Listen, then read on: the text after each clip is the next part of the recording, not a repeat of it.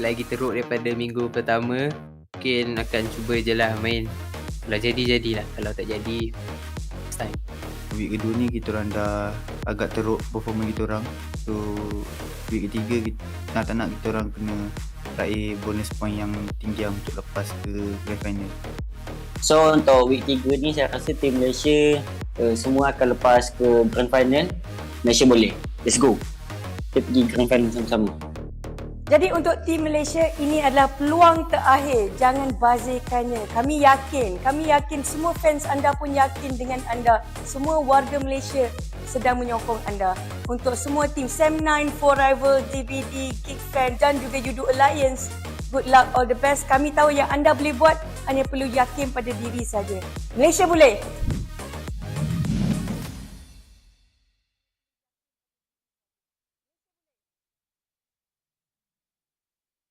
Jangan tabrak kita orang, nanti rata.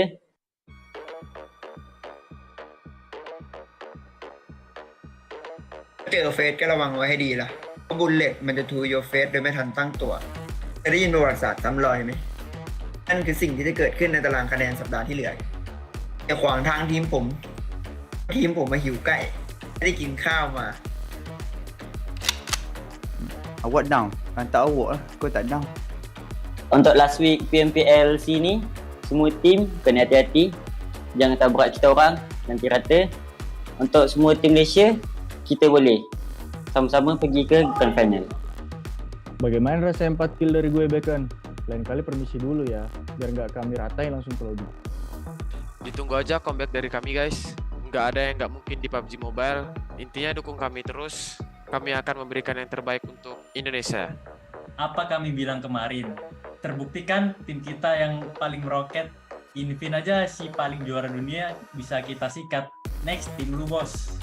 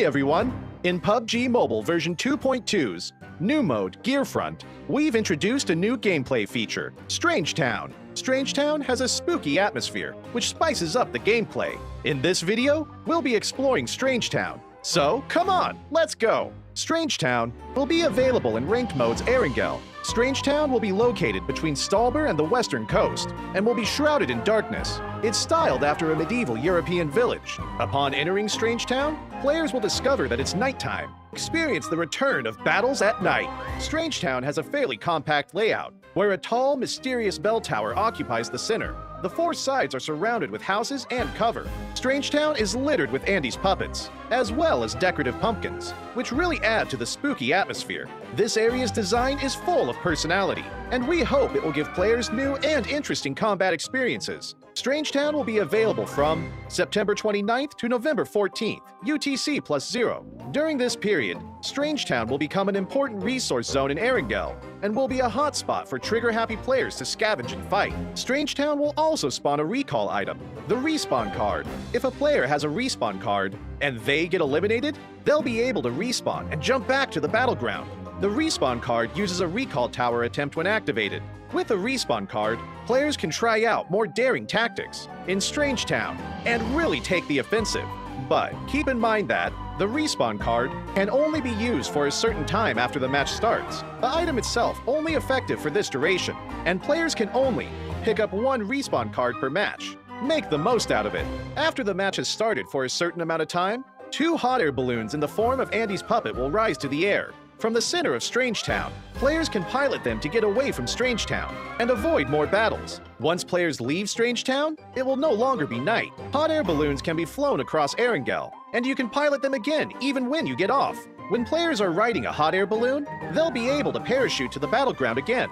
However, it's important to know that hot air balloons have an energy meter, and they will automatically descend before the final play zone, after which they'll deflate. Players should take the opportunity to pilot the hot air balloon while they can, and travel to a more advantageous position for battle. Furthermore, players can also ride the cable car at Stalber. There will be 3 cable cars at Stalber that players can use to quickly travel across the map. The new gameplay will be available from October 13th to November 14th, UTC +0. There will also be a disguise gameplay feature in Strange Town for a limited time. Throughout Strange Town, a special item can be found, Andy's puppet. When players enter Strange Town, they'll be able to disguise themselves as a puppet and blend in with their surroundings. It's a brand new, never-before-seen tactic. When players disguise as a puppet, they can still move about, albeit slowly. You can choose a good hiding spot to disguise yourself and avoid pursuing enemies to survive. You can also surprise unsuspecting enemies by removing your disguise and taking them out. The moment the disguise is blown, you'll become the target for enemies. Once struck by enemies in succession, players will still return to their regular appearance. Disguising comes with risks, so remove it with caution. At the same time, make sure to pay close attention to the Andy's puppets in your surroundings. Any one of them could be an enemy in disguise. If you see through the disguise, fire at will. Do keep in mind that disguises only work within Strange Town. As soon as players leave, they'll revert to their regular selves. So, have fun in Strange Town and experience the unique, spooktacular gameplay. While Strange Town is available, several strange garden parties will appear on Erangel. Players will receive a Halloweeks crate full of extra supplies. From October 13th to November 14th, UTC +0. The crate will turn into a clown crate. When opening the crate, there's a chance that a clown will appear. Make sure to dodge its attacks and defeat it for advanced supplies and firearms. Strange Town's spooky theme, abundant supplies, and disguise gameplay will give players a fantastically fresh new take on exciting combat. Call your friends now to go to Strange Town and experience all the surprises. For more details, don't forget to follow the official PUBG mobile community. See you next time! Gearfront Introduction. Greetings, PUBG Mobile players. Welcome. PUBG Mobile is launching a new themed game mode, Gearfront. In this video, we'll be introducing the skills gameplay, Strange Town, and more. We hope you'll like it. New Gameplay 1, Skills Gameplay. In the upcoming Gearfront mode, players can have 8 skills to choose from. Each skill has its own distinct characteristics, and players can bring 1 skill into battle for each match. Different skill combinations will add to the team's tactical and strategic options. Now, let's take a look at these skills in action. Trace. When hitting an enemy, a marker will be shown above their head. These marks track the enemy's movements, even through obstacles. Supply Scan. Use the Supply Scan device to scan and detect nearby advanced supplies. Black Market. Quickly builds a black market shop to conveniently purchase items. Gliding Doll. Makes players soar into the air before deploying a puppet for gliding. The puppet will be deployed automatically when used in the air. Play Zone Analysis. Analyzes the next play zone and displays its location on the minimap. Lucky Backpack. Gives the backpack the new ability to convert items into another item of the same type. It also increases the default load of the backpack. Healing Smoke. Throws a special smoke grenade that restores players' health and energy while in its vicinity. Vehicle Airdrop. Throws a beacon, which calls a vehicle airdrop. Skills will be available in Gearfront from September 29th to November 14th, UTC +0. It will be available ranked mode in Erangel, Livik, and Nusa. There are a myriad of skill combinations to choose from, and different combinations provide different advantages on different maps, which provide players with a wide range of strategic options. So, go invite your friends and experience it together. New Gameplay 2, Strange Town. We've also added a new gameplay mechanic to Gearfront. Strange Town, Area Introduction. Strange Town will be available from September 29th to November 14th, UTC +0, and will be released in 2 phases. On September 29th, UTC +0, themed area gameplay will be released. And on October 13th, UTC +0, the disguise gameplay will be made available. Strange Town will be available in Erangel's ranked mode and is located between Stalber and the West Coast. It's styled after a medieval European village. When players enter Strange Town, they'll enter night mode, allowing them to experience the thrill of night battles. Respawn items. Strange Town will become an important resource zone in Erangel, allowing trigger-happy players to loot and battle to their heart's content. When eliminated, players can use the respawn card to respawn and jump back into the battleground, which also uses a recall tower attempt when activated. Hot Air Balloon. After the match has started for a certain amount of time, 2 hot air balloons in the form of Andy's puppet will rise to the air in the center of Strange Town, allowing players to ride away and avoid confrontation. The hot air balloons can be used to travel the entire map and can be used without limit. Players can parachute again while in the air, but hot air balloons have an energy meter and will descend automatically and deflate before the final play zone. Furthermore, Stalber will also feature 3 cable car lines for players to ride and move around. Disguise gameplay. From October 13th to November 14th, UTC +0, Disguise gameplay will be available in Strange Town. Players will be able to disguise as Andy's puppet and blend in with their surroundings. By disguising themselves, players can escape enemy pursuit and counter-ambush them.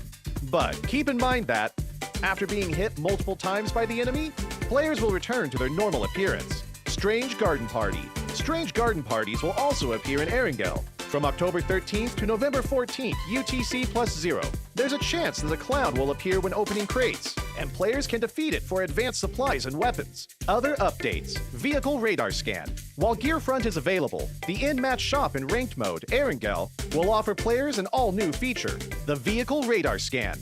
It can be used to easily search for vehicles. That's all for this video. We hope the upcoming Gearfront mode will give you a better gaming experience. For more details, feel free to follow the official PUBG mobile community. And I'll see you next time.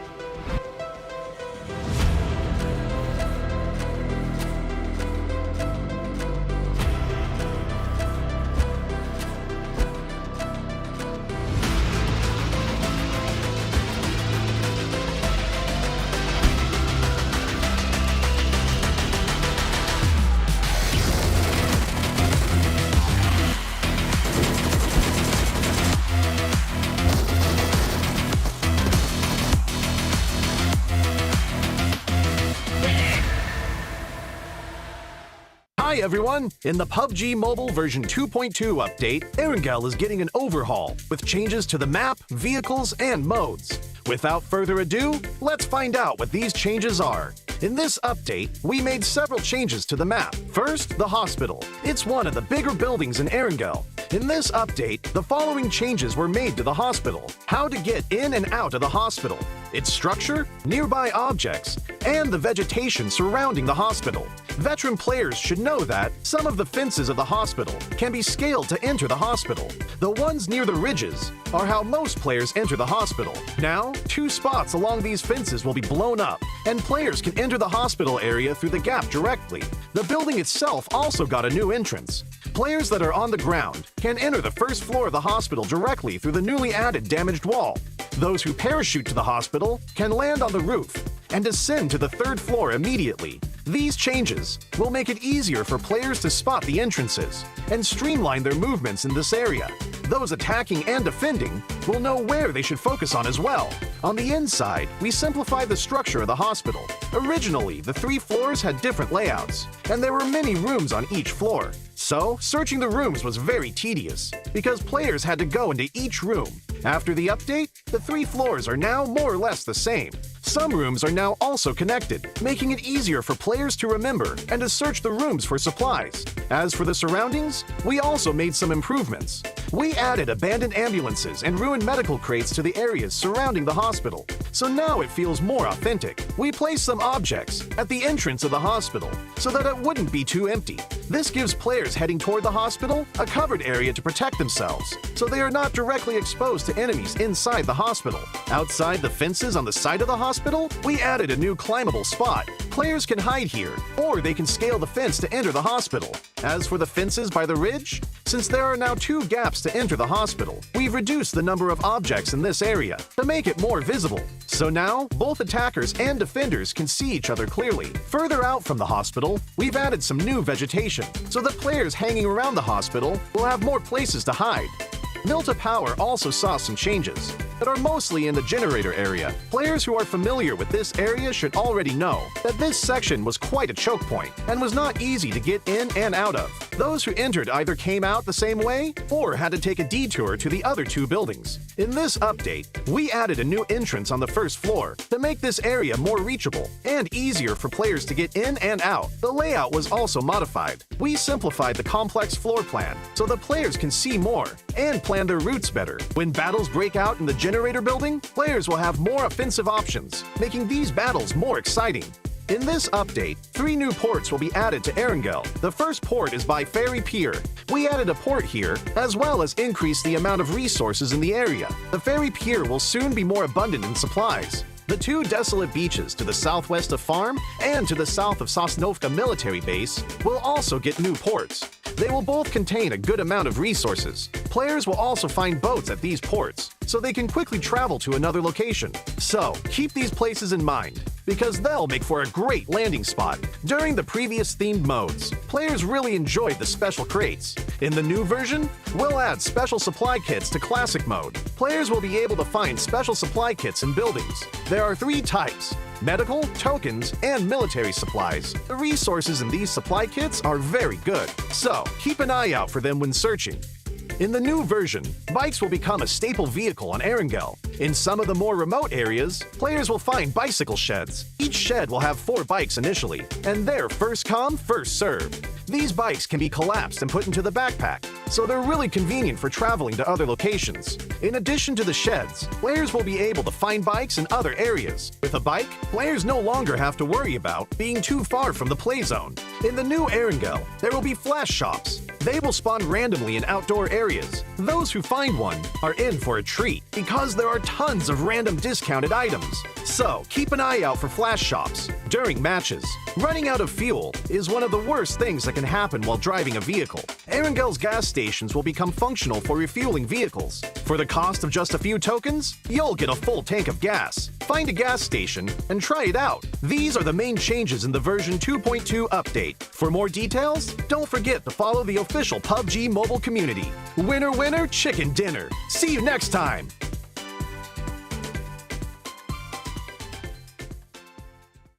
Gerakan sila musuh elemen. Papa boy kuasa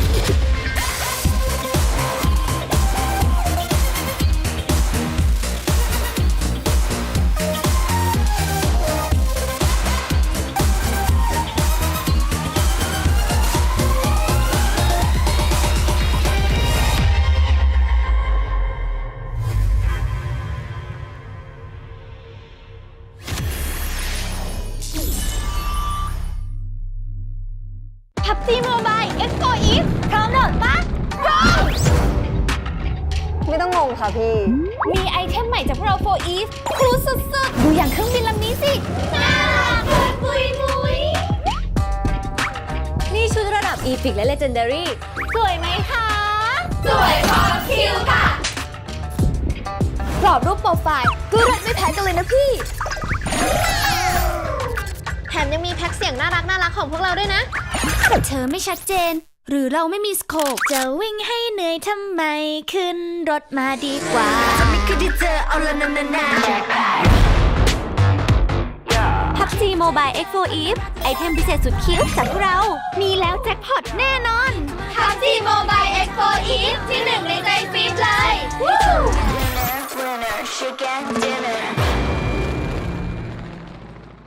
Good morning. It's really early in the morning right now. Today I'm gonna do a vlog. It's a very special day because I'm gonna do something very special.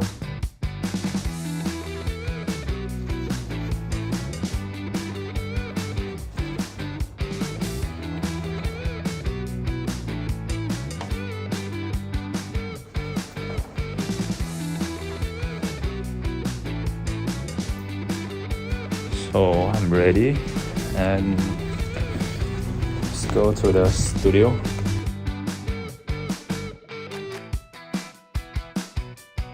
It's so hard to find the parking here. I'm at the studio now. So we are here today to do something special. Hello guys, I'm Bill from GIDS. We are doing my edition of voice pack. This voice pack is for the community and for the fans. Let me drive, baby. Baby, I got you. The experience so far, I feel like I'm an artist because this is my first time. The experience was fun. It was strangely fun. I'll go from the back, baby. Nice one. Because it's too early today, so I decided to came here a day in advance. So I came yesterday night and I opened my waist. It was super jam. So I closed my waist and I waited until midnight. Only I came to KL and then just check in hotel and then just sleep. Yeah, it's also my first time doing vlog. It's a very strange experience also because the moment I enter my hotel room, the first thing I look at is there anywhere I can put my phone to because I don't have the tripod with me. Anywhere I can put my phone to record myself. Oh, there was here and here and here. And then I had to just record, then record myself, checking out this and that, driving here. It was something I always wanted to do. I just didn't expect to do it like now.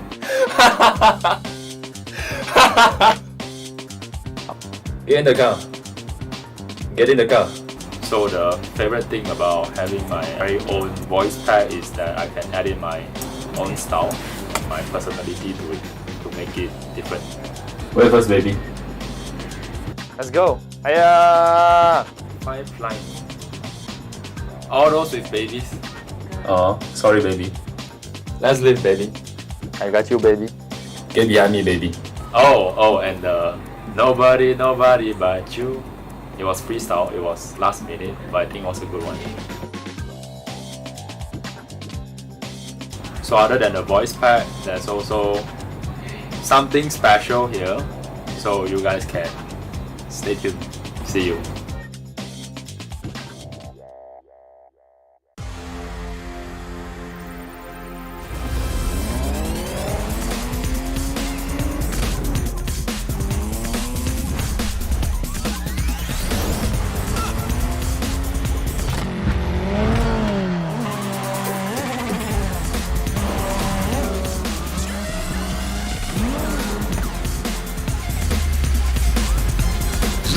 GT Neo 3. Neo Speed Awakens.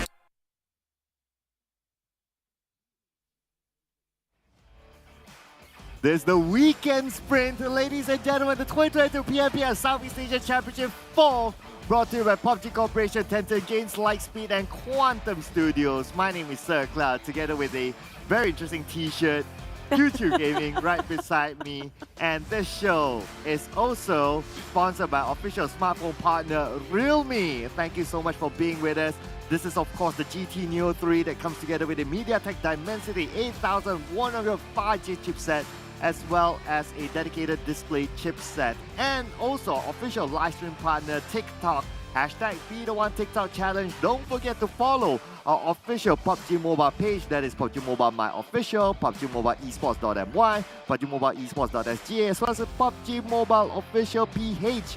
And thank you so much to our official food delivery partner, GrabFood. 50% off GrabFood order. Promo code, as you can see here, PUBGM. Only for new users. Terms and conditions apply. And now we are down to the final 2 days, Choo. And again, the ties are really hot. Yeah, and also my food is really hot waiting outside by Grab just now. But okay, speaking of final 2 days, yeah, definitely it's going to be interesting, especially when it comes to the teams that's really desperate enough to get themselves in the grand final. So far, we do have a bit of a critical danger zone of, I think, probably going to be 6 teams that we have on this side.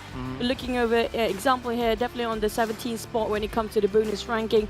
4 rivals, BN United, Box Gaming, and DBD. Now, I hate to break it, but I feel like DBD really going to have a tough spot here. Yeah, it's almost like they need to be number 1 this week. Can they be number 1 within 2 days? Yeah, it's like they need all chicken dinners. And even that, if teams like the Infinity, FaZe Clan, they don't rank up all those elimination points. Scary, right? That's like almost an impossible task to, not the DBD part, but it's going to be Infinity not getting any eliminations. This feels like very impossible right now. We did speak about domination of week number 3 when it comes to the Thai teams. Definitely when it comes to Miramar, especially if you compare it with the others. But we do have the Uprising coming out this week, which is going to be boom as well. Yeah, let's not forget about them. Week 1, they weren't that hard, but they started to pick up starting from week 2 onwards.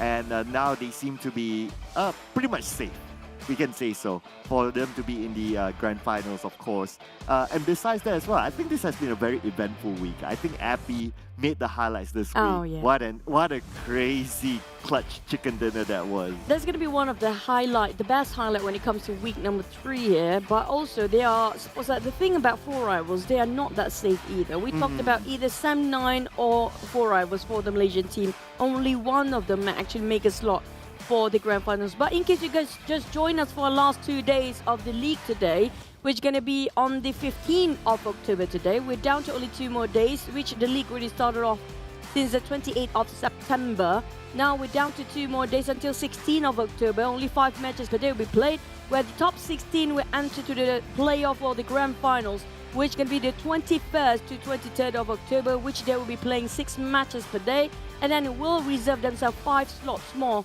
towards PMGC or the PUBG Mobile Global Championship League 2022. Oh my goodness, we are coming down to the wire here, Choo. Today, tomorrow, we will seal the deal for the top 16. And then we'll start to talk about who will be the top 5 who move on to the next round. But as usual, ladies and gentlemen, you guys know this by now. The point system, nothing has changed. With the winner chicken dinner, receive 15 points. Second place, 12 points. Third place, 10 points. Fourth place, 8 points. Fifth place, 6 points. Sixth place, 4 points. Seventh place, 2 points. 8 to 12, 1 point. 13 to 16, but 1 point per elimination as usual. But what is most important, these teams are going for is the $200,000 moolah. It's not going to be an easy task because it's also based on the bonus point ranking. Now, we do have the weekly bonus point awarded each week based on their weekly rankings. And then we have the league bonus point. After all of the weeks done, the points will be awarded for the overall league stage ranking, where we have the total bonus of weekly bonus rank and also the league bonus point add-on to be the initial points in the grand final will be dragged into the grand finals even. So we have 20 points for number 1. You deduct 1 point each until the 20th place with only 1 point. So to summary it up, the most point they can get for the start for the grand finals is going to be 80 points. Yeah, that's the maximum. We have seen that on Geek Fam, but for this season we will not see because they kind of switch in between the week 1 and week 2. But then again, just to reintroduce again the groups for you. Group A, we have DZ, we have 4 rivals, Buriram United, TEM Entertainment. Group B, The Infinity, BN United, Outer, Ego, Yoodo Alliance. Group C, will be Ego Esports, FaZe Clan, NFT Esports, SEM9. Group D, GIDS, DVD, Box Gaming, Vampires Group E will be Geek Fam, Boom, Bacon Time, and SLD.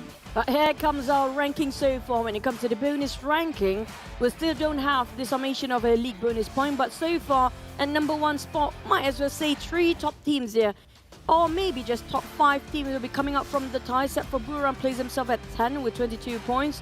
The rest of the team, especially when it comes to 4 rivals, they only gained himself 11 bonus points, 18 plays for BN United with 7 points, Box Gaming 19, 20th is going to be DBD. Now, this is going to be the 4 teams that's really desperate enough to get themselves this week. Now, the weekly rankings, of course, well, no surprises by now, right? Like another Thai team is currently topping the charts and they have a gap. Just look at this. But I think what's going to be important for the next 2 days is going to be the bottom teams, like what you mentioned early on. Yoodo Alliance, SEM9, they are in big trouble. That's true. And it's not great, especially for SEM9. They might actually losing their spot when it comes to the top 16 because they are barely making it in for the grand finals. They were in the 15th spot before. I'm not sure how this is going to fare later on. Yeah, it's going to be really, really tricky because we need to calculate the league bonus points as well. And speaking about the league bonus points, this is the current ranking of league bonus points. And this is going to be crucial in terms of calculation who will be the top 16 next round. And as you can see here, related to the league bonus points, SEM9, DVD, they are currently down there. Box Gaming as well is in the danger zone. True, for Box Gaming, DBD and BN United, I feel like it's going to be really tough for them to push, but they can still have the one last push. But the side of 4 rivals, they might push down SEM9 from the current standings of the bonus ranking at 15th place. Maybe they'll swap over towards upwards for 4 rivals, pushing down towards the side of SEM9. But at the same time, this is the time that we're talking about. Can they make a difference when it comes to the bottom 4 here? If they want to do something, now is the time. They don't have any more days anymore. We're talking about 2 more days left. Yeah, you can't start tomorrow. You gotta start today. In fact, you gotta start a couple of days before. In fact, you gotta start from week 1. But that's the price to pay. We did talk about that throughout the league, right? Like, you cannot leave it until the final week.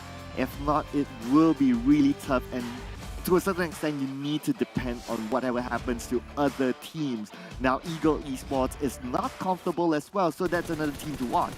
Now, this is going to be a bit of a highlight of team to be focused on. Infinity, Xaviers, and Boom. We did mention about Boom earlier. Infinity, well, nothing else to... well, we don't have to debate about them. The Xaviers, on the other hand, I'm loving how the performance this week, especially coming up from Lamborghini. This is what we expected, coming up from the one of the best in the Vietnam region. Oh yeah, I'm reminded by week 1 that the Xavier, they were on page 2 by the end of the week, and they weren't hard. Everyone was wondering like, hey, where were the champions of Southeast Asia last season? Why are they performing like that? But there's a reason why they were champions of Southeast Asia before. They have that mentality to climb back up. The second week, we saw them putting on a good performance. Third week, now they are in one of our highlights, so an amazing comeback for Xavier. Yeah, that's true. All they need to do is just having a bit of a consistency, and also when it comes to the rotation, the key is not getting caught between so many teams in between. But Infinity now, they just gatekeeping, and not just that, they have been crazier than before. I'm talking about Infinity really trying to break the record taken by Vampires, which was 22 eliminations last time in week number 2, if I'm not mistaken. And also, when it comes to eliminations, that's the highest so far. I'm not sure if there's anybody new going to break the barrier or break a new record this time. But for Boom, definitely this is something that they should just keep up the momentum. They have been really great for the past few days. Back to the team to focus on Sunhawk. We do have a lot of ties as usual, but we do have this time the Xaviers and GIDS as well. Yeah, the Xavier, the comeback team, I must say that. But speaking about records, right? So this week we had sort of like a new record. Appy, 1 individual, 10 eliminations. He is the record holder for an individual. Yeah. So far, we have still games to play, so let's see if that record can be beaten. But the Infinity has been holding this record inside of Sunhawk. Very, very scary. Wait. You know what? It's like our designer is like, I don't want to put the third picture to be the same. I just put a different angle. It's the same as yesterday. The same picture as yesterday, just different angle. You want which angle of Newsy? The one up front, one to the side, the one to the left or right side. You get every angle of Newsy if you want a bit of a blast in front, okay? It's just Newsy in different angles, that's it. This is a reason... How cool is this guy? There's a reason for a graphic designer to have something to do. If not, he'll be like, I have nothing to do. You know, it's going to be the same graphic. I might as well put a different picture. Different but, hey, angle. I know, right? Same picture, different angle. At least, you know, he does something. But anyway, speaking about doing something, these teams will be doing a lot today. As usual, we're going to start off with Sanhok, 2 Miramas back-to-back, and 2 Erangels to close off the day. But the groups will change today. Of course, we're going to start off with ACDE, and that means Group B will be taking a break. The Infinity, despite them being the hardest team inside of Sanhok, they will be chilling this round. BN United, Altego, and Yoodo Alliance will be joining them in the next round as well. Now waiting for the beast to actually waken up, or just watching people on the sideline while they're gonna wait and demolish, or just bulldoze other teams when it comes starting to second game here. It's a good sign for the teams for ACDE, especially that if they want to get themselves good rankings, this is the time when Infinity is not playing. Especially, but back to us when it comes to the ties. Now, Group A do have 2 ties. We're talking about TEM Entertainment, and Buriram, which Buriram has been really hot when it comes to the final week. Yeah, and they almost got that chicken dinner back to back. But if not because of, well, one is Appy, one. I kind of think that they overcommitted that round inside Erangel when Appy made that clutch. So it's kind of on them as well. You can't think about it. It's just Appy. It's just Appy doing Appy stuff. But that was a nice comeback from 4 Rivals. But also something that's for you guys at home. This is not going to be just our tournament. It's going to be yours as well, because we do have the latest and the first original PUBG Mobile sports car, a true speed with real attitude. You do know this is not the only car that's available for you guys out there. There's so many variety of it. We're talking about maybe 6 to 7 in total. But one of the flashes is going to be one of their sports car, really shiny. Absolutely. But there is also a new event currently inside the game.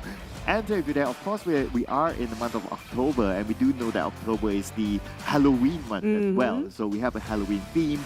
You might have seen this during the advertisement, a little bit of a preview, the balloon and all that. So try it out in game right now. What is your A skill? I always ask Contra this, what is your A skill? He said he was eating and food. How about yours? Well, my A skill would be sleeping. Oh, that's pretty much my A skill too. Oh man! That's why we're in task together. I wouldn't mind not eating, and as long as I get to sleep, though. I know, right? Sleeping is like you can eat during your sleep in the dream. Wow. At least, right? Maybe that's how I gain weight during my sleep. Oh wow. Okay. Did you? You don't gain anyway. But Playboy and Fox set and Midas Fortune set. This is going to be RPM 15 available for you guys. A new Royal Pass, which you guys can buy in the game right now and do your mission. Easily collect yourself.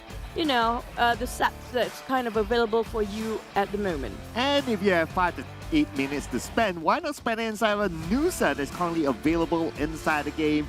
You guys might have tried it by now, but if you haven't, where have you guys been? Try inside the game. Later on, when we have a break, you guys can spend some time inside of it after your meals, after your grab food meals. So try inside Musa. A lot of new weapons. It's a new terrain. It's fun to play. And also the voice pack. If you guys are on and girls, I watched this, and I mentioned this yesterday as well during the cars, that one of the female players of PUBG Mobile listened to BB's voice pack.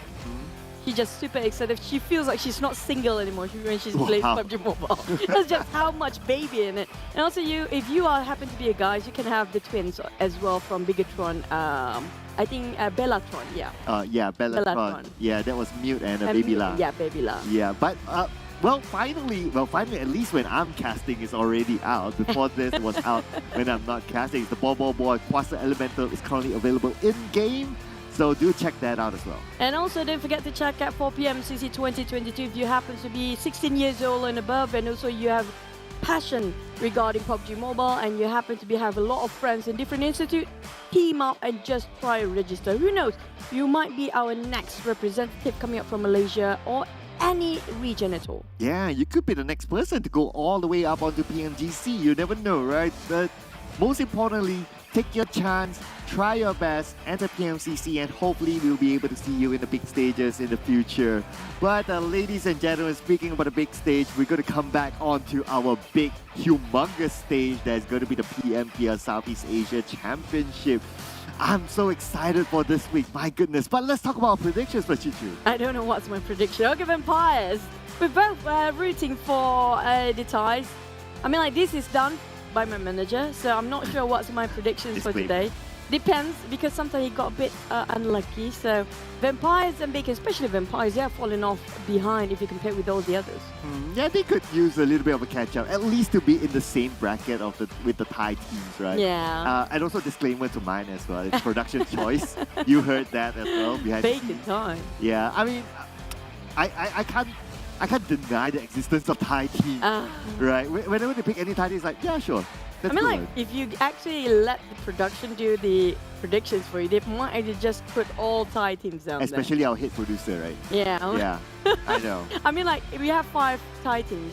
I mean, 6 in total, right? We can do the whole day. You can do more than a day because there's gonna be only 5 games per day.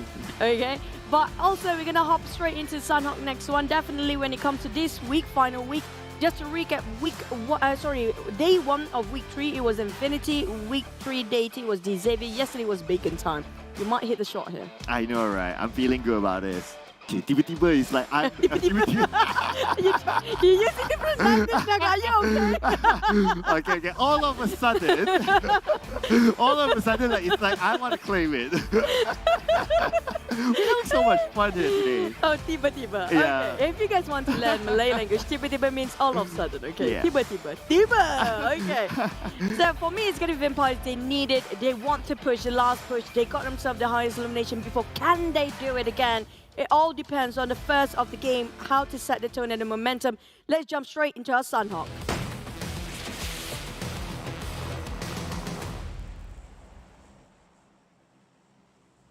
Tiba-tiba, we're in Sunhawk. The green map, the only one map that we'll expect to see healing game towards the end, for sure.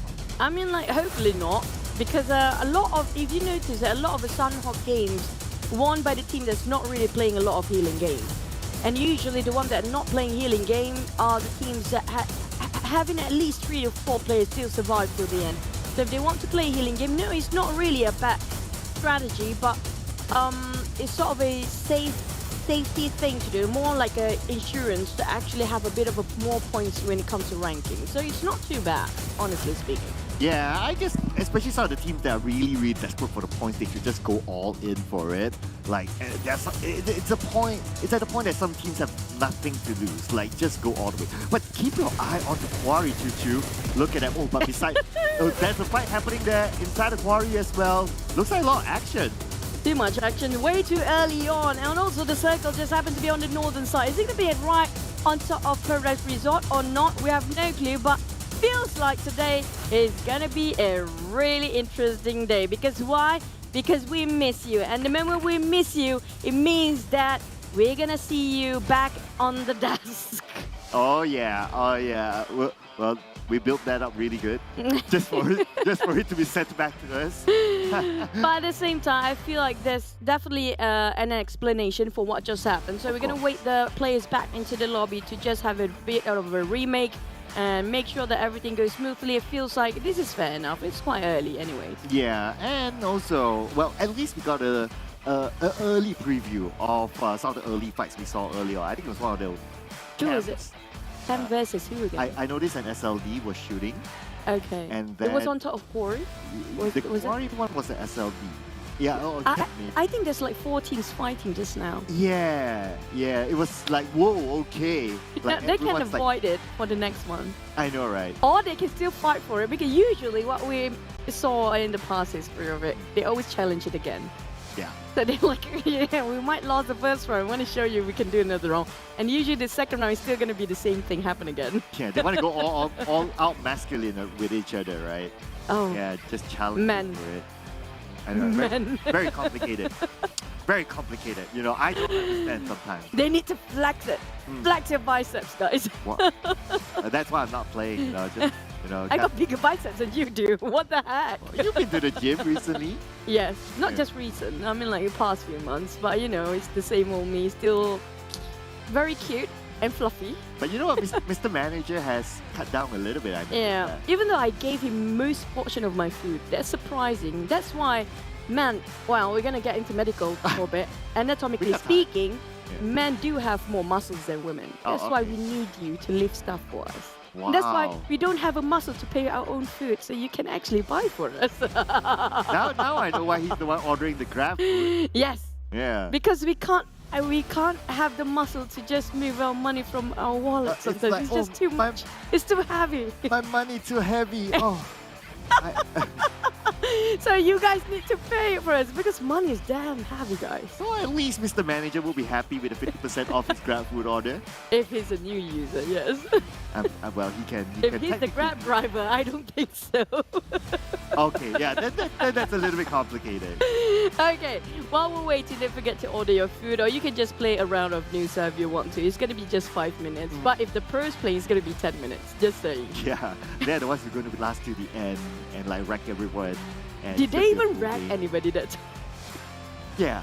Not yeah, really. Good question. Not really, right? Not really. Not really. Feels But like Sunhawk. to be fair, they were wrecking each other, so it's like pros against pros. It's like kind of okay. So it's like, you know, it's like negative plus negative, it becomes positive. And then what happens if positive plus positive? Then I get a positive feeling from you. Oh, wow. There you go. I'm trying, guys. It is Saturday, you know. Okay, we're going to wait and see if the circle going to be the same. Will the flight path? I feel like it will never be the same usually, but we had Northern Circle. It's only once a day, Sunhawk anyway. So the teams that are not actually playing right now, one of it, the top teams, Infinity. So this is a good opportunity for them to actually gain their eliminations if they want to. Oh yeah, the Infinity were like the earlier circle though, because it was like on top and that's where they normally drop around the areas of Tatmok and Cow. They would have loved that, but anyway, since they're not playing, it doesn't really matter. But it was a kind of okay circle. Now, of course, there's going to be like the second last Sunhawk before we wrap up the league. So if we get an interesting circle like all the way down Dogs or a Sami, I would like that. I mean, like, Sami usually just bacon time alone there. There's not many teams want to drop Sami because it's such a rare circle to have down south all the way. Mostly it's going to be right in the center or more towards the northern side. We don't have Lakawi ever circle, right? Lakawi... No, yeah, good point. Let's do a Lakawi then. If only you control the circle. And, you know, you will be surprised. Some viewers think that we do have control. Wow, that powerful? I know, right? I wish. But let's see if we can control it to Lakawi. Let's go!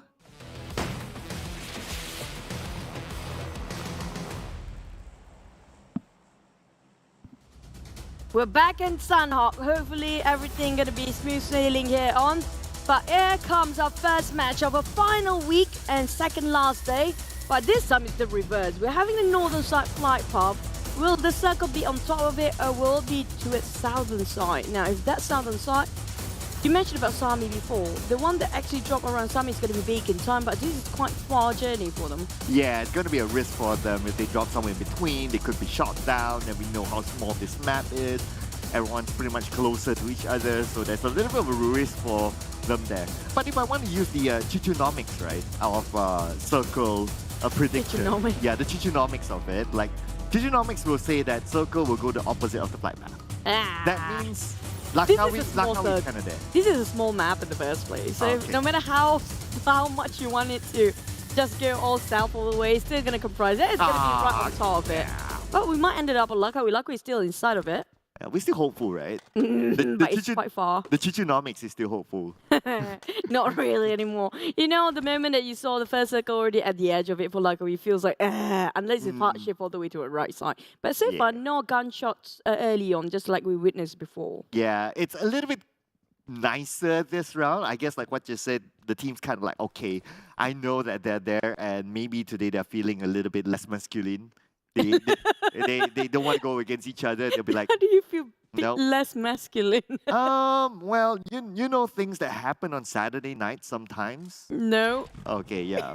Maybe it's only me. No, enlighten me with what happens in Saturday night. Well, you know, sometimes Saturday nights we choose to be ourselves. Yeah.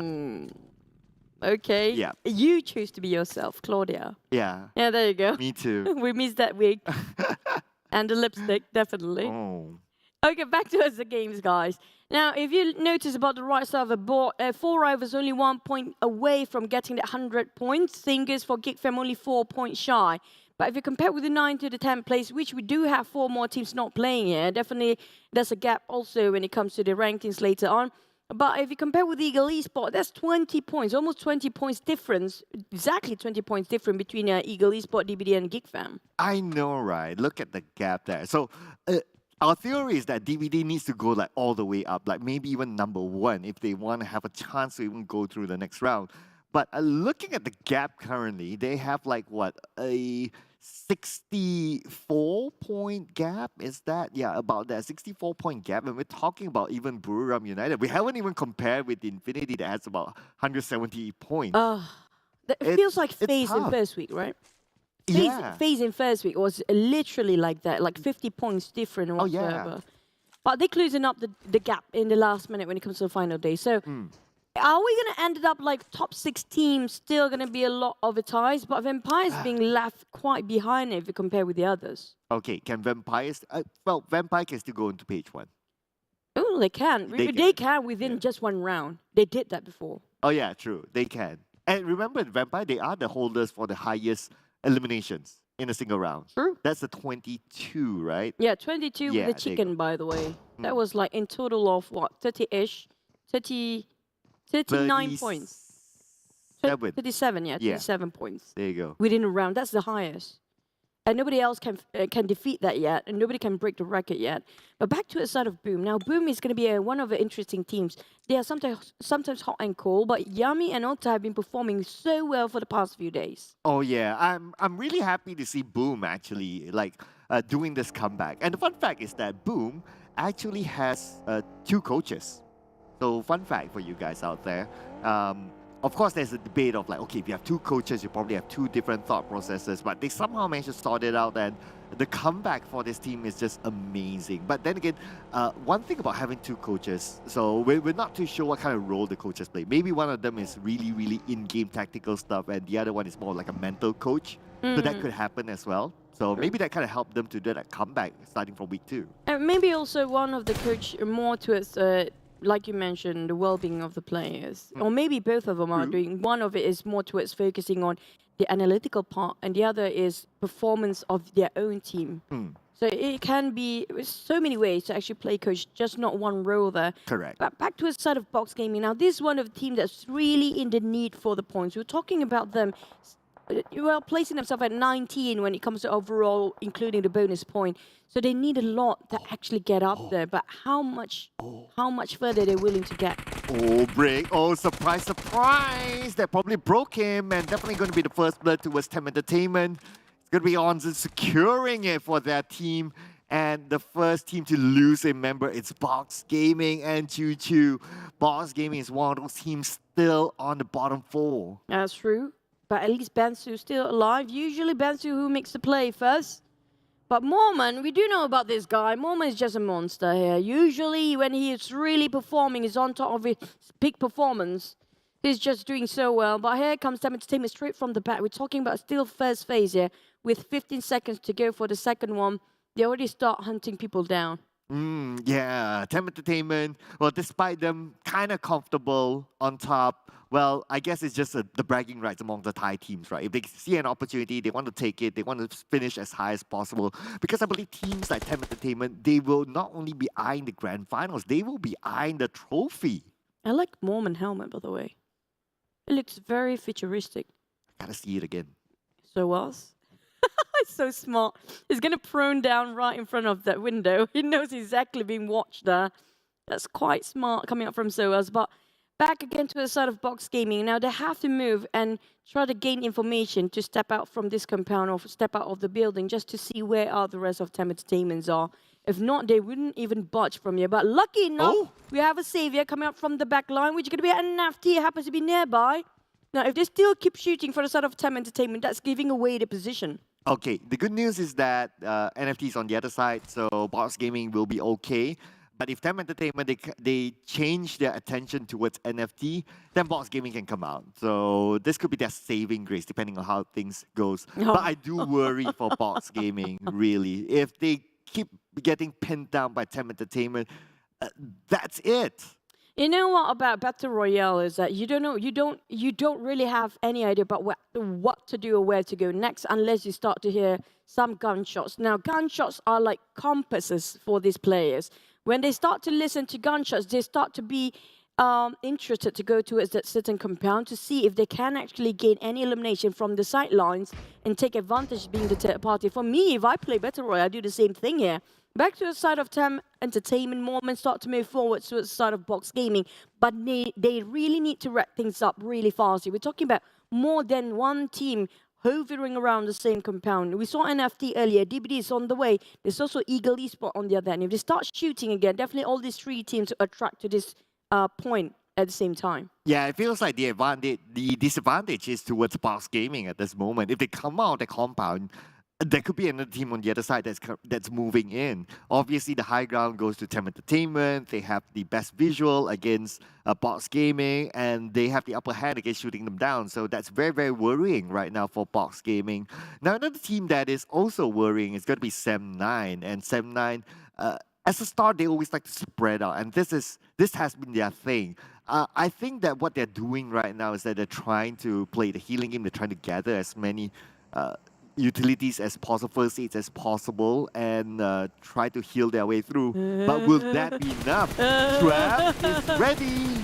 Oh, he whipped it. Hitting the walls as well. He waited for quite some time there for Vampire Straps, but that's a wasted opportunity. Unfortunately, he couldn't pin all down for the bullets to the side of SEM9 player. He's been waiting and been watching over that vehicle for quite some time there. I know, right? He was ready to pull the headshot. But yeah, unfortunately fortunately or unfortunately, it was a covered vehicle. So it's kind of... But if it was an open vehicle, like a bike or a Dacia, he would have definitely gotten it. If it's a buggy, he might have gotten it. He would have. Buggy's exposed as well. Yeah, buggy's the best to actually spray people down. But at the same time, it's really fast. Back to the other teams. A lot of teams, two teams actually, having a bit of a blue zone. Bacon, Sam, and Vampires. Feels like maybe they are one of the furthest away. Bacon, we did mention about Sami and the circle more towards the northern side and more towards right. So I'm not sure about the second phase later on. We're going to wait and see the map later if the teams have more than one team that playing on the outer circle. The airdrop actually blasting the Buriram players to actually gain some upgrade of loot. And it's quite clear for them to actually just to... Oh, never mind. Geek Fam versus DBD. You hide the first down here with the DBS in the hands of Jimmy OP. Okay, so the rest of Geek Fam nowhere to be found, and they lose their main fragger, the entry fragger. That is Yuhai. Point given to DBD. DBD, still a lot of work for them to do, for them to come out of the depths of the bottom four. The rest of Geek Fam, they seem to be on the high ground, so they're overlooking DBD. Still not good news for them. But now that we have visual onto the circle, it's very, very likely going to be a main peninsula circle. We can see all the teams there, except for only two teams that are still on the left. But for Bacon time, I have a feeling they are still around side. Yep, they take their own sweet time, but TEM Entertainment finally moved to a side of Box Gaming. But the moment they're trying to move in, Box already more than prepared to welcome them with a lot of bullets and make themselves a big U-turn for TEM Entertainment, cancel out for them to flush in. But the moment TEM Entertainment made a U-turn, they fought against Ego Esports, walking straight into their face here.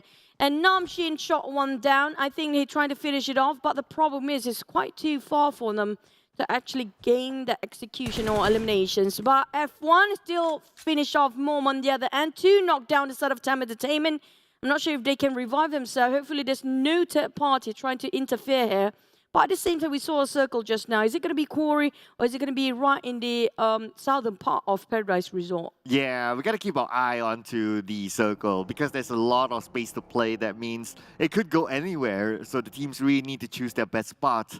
TEM Entertainment seem to be comfortable up here. But even if they're in a so-called comfortable spot, 2 of them got knocked down. So like what you mentioned, there's a little bit of a risk that they could be third-partied in or could be crashed in because of those 2 knockdowns. But the good news is that no other teams around them seem to be taking that risk. Box Gaming playing as a trio, definitely not going to do that. So they're okay for now. It feels like everybody having a bit of a truce. TEM Entertainment managed to reset themselves, even though got shot by the side of Ego Esports for a bit. Just now double down on the other end. But at the same time, Ego Esports not willing to charge in. it shows that it's too early for them to force the fight. This is still the second phase of a circle. Quarry, you do have SLD who's breaching into NFT's compound. Starting with Map, trying to scout out where are the NFT players, and that kind of punishing for him because he just chucked down almost half of his HP with that grenade tossed over by the side of Batman. Okay, second nade onto Smap. Wait, that nade isn't his own nade? I think that was an accident. Yeah, I felt that was his own nade, but Suavel's probably going to do it. But the long range from Gosu, giving cover towards Smap, and Smap still survives. Another molly on the Smap, but obviously it didn't hit. Here comes another trying to flush out from a side of NFT. Suavel still on the ground bleeding out. SLD going for the rush. Ramon trying to pick up on Suavel, but the problem is Map already cooked up the nade. The Molotov will not actually keep them at bay for now, but Snap tossing another one in. And the Smoke's just trying to cover his position for Batman and NFT. They still have the time to reset. The rest of SLD is a bit late to follow up here. But Snap trying to pin down on Batman. Drone trying to just play a bit more in the angles. But Mormon get caught in between Batman. Where is TEM Entertainment shooting from? They're still on the hilltop. They are overlooking NFT. And remember NFT, they were just behind TEM Entertainment. TEM Entertainment is like in the middle between NFT as well as DBD earlier or Box Gaming earlier on. So now NFT, they're kind of stuck. SLD is moving in from the front, and from the back, they have TEM Entertainment to deal with. Now, this is not good news for NFT. They need to win this fight against SLD. If not, it's checkmate for them. Both teams need to wrap things up really quickly. If not, TEM Entertainment will take this as advantage. But at the same time, we do have Box Gaming tailing behind the side of TEM Entertainment. But we do have 4 rivals. Well, I did mention about Paradise Resort in the southern part of it. It feels like it. These Xavier's in the center with Buriram at the same time. We have Boom coming up from the left side. But here comes SLD rushing in. They realized they couldn't drag this anymore. They got one on NFT players and almost got obliterated with that kind of nade curve for Ramones of NFT. And they will go for the flush. SLD, Drongzin and Smap trying to work hand by hand, hand in hand towards the side of NFT and still trying to find the players, but they couldn't just turn around the corner here. Oh, to the right, that's one person. Probably heard the footsteps, but can't find a good angle. Drongzin goes back out. Ramones has a nade in his hand. Will toss out nade onto the other side. Ramones will be gunned down. Finished off by Kwang Ji. And that is it for Ramones, but there's John still active, the last man standing for NFT. 1v4, can he pull out a crazy clutch? Like what we've seen, but looks like the answer is not, an NFT will be the first team to go out. It is just too much for Drone to handle himself, but at the same time, SLD need to empty out this compound ASAP. We're talking about TEM Entertainment eyeing them out, Box Gaming on the other hand, and Bavy, no helmet, no problem, still eyeing out to the side of SLD. Now, SLD need an exit out from this compound. If not, they were digging their own grave there. We have DBD eyeing out towards the end, the other side of the mountain. We do have GIDS saying hello to Ego Esports. Oh, Namshin heard the vehicles, immediately evacuates, but at the same time, Associate will be gunned down by GIDS. Looks like they're kind of busy on their own as well. F1, on the other hand, spots out Allen, tries not to shoot, being triggered discipline, doesn't want to expose his position just yet, but the circle advantage is still towards Eagle Esports. At the same time, TEM Entertainment taking a fight right now against SLD, but they are having their eyes towards the side of GIDS too. So TEM Entertainment really greedy, trying to get a lot of eliminations here, but Boom spotted them out. It's going to be coming out from long range shot and spray here, trying to just make the vehicle go boom, but at the same time, it just couldn't connect for Onsens and Associate. It's just 2-5, though Boom managed to knock them down. It's quite impossible for him to finish things off. A little bit of spray and pray there. Looks like his prayers are unanswered.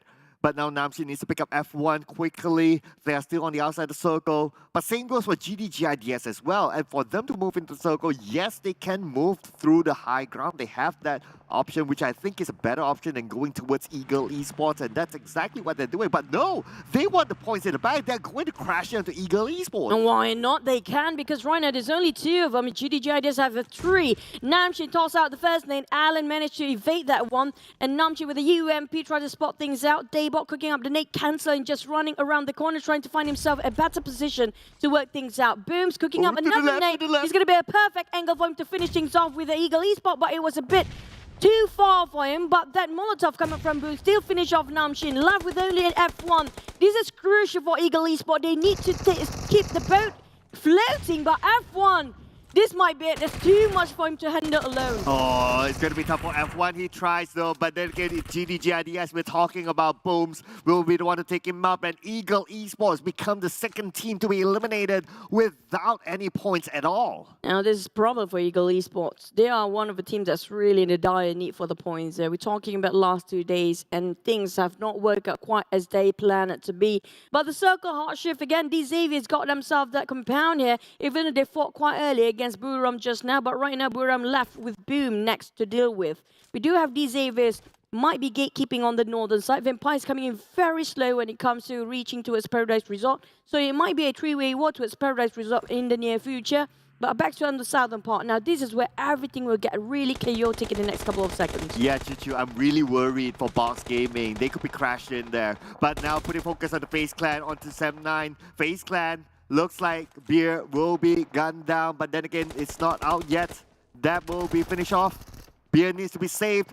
Vintores, 1v1, there you go. The DBS from Vintores takes one out, and that's going to be 7-9, the third team to go out without any points at all. Took his own time for Vintores to fire that DBS, but definitely worth it. Not missing any sort of a bullets coming up from the DBS. Finish off 7-9, but here comes another go from the Malaysian teams. Geek Fam now eyeing out to his side of FaZe. Tossing one by one of the smoke to make sure that, remember he sprays here, make sure that nobody knows his exact position. But they lost Yuhai early on for Geek Fam, so they don't have an entry fragger to actually push in first. Now Danrit trying to locate himself on the flank side to get a better view. But the problem is, Geek Fam need to get into the circle. They have to cut across FaZe Clan first. Exactly. This is going to be a problem for Geek Fam. That's why we can see that Mika starting to go towards the northern side, trying to find another entry point. And they could probably go in through the high grounds on the north. If they go in straight onto FaZe Clan, they don't even have a vehicle. They can't go through there. It's going to be impossible for them to pull that out. But now, focusing on the southern side, DBD against Bacon Time. Oh, here comes a couple of Nate being lopped over. And it's going to be Yan with almost shredded helmet. Noise! It's going to be Yan winning over the spray. And back to the side of Elmstall. He tried to finish off Yan, but at the same time being burned by the blue zone. He needs to get out from here. He's quite in the pressure for the side of Vacant Time. He's losing more men than they can count. Back to the side of Yan. He's trying to make a lot of plays by Yan only. DBD, this one man of Yan, making so much problem for Bacon Time. But Echo tried to actually have extra hands, giving his hands to the side of DBD. Yan just now. And there's going to be one Nate to finish, one Noise. And now down to Shirty, bleeding out. And it's going really south to the side of Bacon Time. Well, at least Bacon Time, they're prepared to play the healing. In the last we saw outside, he has 26 first aids in hand. So they have it all planned. It's all part of the plan, they say. But SLD, number 13, ain't part of the plan to go out that early. 3 elimination points for them. Where's the 2 members of Bacon Time just now? We haven't got a clue here. GIDS, Daybot, that's going to be finished off by the hands of 4 rivals Voki. And Boom's trying to climb himself towards the safe zone at the same time, not being allowed to do so as Voki stopped them. It's going to be the 3rd elimination, 2nd elimination coming up from Voki alone. And April, I'm not sure where the other 2 are, or the other person of 4 rivals right now. We can't see where April is. He's still trying to help out and trying to loot up whatever he can in the blue zone, while Voki trying to find whatever makes space for April, just try to push forward. Back to TEM Entertainment. Now, TEM Entertainment be picking a lot of fights since the start. They got him to 7 elimination points already. Yeah, they had to. They had to because they were on the outside of the circle. Box Gaming was in front of them. They needed to take that fight. And on the other hand as well, April had 23 first aids. So 4 rivals has the plan to play the healing game as well. But now focusing on the Boom, going up against the Vampires. Vampires, they are both on the outside of the circle and they're really, really close by. That means the Blue will pressure them really soon. Oh, Stone, the cost of tossing that nade and cooking it up is just not worth it right now. He almost being eliminated by the blue zone. Got knocked down here outside of the play zone at the same time, and Stone as well. In the hands of Empire, things are not doing great either. Back to the side of Boom. They push forward and try to see if they can just eliminate a couple of players from Vampires. But the moment they step into the safe zone or nearly making it up, it's going to be the Xaviers waiting with the gatekeeping, especially Duke eyeing over to the side of Vampires. There's nowhere for them to run or hide. Well, there goes the Vampires. Number 11 for elimination points, but now boom! Tries to get into the circle, and it's going to be tough. He only has one first aid. TEM Entertainment on the other hand managed to find their way through. They have already 7 elimination points in the bag for TEM Entertainment, and they're not stopping. Even though they're being knocked down a couple of early times just now, they still managed to reset themselves, playing a bit of a tag team for TEM Entertainment. Definitely one of the best team play coming up from them today. Box, on the other hand, got themselves the compound, but will the compound still be in the circle? No, the circle ended up in no man's land. The one reaching it first is going to be DBD6, but will be joined out by TEM Entertainment Bavi, who just going climb up the hill here. Well, Bavi tried to spot out where are the rest of DBD. They heard the vehicles moving forward. Definitely Bavi going to relay the information towards the rest of the team. We're down to 19. The space please himself at 9, but DBD, sorry, 10. DBD Echo backfire what he tried to shot down on Bavi just now. Yeah, this performance will be crucial for DBD. Right now, they're currently in the circle playing by the edge of it, but then again, they need to pick up their teammate Echo. TEM Entertainment, on the other hand, will not make it easy for DBD. Onzen is starting to move further forward. He knows that he has the advantage. Echo is still on his knees. Now Ziggs has the high ground, but then again, he'll be shot from behind from the Xavier. Oh, this is not great. At the same time, DBD want to move forward so bad, but they can't leave whoever's behind them because it's going to be backstabbing all the way when they're trying to advance forward. On the side of Xavier, they got themselves quite an elevation there to look through everything that's going on. What a wide angle. They can actually see through everything going on, what's in front. But they are furthest away from the play zone. You will cut across Box Gaming here, cooking up the nade. It's going to be Lamborghini. TEM Entertainment taking on DBD again, but here comes the spray from Lamborghini, taking on one. It's going to be easy for him to push forward. The smoke's already opened up. He's going to just keep on spraying while moving, and it's going to be just really tough for DBD to make it out live. Oh, nice precision there from Lamborghini. Now DBD is in a tough spot. Ziggs is currently down. Echo need to fight up against Mika from Geek Fam. Mika is currently playing by the edge by the circle, but Box Gaming is out without any elimination points. This is gonna be important. This is gonna be crazy. But the name from Bavi takes 2 down from DBD. Oh, Echo getting one. He's almost close to getting 2. He's clutch. What a team for both teams lose. TEM Entertainment eliminated with 9 eliminations in the bag. But the moment Echo threw things up for the side of TEM Entertainment, he just finished off by the play zone. Now down to only 4 teams. Xavier's the most men. It's going to be against all the others of teams. Bacon Time still in the blue. All of them are playing healing game. All they need to do right now is Xavier is just wait for their victory. This is the earliest healing game finale that we have seen so far. With 3 teams playing it, yeah. 3 teams, 7 circle, 24 minutes. It's gonna take a while, but April is probably going to be the next one to go out. And Bacon Time, as planned, looks like they will take that second place spot. April, no consolation for him. And I can't wait to see Bacon Time. Oh, still 13. Okay, I'll go take a break. I'll grab my coffee. I'll come back later. It's the battle of the healing game just now. Whoever goes down first, it's going to be a couple of points difference still if you compare with the eliminations. But for the side of Bacon Time, they didn't get themselves eliminations at all. They got caught in between their transition of the circle and towards the safe zone. So now all they need to do is just wait for that 10 first 8 to finish off, and he's too far off from the safe zone anyways. So the moment he tried to step out, it's just impossible for him to spot out the Xaviers. Unless if he tried to out-heal the Xaviers, now that's going to be a totally epic ending. Lamborghini, you know, he's like, can I just wait in the lobby? It's like, okay, I'll just go out and get eliminated by the zone. That's about it. He can do that. Yeah, he just did. And now we're just waiting for that off-style. This is the best time to go and order a Grab food and play New Summer. Yeah. At the same time. Yeah. So right now, I mean, like, if they accidentally eliminate themselves in this moment and happens to be a home-style game, now that's the ending that we wish for. If they're too happy and accidentally kind of grenade themselves in the last minute, this chicken might be falling off towards the side of Armstyle in the Bacon's hands. Yeah, can they just do that for the memes? Like, Xavier, come on, you're already through the next round, so might as well do it for the memes, right? Oh, I love that emote just now. Oh, yeah. The flying kick. But here comes our last first 8. Nice try, Armstyle, but still, he won the battle of healing against the other 3 teams. Yep. And Bacon Time had to fight as well on the southern side. Yeah. But anyway, it was part of the plan. Bacon Time The moment you see a team draw into Sami and not appearing at all when the map shows, you know that they are tanking out the blue and going to play the healing game. And it's all according to plan. Almstar will be happy with that, but the happiest of all will be Xavier.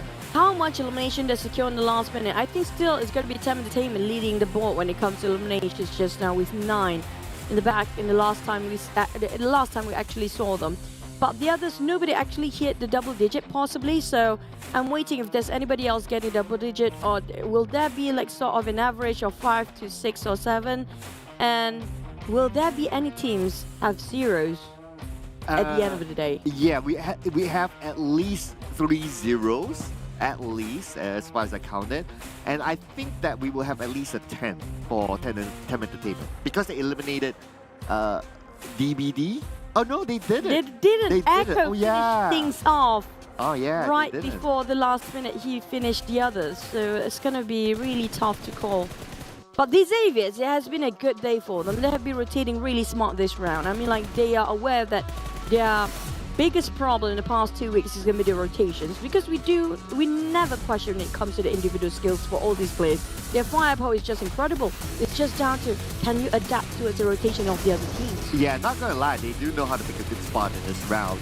They normally drop on the left side of Paradise Resort, and the flight path wasn't really far, so it's gonna be a direct drop for them. And after that, they just focused on trying to get into the middle of the circle, trying to get a good compound, and the circle favored them. That's where they could hold on to the end.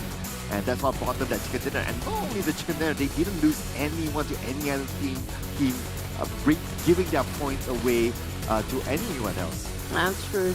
But TEM Entertainment, that was really a bold move come out from the entire team. They've been nitpicking fight left, right and center since the start. Even though they're almost being obliterated quite early just now, but they managed to reset themselves in the nick of time. And it was really crucial how they play as a team here. They don't really want to play like a sort of a one person to carry things off. But on the side of DBD, that was really close. He just finished off in the last minute, Bavy. But at the same time, he goes down towards the play zone in the very last minute as well. That was really close enough for DBD. Yeah, at least that's a good starter highlight today. Like, we can pretty much call that a clutch, in fact. It's just that the zone had to come in later on. But here are the teams to focus. So obviously, the Xavier getting a chicken dinner, spent only 26 seconds inside the zone. Bacon time, no surprise. 10 minutes inside the zone itself, the most out of the top 4. 4 rivals coming in at third with a very interesting number. Time in the blue, 444. GIDS is still there as well. We're spending 7 minutes in the zone. This is the least utilities we actually witnessed in this round. Maybe one of the many reasons, because a lot of teams actually thought it's going to be Quarry at first, and so many in between skirmishes before getting into the safe zone. A lot of gatekeeping. But you were right. They finished off at 10 eliminations in the last minute. Got themselves 25 points. And there's also... And there's nobody else getting a double-digit sub from Jumps D Saviors. But we do have an average of 3s and 5s there. Well, look at the number of total 13 points. You got like what, 1, 2, 3, 4, 5 teams with 13 points. And that's where all the average number goes to. And because of that, FaZe Clan had a gap of 7 points, and it goes all the way downwards. And we had 3 teams without any points in this round. Now, just to look at the overall crucial teams, right? Box Gaming only managed 1 point, 7-9, 0 points. They are in the danger zone. This is a good start for the Xaviers again. They got themselves the MVP yesterday for Lamborghini. He got himself today as well with 600 over damage, 5 elimination, 4.9 MVP points. But definitely that's going to be one of the nades that actually give him the longest elimination distance. But the Xaviers, they finally showing off their fangs here in the last few days when it comes to the final week. Yeah, Lamborghini, of course, if you just look at him, like, he's one of those heartthrob kids of the Xavier. Like, he'll melt all the ladies out there just by himself. But anyway, what's going to be important, of course, is going to be the weekly rankings now. On top, the Xavier climb up to the 2nd spot. Amazing for them. We'll definitely see them in the grand finals. But looking at the second half of the page, Yoodo Alliance is currently down there, but they should have done enough to go through the next round, so that's fine. But 7-9 is going to be in trouble. BN United is still down there. It's worrying. Boss Gaming as well. They need to do a lot of work. For DVD, Box Gaming, BN United and 4 rivals, honestly speaking, if they want to get into the grand finals, they have to get themselves at least a top 5. this week. Now, can they still make it? 4Rivals feels like they have a shot at it in the last minute, in the very last minute. If they really put their focus into it, they might actually clutch this. But on the side of Sam9 though, feels like they're really losing their opportunity for the grand finals here.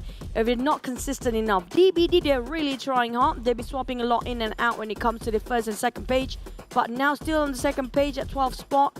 But we're talking about this week. It feels like week 1 if you compare the gap of the points. If you compare with the second week here, the gap between the teams when it comes to the ranking from the 1st to the 20th spot is not that big. But this time feels like very much of week number 1. Yeah, you just changed the Infinity with FaZe Clan, right? Yeah. You pretty much get the same result. And you change D Xaviers and BN United at the bottom. Yeah. Right. Yeah, that's true. That's true. But do keep your eye on to 4Rivals, as what Choo mentioned. They might be the one to do the great escape from the bottom 4. But if they were to do the great escape, that means another team will take their place for sure. It could be Sam9, it could be Ego Esports. It's going to be hard for us to tell. But before we speak a little bit more about that, let's have a little bit of a recap of whatever happened earlier on. D Xavier had the best flight path with the best drop spot of all these teams. Yeah, Paradise Resort. And lucky enough, they don't have Infinity this round. If not, Infinity will be the one crushing people from behind on top of that Paradise Resort from top mode all the way. But this time, when it comes to very slow rotation, Bacon time from Sami definitely have a long trip and try to just take all the compounds, first 8 utilities. Even though they didn't get too much of elimination, but they still survive in the top 4 here. They're playing a bit of a slow, safe game, but it's still worth it because they secured quite some points to push themselves up with the rest of the entire teams. Now, on the side of 4Rivals and GIDS, especially GIDS, now they have been consistent the first week. They kind of lost it in the second week. But in the third week, they sort of have a consistency in the middle bracket. Not too much when it comes to elimination, but their main objective feels like they want to secure the positions more than eliminations there. Yeah, when they really perform, it's Alan and friends. Yeah. Yeah, if you remember. And, yes. you know, it's kind of risky. You kind of like depend on that one guy, right? Like if that one guy has an off day, then the entire team has an off day, so that's really scary. But at least the good news is that GIDS will definitely book their slot into the grand finals. At least the good part is, during week 3, they both start to rise the occasion and actually try to lift things up together with Alan. So things might work out when it comes to coming to grand finals. Now they prepare themselves. It's not just about the league here. Yes, it's about the grand finals as well, but you have to qualify first. And if you already qualified to the grand finals, are you prepared enough to fight these guys in the very last sprint? Because we do know some of these teams will not show their trump cards yet this early on. They still try to develop a new tactic and experimenting new stuff for some of the teams. Yeah, and I think one of those teams is FaZe Clan, because we saw them being superb in week 1. Week 2, they were okay. Week 3, they're still okay, but it's the least of all of the week's performance. And I think that they have a trump card to keep. They're like, okay, we got into the grand finals. Yes, we have a nice starting bonus points to collect, but anyway, it's probably not going to be important for them because they have bigger focus into the grand finals, which is not to reveal themselves yet and all out during the grand finals later on. So that could be another team to keep an eye on. That's true, but for now, TEM Entertainment really shows what they are made of, with Baffy and Mormon making sure that they are dishing out the most damage, and next is going to be squeezing in at third place Lamborghini with 602 damage. If we compare with Bavi, 711. Mormon and Bavi, this duo is one of the most deadly duo, if you ask me, coming up from TEM Entertainment. Yeah, Bavi, Mormon, we've seen them time and time again, and they're super consistent since these last Southeast Asia Championship as well. So do keep an eye on TEM Entertainment, because even in the teams to focus, they are number 1, and it's going to be an all Thailand team to focus in Miramar. That's true, except for day 2, Boom managed to squeeze in to get themselves once in the chicken of Miramar in game number 2 here. Not game number 3, we're just focusing on game number 2. But Buriram, Infinity and Bacon time now. Infinity is back to play this round. Now, how the other teams will cope with this, because if you compare with all the others, they are the highest total damage so far of all the 4 teams up here. Oh yeah, and they're equaling TEM Entertainment in terms of eliminations record, 101 there, so it's going to be scary in the next round. But this is again just to summarize for you guys out there, Group A, B, C, and E is going to play. that means Group D is going to be taking a break in this round. So Group D will be represented by GIDS, DBD, Box Gaming, and Vampire Esports. That also means that there definitely will be teams to pull away points out of away from DBD. That's true. And Box Gaming. And DBD and Box really need to, how do I say this? The next couple of matches, they will be playing for the entire day. So they really need to take a break right now to reset themselves, reassess the situation, and just read out the movement of this Buriram so they can perform in the next one since they will be playing. Now for this group, on the other hand, we do have Infinity, BN United, Alter Ego, and Yoodo Alliance. Now for Group B, it's quite strong set for BN United. Now BN United need to do something about this because we saw during PMRC, we did actually witness a week 1 and week 2. Nothing changed too much. Yeah, it is worrying for BN United as well. I mean, like what you said, PMRC, we thought that would be a ground for them to really experiment, really train, because yeah, you're just going in for a prize pool and not the next stage. But that seems to be not enough for them. It seems like they need to go back to the drawing board a lot more. BN United, winning fights has been a problem for them. Even like Xavier, first week, and between them and BN United, they're pretty much the same, but Xavier has already pulled away and they're currently on top. But BN United is still somewhere down there. That's true, but you guys watching at home, don't just backseat gaming. Come on, show us your true potential by signing up our PMCC 2022. Don't forget to hashtag one squad, one goal at the same time. As long as you're 16 years and above, you're still a student, you can just team up with other institution and school to just form a new team. And maybe you get to fight your own idols one day. Maybe you are better than them. Maybe you are way better than all the teams right now. Who knows if you never try. So try now because it's going to be your last chance to get into PMNC 2022 and maybe a slot in the PMPL 2023. And with that amount of money that you could potentially get, you can get lots of real meals, just saying. And also you can order lots of crab food as well, just saying. So why not, right? Head on to the website, register right now because this could be your last chance this season to get into the next PMPL. So we want to see you there. In other words, make sure you get your way through. Yeah, sometimes it's offline, sometimes it's online, right? Yeah. It depends. If it's offline, it's really cool, by the way. You don't want to miss that. I always miss that because we have to cast another game entirely. It's PUBG still. But back to us when it comes to Buriram map. Now, can this team still make it? Are we talking about since week 1, it's always been taken domination by the side of Thais. Now, do the other regions have a shot at this? Okay, if I want to base on the record and based on what they've shown earlier on, it's Thai domination for Buriram. Yeah. None of the bottom 4 or close to the bottom 4 are Thai teams. That's worrying. That's scary. I mean, like, what make them so strong? Why can't the others be like them? I mean, like, yeah, it's so easy for us to say it. It's easier said than done. But at the same time, they are humans too, right? I mean, like, yeah, I did mention about them being another different planet entirely. Feels like it. Because right now, we all eat the same food. In South Asia, we all love rice. So what's the biggest difference there? I think Newsy's a robot, you know? I think someone I mean, just try to he's open him beyond up. robot. Yeah, he is. He's just an alien. Yeah, if you open him out, he's probably like a machine or something. Like Maybe an android more from than the that. future. Maybe he got actually 2 brains working at the same time. Yeah, No. him, Tony K, who else? All the time, all the basically. time, basically. I think if you open them up, it's like they're not even from this world. I mean, why? Why are they so strong? How can the others keep up with this? We're talking about the league, 3 weeks long. We're down to only 2 more days there. What can the others do to push them up, to push themselves up in the rankings? And if they're done pushing up the rankings, they got themselves in the top 16. What can be done even in the grand finals? Are they really ready enough when it comes to the grand finals there? But here comes our prediction. Here comes our surprise for rivals. Infinity. What? Well, Mr. Producer chose this, so I'm not gonna deny this. You know, this is like cheating the moment you choose this. You know, yeah, that's true. Yeah, this. But at cheating. the same time, though, funny part, right? It's gonna be. Last time they voted out for Bacon, so the moment we voted out for some of the teams, things just didn't work out. Okay, so why do you vote for rivals again?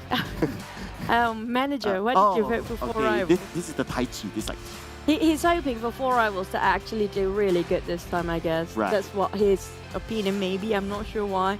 But I just think that from my professional opinion, Okay. I feel like they actually have a shot. We saw how All Vicky right. plays.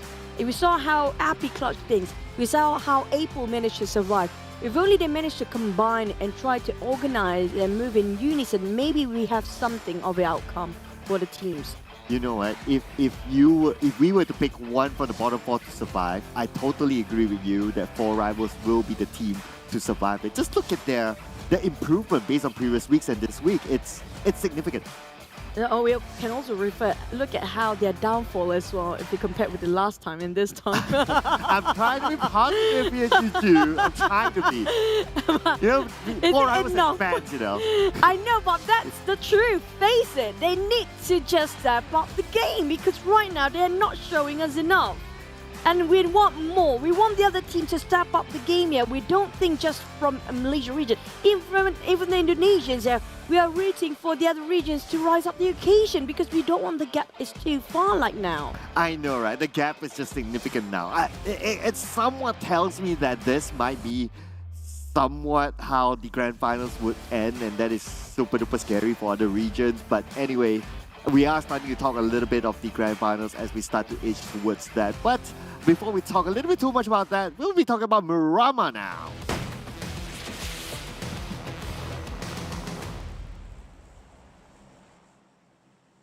Here comes our first Buriram of day number 4 in the final week 3.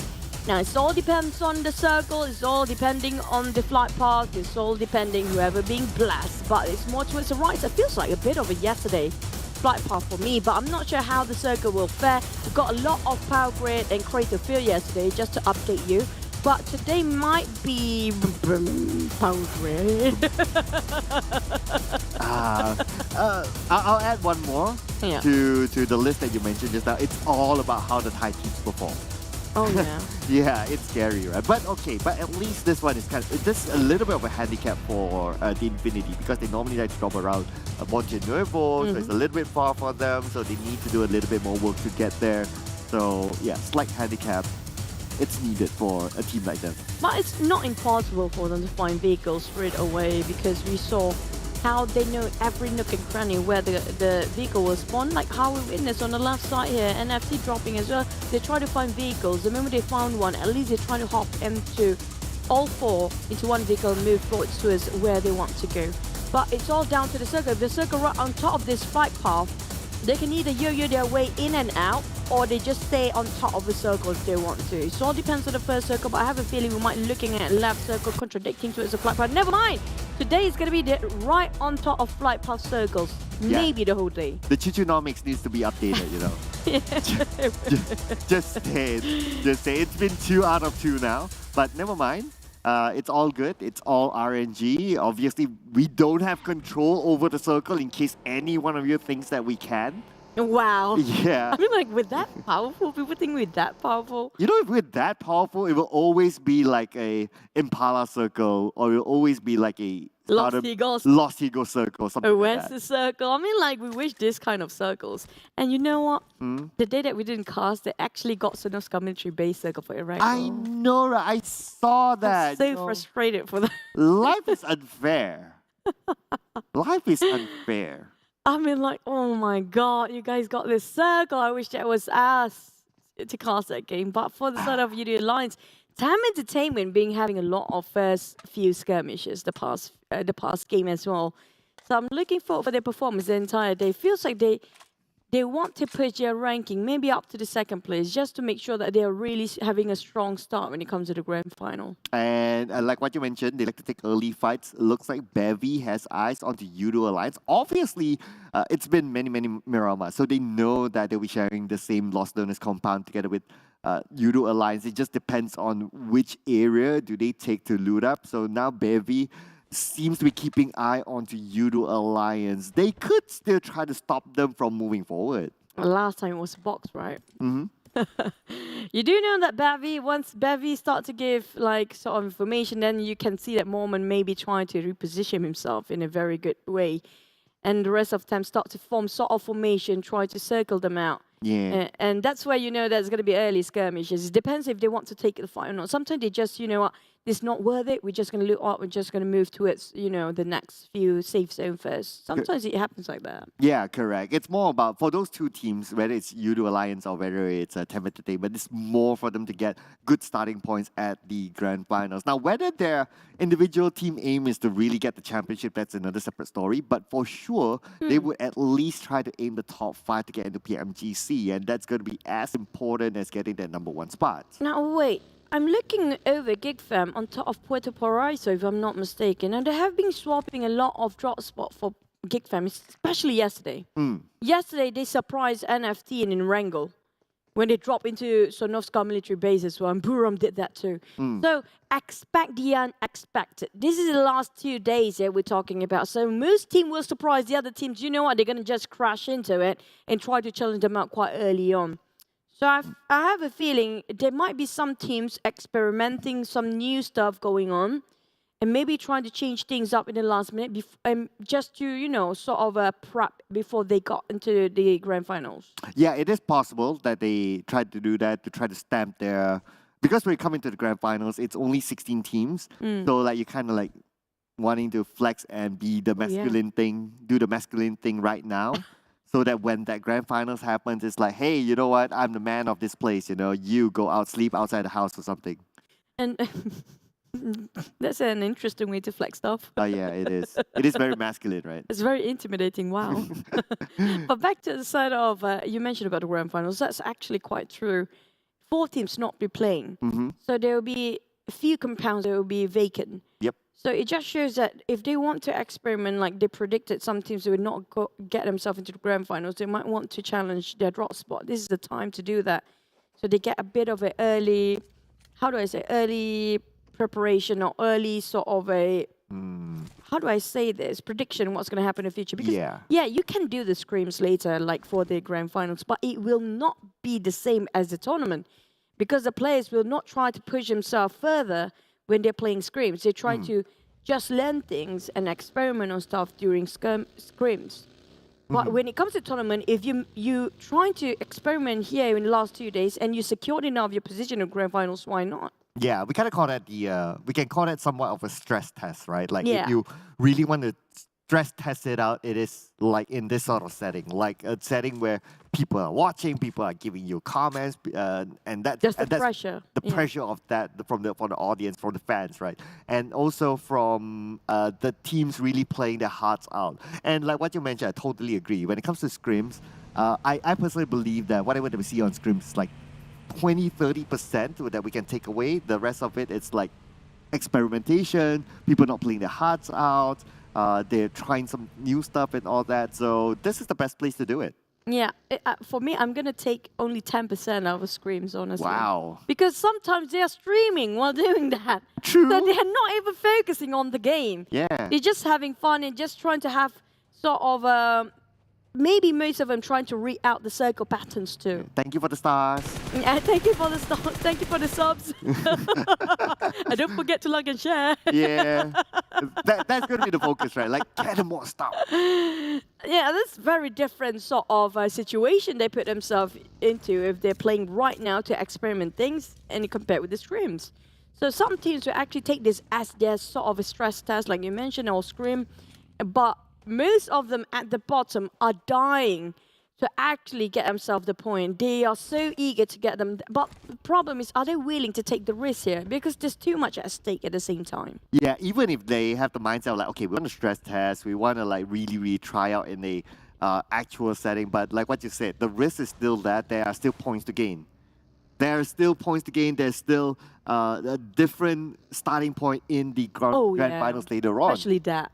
Yeah, so are they willing to trade that off just to try things out? Now, if you kind of think about it, right, FaZe Clan, is that the reason why they put beer in? Because they are confirmed through to the grand finals, for sure, and they put beer in as a stress test. Or maybe they don't want them to get a bit rusty. Yeah. Just in case, if they needed to rotate during the grand finals, at least the players are more than ready, kind of have a bit of a gist about what's happening when it comes to the league, including Mamparang. We haven't seen a lot of Sam9 putting Mamparang in the roster.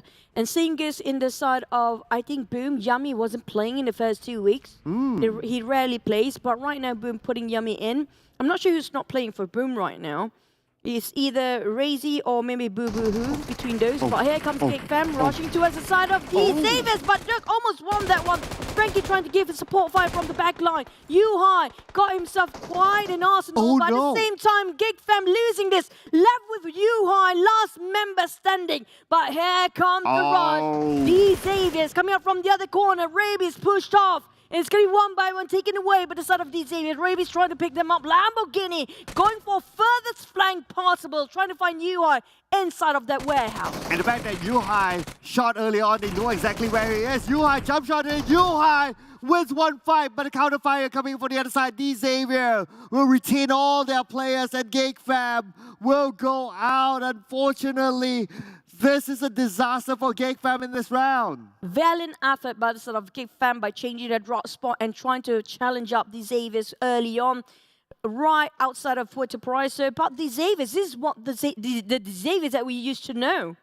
Oh yeah, clean, very clinical. I really love the count, and they were shot at first, and they had the first knock. I mean, they were knocked down first, and somehow they managed to counter on the Geek Fam. I mean, this is the performance of champions. Yeah, that's true. This is what we miss most about them, and we've been waiting for them to actually show us for a bit in the last minute. They did. Mela take it down on Sam9, that quite far off. That's why there's no execution on that part. But Newsy tried to spot on Putra, tried to save Dap at the same time, but they're quite segregated between Sam9 players here. Not in their usual formation, too far apart. And here comes Newsy spring over. When it comes to Infinity, we know they are monsters. They will not stop chasing at all. And this is their first game. They'll be itching to get those eliminations on the board. And that's going to start off with Deb being eliminated first. Putra has been pinned down. There's nowhere for him to go. He's down to 50% health. We can see that Logan's on the right. Newsy's going to go in for the flanks on the left.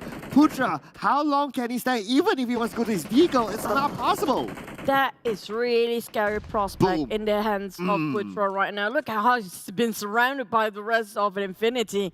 They are the Titans for sure, and this is why they are scary. They have no fear when it comes to taking the fight head on. They're forcing it further and trying to take down Harm. It's just so far off. We're talking about over 200 meters and maybe even hitting 400 if they want to force it here. We have one more team coming up behind. Sam9 being hammed down between two teams here, but they can exit out if they actually rotate towards the right side.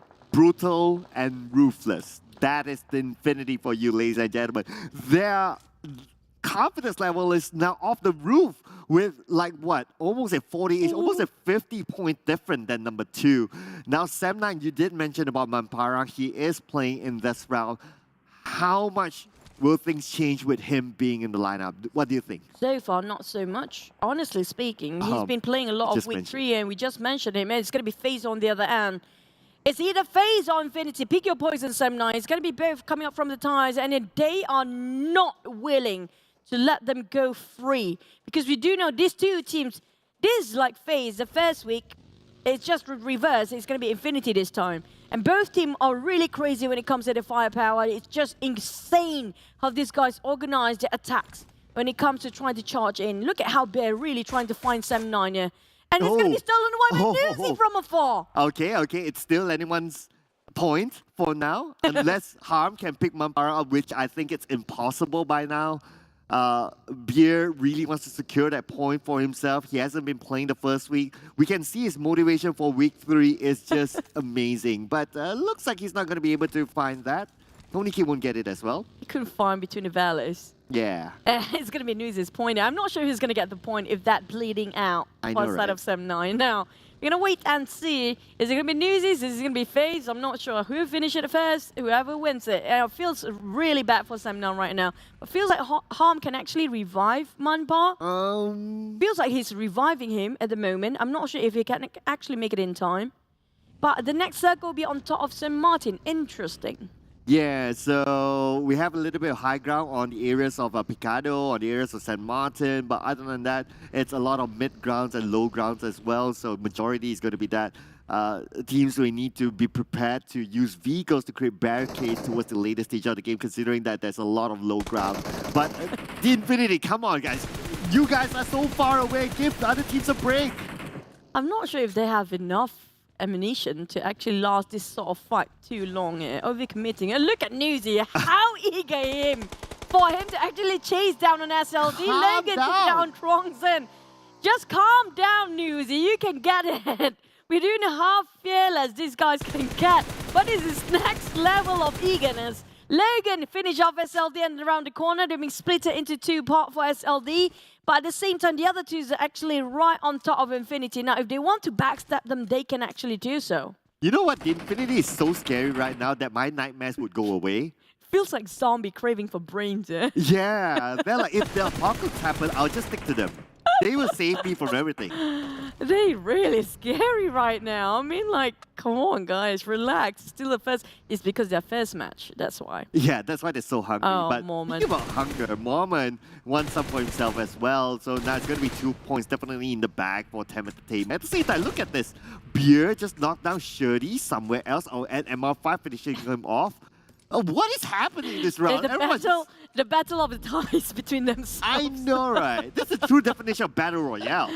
Oh man, this is crazy. Look at it around FaZe. Bacon Time got himself quite a high ground to work with on top of the graveyard. But the thing is, FaZe, they want to build this one up. Buriram just walked right in the middle of a crossfire. Oh, Sky. Is this his last remaining member for Buriram? He is! What a tight spot he got himself into. Ladies and gentlemen, welcome to the PMPL Thailand 2022. We're a bit late to broadcast this, but glad we're here with you watching the PMPL Thailand. Just saying. This is the country finals. Yeah, the Thailand country finals. Oh my goodness. It is like an all Thailand warfare, even till now. And they have been really crazy. I mean, like, we usually when it comes to the first 2 weeks, the Thais being a bit quiet in the first few phases. Until the third phase, they start firing on these teams. But right now, off the bat, phase 1, they don't care. They just want to go for eliminations. And on the side of Yoodo Alliance and the Xaviers, good luck crushing straight into phase Bacon Time. Then Sky managed to squeeze in there. Still alive. I'm surprised. I'll be shaking my pants if I was Sky only, you know. Just look at the amount of teams on the right. You have TEM Entertainment. You probably have BN United. Maybe even Ego. 4 Rivals is on the outside. Sky only, all the best to you. But now focusing on the Hexas, boom. Definitely now on the roll. Now with the Molly onto the other side. F1 has nowhere to go. With 50% of health, managed to reset a little bit. But he's cornered now. Hexas moves in. But F1! But Yummy's there. Oh, but at the same time, that wasn't worthy for the side of Boom. They lost one man. Hexas a bit late for the response. That's it. But for the other teams coming out, Boom and Ego Esports, they need to rotate into the circle. They are furthest away. They're at the edge of the blue zone. BN United taking on Alter Ego. I'm not sure what happened, but a lot of the players of Alter Ego being knocked down, finished off, and one of them bleeding out. Remain with 2 players only. On the side of Boom, on the other hand, they walk straight into SLD's site now. They have a small shack to take covers with. Oh, just don't get yourself stuck here. You don't want that to happen now. Yeah, definitely not. And same goes as well. Oh no, Eagles against the Infinity. Oh! Damn shit, not the Newsy. And now Newsy's too far. His teammates need to come out to save him. Oh, Twanzy tried to finish things off there by tossing another nade multiple times, but Alter Ego still fighting against BN United. Ring around the rosy between themselves and Capone. Finish off. The rest of Alter Ego being eliminated at 15 plays with 0 point gain here. They didn't get any elimination as well. They almost got the entirety down for BN United, but now everybody managed to survive and have a bit of a reset. Next, who else? Okay, this is going to be scary. Look at this. Logan is going towards Newsy, but Logan seems to be shot at, but he's still alive though. Now, if Twanzy can take advantage of this, he could probably get 2 eliminations out of the Infinity. They're too far. They got themselves the opportunity to actually get themselves the first one to rush in, but they lost one man F1 earlier, so they're kind of actually very safe and very careful about what to do next, even though they got one down on Infinity, but Infinity got the reset, but Twanzy shot from afar by Yoodo Alliance on the side of TEM Entertainment, trying to climb up the hill. It's going to be Bacon Time FaZe versus TEM Entertainment. Oh, TEM Entertainment. And the Xavier had to be there as well. So look at this, like what, 4 teams in the same area? My goodness, going to be super tough. But now Frankie tries to take down TEM Entertainment, toss a nade onto the other side. Will it connect? No, not yet. Looks like that's not going to be the case. Rabbit tries as well, but it will not connect at the moment. But the shots fired at the moment will connect instead. Frankie will be gunned down by Mormon. The Xavier, they need to save him. Oh, Rabies, less than 100 meters away. He needs to cross the road to get Mormon and Zip. But at the same time, he's running out of smoke slowly. But on the other end, SLD versus NFT, I'm not sure what really happened. They were fighting a different team just now. TEM Entertainment versus Rabies. Still, Rabies, where is the last member? Oh, never mind. It rushed in for TEM Entertainment without having any doubt. Dogma needs to squeeze up there. But it's a bit too late for Rabies to follow up. It's down to only 1 man for the Xaviers there. Oh, and dude, not in a good position. Yoodo Alliance behind in TEM Entertainment once more for themselves, and they're starting to move in. Plus the circle move away from TEM Entertainment. That means they need to fight. And on NFT, Batman 1v1, but temperature held left for Batman going around. Ring around the Rosie, Batman goes down, and NFT will lose another player. BN United, they need to reset as fast as they can because this is furthest away from the circle. They have to cut across NFT and 4 rivals. But TEM Entertainment still fighting on the right side of the circle against Bacon Time, who's holding the higher elevations of grounds there. They got the better compound to work with compared with TEM Entertainment. It's quite in the open, and they still don't have that much covers with. Oh, 9 Noise from Bacon Time have the advantage. They just need to be careful. Another team just behind them, TEM Entertainment. Still on the outside of the circle. 5 more seconds on the clock. Bacon Time. They have TEM Entertainment surrounded. And now 9 Noise, super confident, moving in alone on the flank. Toss it. There you go. Feels like a perfect angle. Mormon knocked down Zip, almost down as well. Noise coming out again with another nade cooking up. Couple of seconds, here comes another toss. Mormon will be in a crucial need of help here. While the rest of TEM Entertainment just going to bail him out. There's too much at risk for them. Zip need a bit of a healing, but Ego Esports in between of FaZe and also Bacon Time. But TEM just going to bail this one. It's not worth saving Mormon. Mormon, you're going to have to go for the slow death here. Yeah, unfortunately, Mormon. No, it's actually just... He departed his way the other way around. Oh, yeah. So, he's still there? They can save him. They can, but looks like they're not going to take that risk. That's going to be the case. But now we move back onto SEM9, going up to the high ground where FaZe Clan has 4 rivals going to be there to stop them. SEM9, 4 rivals. These 2 teams need the point in the back.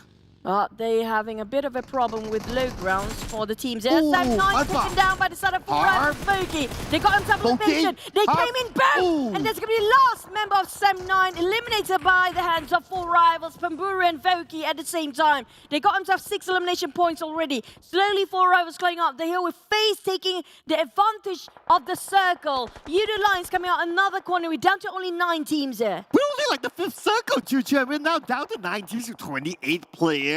What is happening in this round? Make it 27. Make it 27 with Newsy being knocked down and finish off. And now the Infinity play with 3 players. The only team with full squad, Yoodo Alliance, FaZe Clan, and 4 rivals. At the same time, don't look down on this Thai teams, even though they still have 1 man here. We definitely know the miracle they can pull off.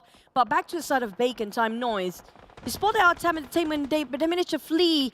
Here comes one more team out, eliminated BN United. They're the furthest away, as we mentioned before. They couldn't make it in because too many teams actually gatekeeping on the other side. 4 rivals taking on Boom, and Boom just going to retaliate and just fight back here. But looking over to Bacon Time, picking up the nade perfect. Right in front of him. He got one. He finished it off straight away. TEM Entertainment in a tight situation to get on top of the ground. And they're not done yet, Chuchu. Bacon Time, 9 Noise is prepared for the next nade. Tossing it on the side of TEM Entertainment. Managed to evade onset down to the percent help, but gunned down finally by Appy on the other side. It's going to be 4 rivals butting in. SOSIP now is the last man standing for TEM Entertainment. Oh, they're being hammed down for Onsen. He's trying to... is Zip left alone. Onsen not being stolen off by Appy. Still finish him off anyways. The Appy secure eliminations on the side of 4 rivals. But it's going to be Bacon Time taking away the eliminations. Appy's not happy about it. Both teams getting quite a number of eliminations. Of Bacon Time, it's going to be 2. 4 rivals is the most by far on the board. 4 rivals, 8 elimination points at this moment. They are currently leading the elimination charts, but then again, they need more points to secure themselves into the grand finals. And now Pamburu at the forefront, right from here is FaZe Clan. They have the high ground advantage, but the circle does not favor 4 rivals. They still need to fight their way through. It's going to be Ego Esports circle, but the problem is Ego Esports only have 2 members left. Well, the others, well, Boom have won. At least that's better than Boom, but on the side of FaZe Venturis, that double tap is more than enough to take down Onolio. But at the same time, he's having a problem to finish things off here. He doesn't want to exploit himself because Baconton is breathing down their neck. 4 rivals taking on Boom, Razy on the ground. Baconton taking on 4 rivals, and Boom eliminated next with 5 elimination. We're down to only 16. Oh no, Almstein now has a high ground advantage against 4 rivals. 4 rivals still stuck on the outside. The zone is going to give them pressure, and Appy is in trouble. 10% health left. Can he survive this? Nine Noise not going to let him know that easy. Pamburu is still alive though on the left, but Appy, can he reset quickly? But besides that as well, they're still on the outside of the circle. They still need to move further forward. How can they do that? They need to fight against Baconton. Just going to randomly toss over the nade for Ice, hoping it will connect and clip onto anybody. But 4 rivals Appy bleeding out and the outskirts. We'll have 4 rivals spotted. Appy Oh, he's late. He's back. He's back up. He's spotted by Finish. 4 rivals rampage just now. We're down to 5. And all the teams remain 3 of them in the ties. Ego Esports and Yoodo Alliance with the most man. FaZe as well, but Bacon got himself elevations here.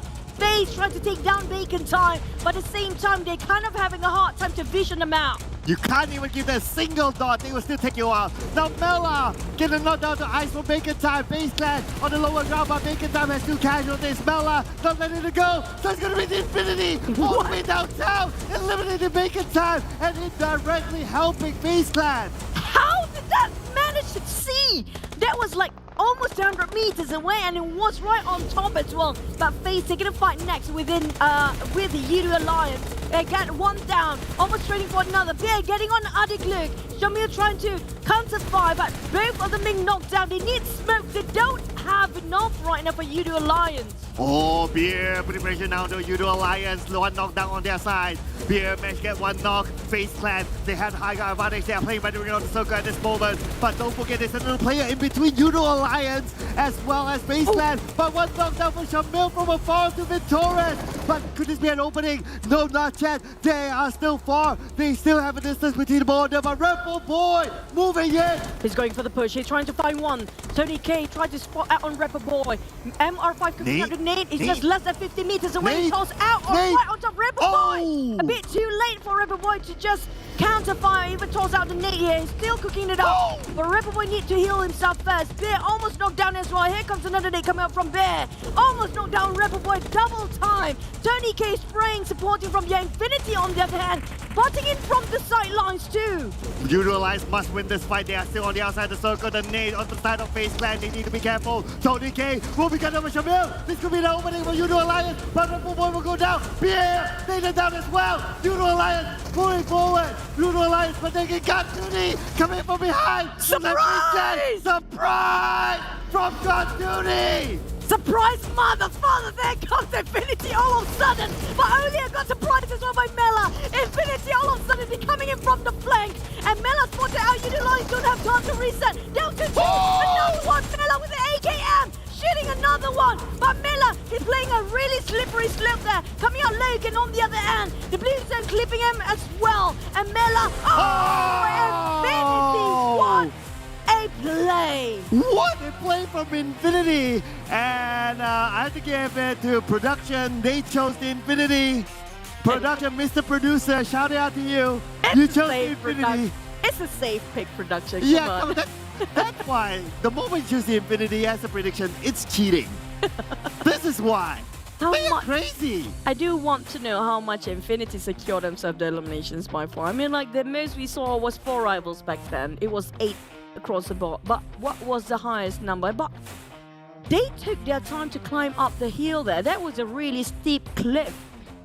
They hike up on the side. Like, I think Bacon Time was surprised by that. Lucky enough, these guys are healthy enough not having any heart attack. Honestly, I would have had heart attack at that moment. I know, right? It's like, whoa, wait, what just happened? And they were shooting from the other side. Even us, we didn't know that they had a clear vision onto Bacon Time, and they could do it. And you know what? It's not only Bacon time. It's FaZe Clan as well. FaZe Clan is so focused on the Yoodo Alliance. All of a sudden it's like, bro, can you give us a break? At the same time, imagine if you actually see like Newsy's face in real time, if he happens to pick at you like that with that mascara eyes. And it's Halloween, by the way. He's like, hey, gotcha. Oh, that was really a cool game. It was My what God. a game. I'm just mesmerized how the team movement coming up. I mean, like, we thought this team's gonna take this team down, but there's always a backup coming up from the sidelines, the flanks. For Yummy and Boom, it almost got it. And Ego Esports, they were in the center of a circle, but they're down in only 2 men. They can't do much to cover the angles. You know what? Overall, the Infinity, they gotta chill. They were, you saw the Newsy accident flipping just because he wants to chase those guys. I'm like, my God. And he went there as if like a solo player. Like he doesn't care. Like, okay, there's another squad waiting for you. But he's just like, I want to go for it. It's mine. I want to be the MVP. They were far. They were so far. We talked about 200 meters, maybe less than that, but around 200 meters. And they shot from the side. And the time they spent to climb up this hill, by the way, or time well spent. Because Yoodo Alliance were too much busy fighting against Bacon Time. They forgot about Infinity on the sidelines. And you just look at the mechanical skill of Mela, right? Like how he moves front, back, and he crouches back and shoot and everything else. The most for the kills, for the eliminations. Oh yeah, yeah. You know what this tells us? This tells us that they are just crazy. They're just crazy. They're just going around trying to get eliminations. Just because they can. Just because they can. They were really scary. The moment that Newsy flipped over his buggy just for the sake of chasing people down, now that's really funny. And the fact that they didn't spend a single second in the blue, that shows that they are always inside and they're chasing people, then you know the answer. 11 eliminations. There's 3 teams getting a 0 this round. Wow. FD, no elimination, but at least they got 1 point for their rankings. But the others, though, Vic and Pat, another team, nobody's getting double except for 4 Rivals close enough with 9 now. You know the way the Infinity played is like they got like 30 or 40 eliminations. Like 11 is like, we got to recount that. I feel like they're zombies craving for brain right now. That's all I can think. That's scary. These guys are that scary. It is. Okay, but speaking about scary, right? It's also scary for Sam9. Earlier on, it was 0 points. This time, only 2 points. And we're running out of games for them. So 3 more. Yeah, 3 more. Boss Gaming didn't play this round, so that's okay. But BN United, 6 points, need a lot more. And also, each team get to only play 4 games, not 5. Oh, yeah. That's going to be, against the odds for South Seminole. But Mela, it's between Mela and Newsy. I mean, these 2 guys. Yeah. It's Mela or Newsy. Come on, guys. This round, I don't see any other team. I only see this team only. Oh, they are. I mean, like, since the first circle, they've been chasing people down. They just, we can't wait. We want more. 200! Come on, guys. Hey, this is way beyond 50, okay? Now it's like 60, almost 60 points gap. It's just 59 points difference between first, second place. What is this? I think they want the league bonus, the 20 league bonus. Because I mean, this is beyond. They don't even have to play entire day tomorrow. True, because if you can't think about it, like FaZe Clan, now they're only 124 points.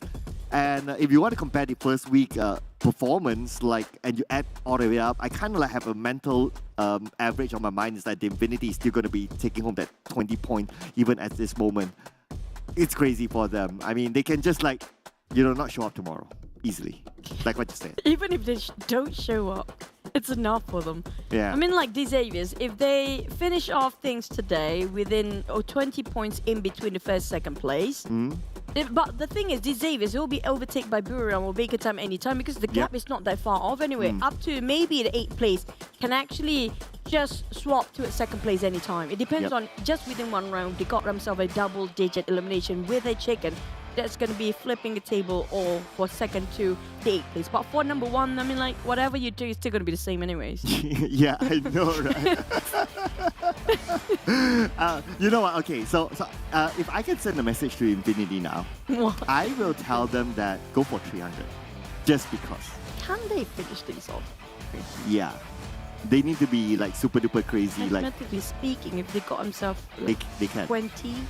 So, like, we put an average of 20. So it's going to be like 35 each game. Yeah, they got 7 more games to go. Can they get all 7 more? Yeah, so 7 All they need, games. all they need is like how many games to get 35 points? To get 35? Or Like to each get game, 300? if we put an assumption at 35 points each game, so how many games? There's like 3 games is enough for them. Yeah. 3 rounds is the Yeah, 300. I know, right? I know, right? But the 300 was like, I think they needed like 90-ish points, was it? I kind of forget because they're like so far away anyway. It doesn't really matter anymore. but okay, but the challenge for me, if I were to send a message to the Infinity, is that go for 300. Yeah. I love you, 300. Yeah, 300. Might as well. Set the record for this season. Wow, I mean like, if you guys are not satisfied with that kind of performance, I don't know what else. Yeah, I don't know. If any fan of the Infinity is not satisfied with that, you're not a true Something's fan. wrong with you guys. Something's wrong, guys. But you know what? What else is not wrong? Yeah. Is our official smartphone partner. That is Realme. Thank you so much for being with us. This is the GT Neo 3 right down here. Comes together with the MediaTek Dimensity 8100 5G chipset and a dedicated display chipset.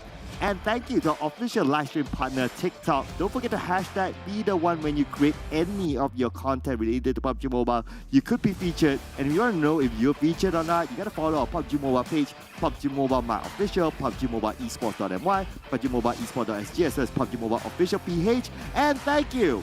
It's dinner time.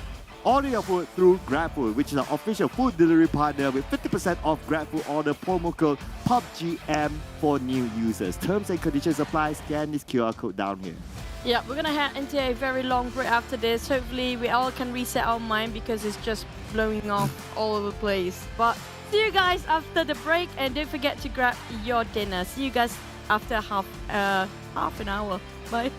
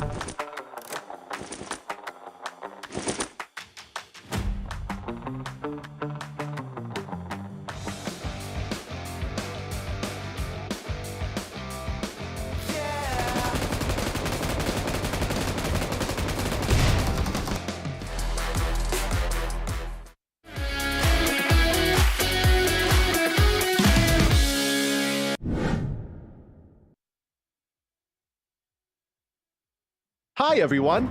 In PUBG Mobile version 2.2's new mode, Gearfront, we've introduced a new gameplay feature, Strange Town. Strange Town has a spooky atmosphere, which spices up the gameplay. In this video, we'll be exploring Strange Town. So, come on, let's go! Strange Town will be available in ranked modes Erangel. Strange Town will be located between Stalber and the western coast, and will be shrouded in darkness. It's styled after a medieval European village. Upon entering Strange Town, players will discover that it's nighttime. Experience the return of battles at night. Strange Town has a fairly compact layout, where a tall, mysterious bell tower occupies the center. The four sides are surrounded with houses and cover. Strange Town is littered with Andy's puppets, as well as decorative pumpkins, which really add to the spooky atmosphere. This area's design is full of personality, and we hope it will give players new and interesting combat experiences. Strange Town will be available from September 29th to November 14th, UTC +0. During this period,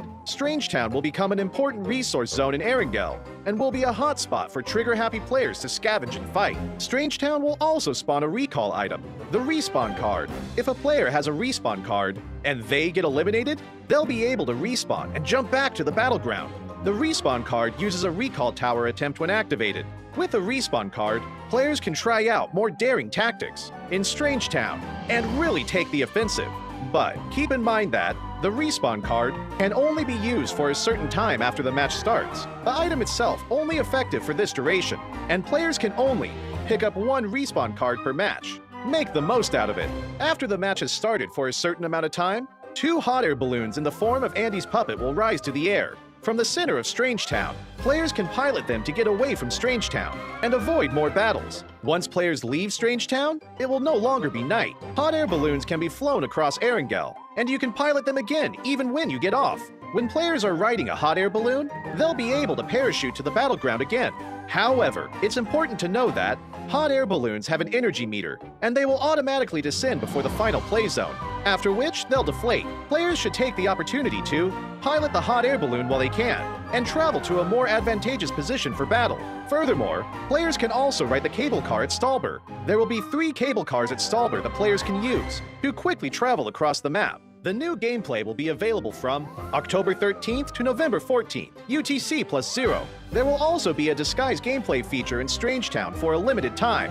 Throughout Strange Town, a special item can be found, Andy's puppet. When players enter Strange Town, they'll be able to disguise themselves as a puppet and blend in with their surroundings. It's a brand new, never-before-seen tactic. When players disguise as a puppet, they can still move about, albeit slowly. You can choose a good hiding spot to disguise yourself and avoid pursuing enemies to survive. You can also surprise unsuspecting enemies by removing your disguise and taking them out. The moment the disguise is blown, you'll become the target for enemies. Once struck by enemies in succession, players will still return to their regular appearance. Disguising comes with risks, so remove it with caution. At the same time, make sure to pay close attention to the Andy's puppets in your surroundings. Any one of them could be an enemy in disguise. If you see through the disguise, fire at will. Do keep in mind that disguises only work within Strange Town. As soon as players leave, they'll revert to their regular selves. So, have fun in Strange Town and experience the unique, spooktacular gameplay. While Strange Town is available, several strange garden parties will appear on Erangel. Players will receive a Halloweeks crate full of extra supplies from October 13th to November 14th, UTC +0. The crate will turn into a clown crate. When opening the crate, there's a chance that a clown will appear. Make sure to dodge its attacks and defeat it for advanced supplies and firearms. Strange Town's spooky theme, abundant supplies, and disguise gameplay will give players a fantastically fresh new take on exciting combat. Call your friends now to go to Strange Town and experience all the surprises. For more details, don't forget to follow the official PUBG mobile community. See you next time! Gearfront Introduction. Greetings, PUBG Mobile players. Welcome. PUBG Mobile is launching a new themed game mode, Gearfront.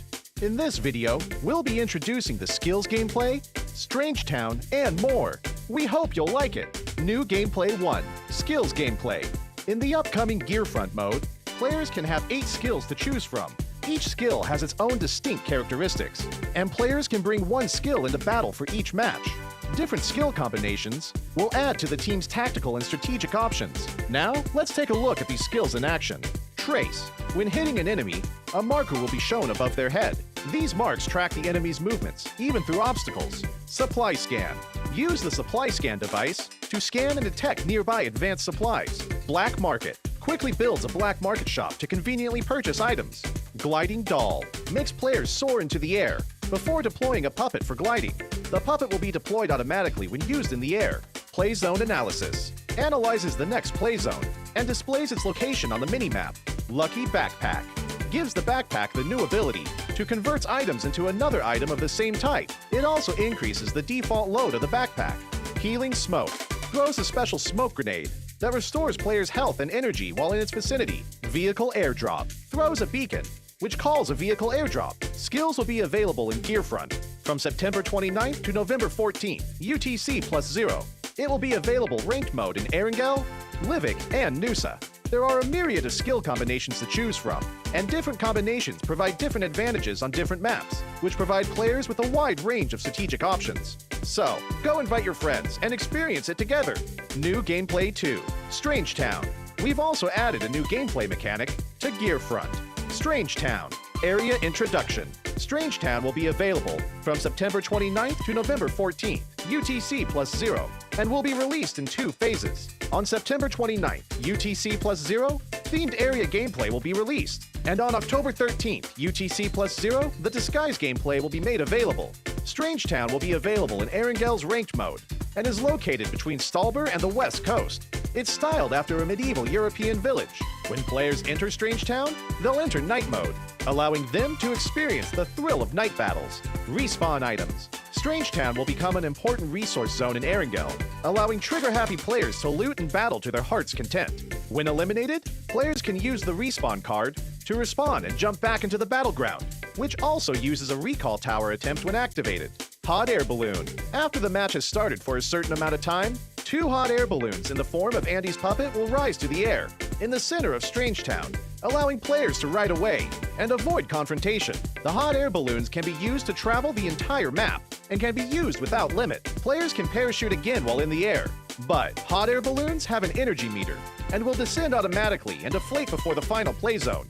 Furthermore, Stalber will also feature 3 cable car lines for players to ride and move around. Disguise gameplay.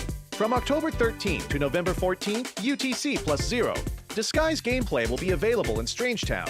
Players will be able to disguise as Andy's puppet and blend in with their surroundings. By disguising themselves, players can escape enemy pursuit and counter-ambush them. But keep in mind that, after being hit multiple times by the enemy, players will return to their normal appearance. Strange Garden Party. Strange garden parties will also appear in Erangel. From October 13th to November 14th, UTC +0. There's a chance that a clown will appear when opening crates, and players can defeat it for advanced supplies and weapons. Other updates. Vehicle Radar Scan. While Gearfront is available, the in-match shop in Ranked Mode, Erangel, will offer players an all-new feature, the Vehicle Radar Scan. It can be used to easily search for vehicles. That's all for this video. We hope the upcoming Gearfront mode will give you a better gaming experience. For more details, feel free to follow the official PUBG mobile community. And I'll see you next time.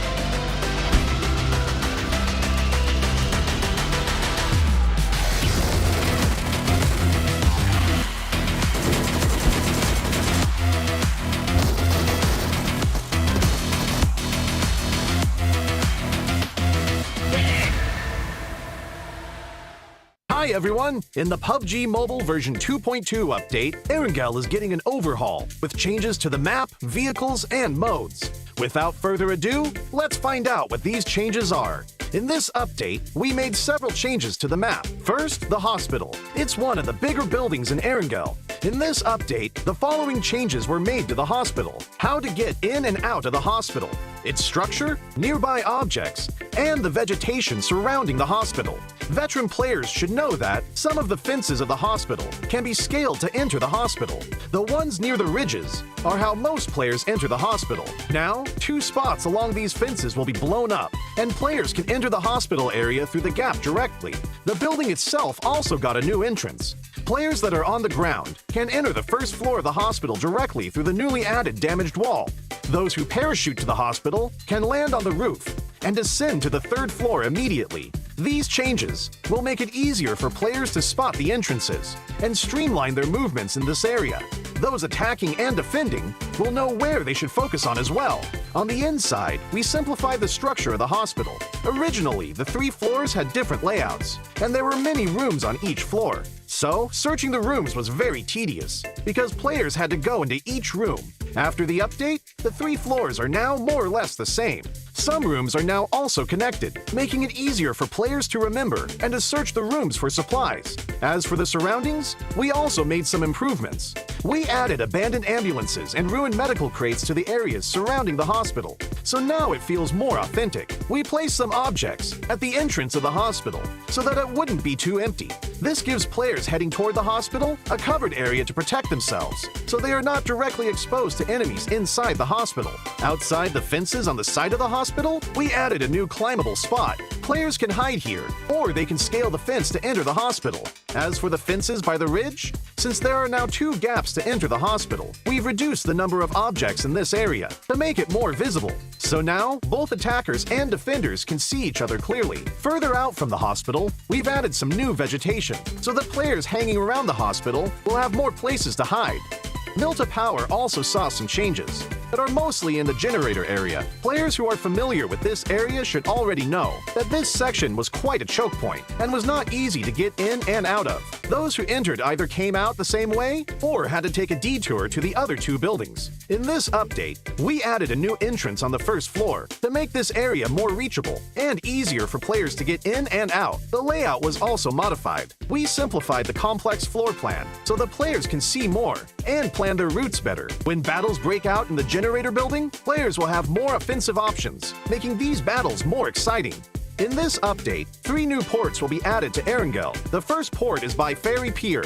We added a port here, as well as increased the amount of resources in the area. The Ferry Pier will soon be more abundant in supplies. The 2 desolate beaches to the southwest of Farm and to the south of Sosnovka military base will also get new ports. They will both contain a good amount of resources. Players will also find boats at these ports, so they can quickly travel to another location. So, keep these places in mind, because they'll make for a great landing spot. During the previous themed modes, players really enjoyed the special crates. In the new version, we'll add special supply kits to classic mode. Players will be able to find special supply kits in buildings. There are 3 types: medical, tokens, and military supplies. The resources in these supply kits are very good, so keep an eye out for them when searching. In the new version, bikes will become a staple vehicle on Erangel. In some of the more remote areas, players will find bicycle sheds. Each shed will have 4 bikes initially, and they're first come, first served. These bikes can be collapsed and put into the backpack, so they're really convenient for traveling to other locations. In addition to the sheds, players will be able to find bikes in other areas. With a bike, players no longer have to worry about being too far from the play zone. In the new Erangel, there will be flash shops. They will spawn randomly in outdoor areas. Those who find one are in for a treat, because there are tons of random discounted items. So, keep an eye out for flash shops during matches. Running out of fuel is one of the worst things that can happen while driving a vehicle. Erangel's gas stations will become functional for refueling vehicles. For the cost of just a few tokens, you'll get a full tank of gas. Find a gas station and try it out. These are the main changes in the version 2.2 update. For more details, don't forget to follow the official PUBG mobile community. Winner, winner, chicken dinner. See you next time.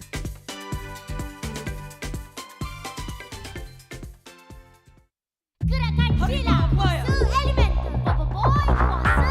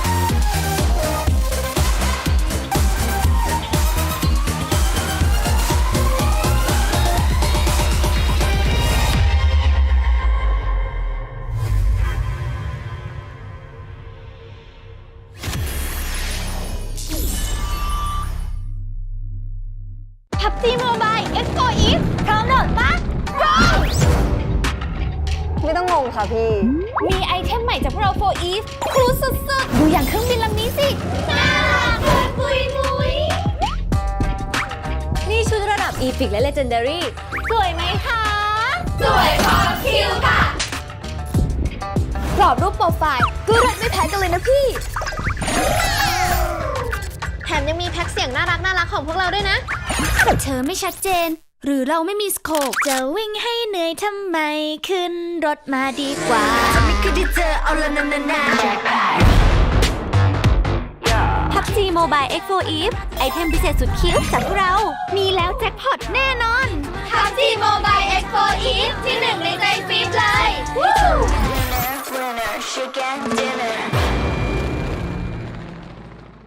Good morning.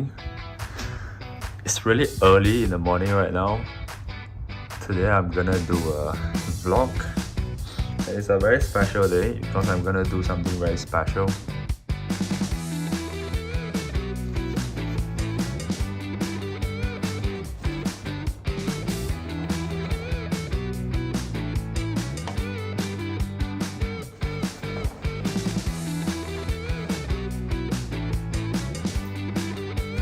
So I'm ready and let's go to the studio.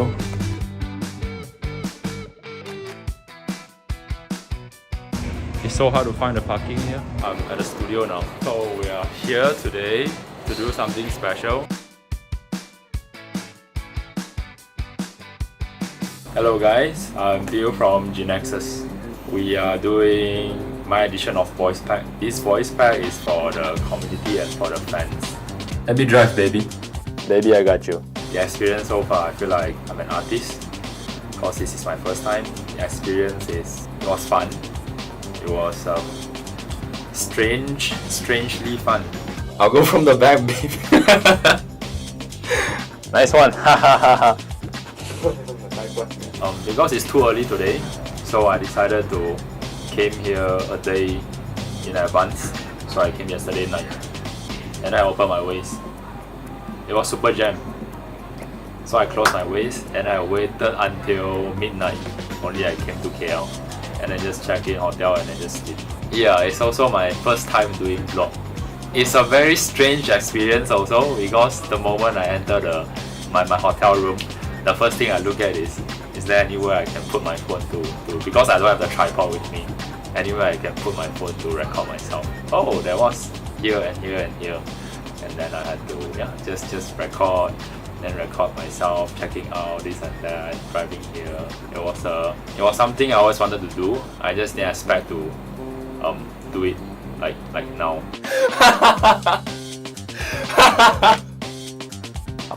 Get in the car. Get in the car. So the favorite thing about having my very own voice pack is that I can add in my own style, my personality to it, to make it different. Wait first, baby. Let's go. Hiya! Flying. All those with babies. Oh, sorry, baby. Let's live, baby. I got you, baby. Get behind me, baby. Oh, and nobody but you. It was freestyle, it was last minute, but I think it was a good one. So other than the voice pack, there's also something special here. So you guys can stay tuned. See you.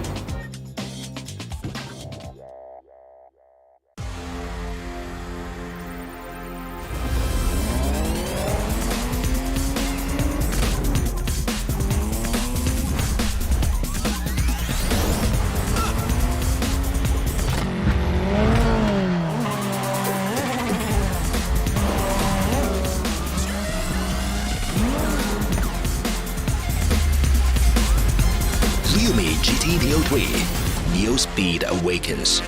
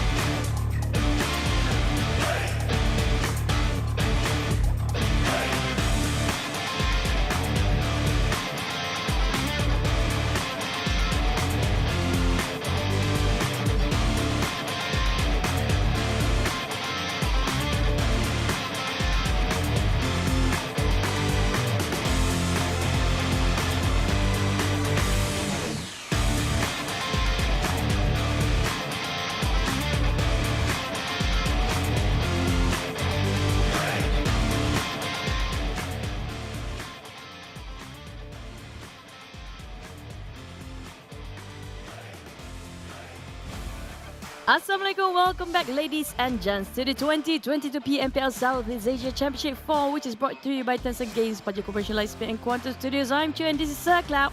Welcome back with us. Hope you guys had your fill of the dinner and hope you guys actually used the Grab promo code just now. But we did have exciting news just now, Cloud. Oh yeah, I wonder what it is. We have a team that got a qualification on the PMGC already, and it was announced about 1 hour ago. Yeah, you guys can just hovering around towards the PUBG Mobile Esports Facebook page or any page.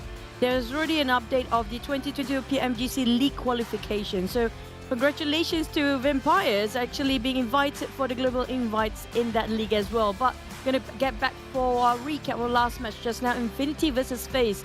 Tony K versus Miller. Yeah, I'm sure Newsy will be looking at this and say that, "Hey, you know what, I wanted to go up on this because he is in the running for the MVP for the tournament, but Tony K is up here instead compared against Mela, who was the MVP from the previous round. 6 eliminations versus 4, but the damage is really, really close, only 10 damage between them. But as usual, it's going to be all Thailand. Yep, 899, 889, 689. So 9 and 8 are the magical numbers here. But if you compare for between Mela and Tony K, it's just 10-point difference when it comes to the damage dished out. Really close. It would be incredible to have top 3 all almost the same sort of damage output there. Yeah, I'm sure that will happen at some point because they're just all that good. But it's going to be A, B, C, and D after this. Group E, Geek Fam, Boom Esports, Bacon Time, SLD is going to take a break after this. So this is also the return of Group D, GIDS, DBD Box Gaming, and Vampire Esports, DBD Box Gaming. We've said it multiple times, right? They really need to pick up the pace. That's true, especially DBD and Box Gaming. Now we are really worried for them, including Sam9 here. Ego Esports, not safe either. We're talking about them having to have all the points and need to keep the consistency between the last 2 days. Today and tomorrow, down to 3 more matches to go. And these guys really need to push their limit to get themselves secured for the top 16 grand final slot. And don't forget about the entirety of the league bonus point as well, which is kind of a question mark right now. We're going to put aside the Thai teams because definitely know that they will be in the global finals for now. But the others, though, how can they actually perform later? Yeah, this is going to be really, really tough, right? Considering that if you look at what's happening at this moment, the Thai teams, they are not stopping just yet. But we are also not going to be stopping here, telling you that this is currently in game. The first original PUBG Mobile sports car is currently available inside of the game. You have the sports car-ish version. You have the 4-wheel-ish version. Both of them looking amazing inside the game. Make sure you get the entire collection. You don't want to miss out on it. It could be limited time. And also, it's the month of October. Definitely you guys, if you dare, go into the Strange Town, which already available for you guys to enter in. Now, good luck finding that town because some of our production crew did try to find it. They couldn't find it. I mean, like, you don't want to get lost with it. Make sure you find it and try to venture it out yourself. Maybe even in real life, if you want to do yourself a sort of a Strange Town yourself, why not? Okay, so early on you asked me what's my ace skill. Now I'm going to ask you back, what's your ace skill? I have no clue, honestly. I really don't have a clue. Sleep is one thing because I love sleep. All right. That is an ace skill. Other than that, I don't know what I'm good for. Okay. It's so sad. What's the manager's ace skill? Jokes. Okay. Yeah. There you go, guys. That's why he's the manager. Also, don't forget about our set for the RPM 15, the new Royal Pass available already for you guys to get yourself a pass and get your hands onto the Clairvoyant Fox set and Midas Fortune set. So, of course, if you haven't tried it out, allocate yourselves like between 5 to 8 minutes to play the game. If you go all the way through, it's about 8 minutes. But this is also available inside of the game. Yep, don't forget to try out the new voice pack. We have Tony K, we have all other players, Biu Biu, we have the twins, we have also all of maybe in the future we have more. I have a feeling we might have more. We have the casters there. Maybe we even have Bobo Boy voice back. Well, who knows, right? Ex-casters. I wouldn't mind that. I kind of give up with that. we try. But you guys can try to get this set as well. So just do the missions inside the game and you guys stand a chance to get this amazing items inside. So you have the border, you have the parachute, you have the helmet, you have the bag, all up for grabs. Yep, and don't forget to sign up to PNCC 2022. Now, you guys know that you are kind of knowledgeable when it comes to PUBG Mobile. Why not try it out when it comes to skills and show us that you might be one of the best in the world one day. This is one of the career paths that you can actually venture out into if you have enough passion for PUBG Mobile. Like, why not? Because we kind of lack when it comes to the talents for potential in PUBG Mobile, and we need more. We need you guys to get into it as well. Now, back towards our game. Last game was incredibly strong for Infinity, but thing is, can they keep it going for them? And the other teams, will they start to realize now that they don't have much time anymore? Yeah, we need to give attention to the bottom teams. We kind of swap here. A little of a swap, okay. That was definitely a swap. Yeah, that was definitely a swap. And this is not my prediction. This is my manager's prediction, okay? It's his to actually call out the shots. I mean, like, I do know the chat kind of like, why these guys keep on saying Infinity, blah, blah, blah, blah, blah. I mean, like, they are really strong right now. There's nothing else to say about. I think if you compare it with FaZe Week 1 and Infinity right now, the gap between the first second is wider for this week. Yeah, I mean, there's no denying that. Yeah. Okay, but about 4 rivals as well. So we kind of swapped. So we talked about this already, right?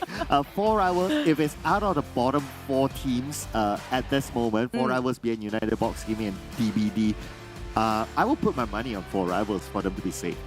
At this point, they're doing okay. They have better performance if you compare with the first, second week at least. And I just feel like I'm hoping for Ego Esports to get there. I mean, like, Ego Esports got so much potential in week number 2 and week number 1.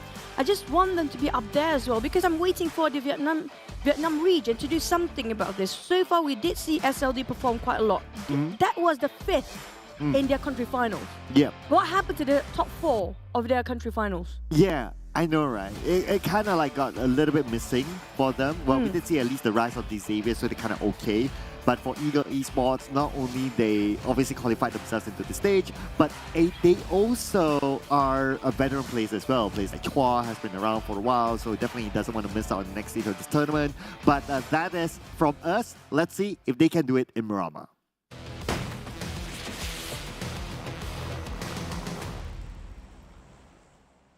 We are back in Buriram, but this time we don't have Group E, which is going to be Geek Fam, Boom, Bacon Time, and SLD. So maybe Lost Learners will not be as saturated as before, but it depends if there's anybody try to change it last minute. Because the past few days, because it's the final week, a lot of teams try to venture out into different drop spots, try to gain elimination while they trying to rotate into the circle as fast as they can. And since the phase 1, we're talking about more aggressive plays the past few days here. But the flight path is just way to its left side all the way. Yeah, previously it was like on the right. Now it's on the left. Now if we were to recall what happened earlier on, it was the first fight was between Geek Fam and Xavier. And Xavier just mopped the Geek Fam off the floor despite it was Geek Fam pulling the trigger first. It was just amazing play. And it was really fast from Xavier to finish off Geek Fam and still maintaining all of their players as well. And now with Geek Fam, with this kind of flat path, it also gives them the advantage because they like to drop around the areas of El Pozo. So it's going to be a direct drop for them. But interestingly, Rabbids opens up onto Cradlefield all alone. But at the same time, this sort of flight path really make it hard for Alter Ego because they are the furthest away on top of Impala. I think even for 4 rivals, it's not a problem for them. Christopher, it's not that far off anyway. But Impala, it's going to be a bit of a circle. Is it going to be Minas Generalis circle? I have a feeling it might be because it's so hard for us to see any circle on top of LLR. Maybe sometimes Jangya, but not too much on top of LLR these days. The Chuchunomics is back at least for game number 3. Just saying, just pointing that out. It has been random past few days. I'm like, the circle really hard to predict in this new patch. I know, right? It is wonky for not only for us, but for the players as well. So they got to be prepared with all sorts of scenarios. But there's also another scenario that Xavier needs to be prepared. BN United sharing the same compound with Xavier. And we know that we've been talking about Xavier. They are on the rise at this moment. And for BN United, currently at the bottom 4, not the team they want to bump into. But BN United been fighting the Xaviers for the longest time. They are from the same region, so they definitely know the weakness and the strength of each other. But BN United, I've seen they are progressing. So especially coming up from Capone. And sure always knows where to pick from. But the thing is, can they take the CQC? Because the Xavier is really good when it comes to rushing into a team sometimes. But back towards Yoodo Alliance at the rim of the circle. Mike sharing with another team. I think that's going to be, I feel like that's going to be maybe TEM Entertainment on the right side, the upper right, possibly. Maybe, because they do share the same compound. Okay, yeah, that's a confirmation there. Moments on the high ground, so it's going to be TEM Entertainment. Inside our Lost Learners as well, one of the 2 teams that would regularly be inside our Lost Learners. And considering that circle is on the right, despite the flag patch on the left, it makes absolutely sense that they go straight into Lost Learners, loot up there, and let their rotation start from there.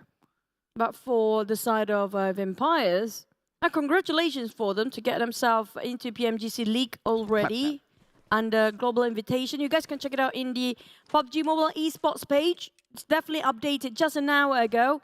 So you can see all the teams coming out from all around the world who will be participating in the PMGC. But Yoodo Alliance taking a fight against Mormon, the first one to be shot down.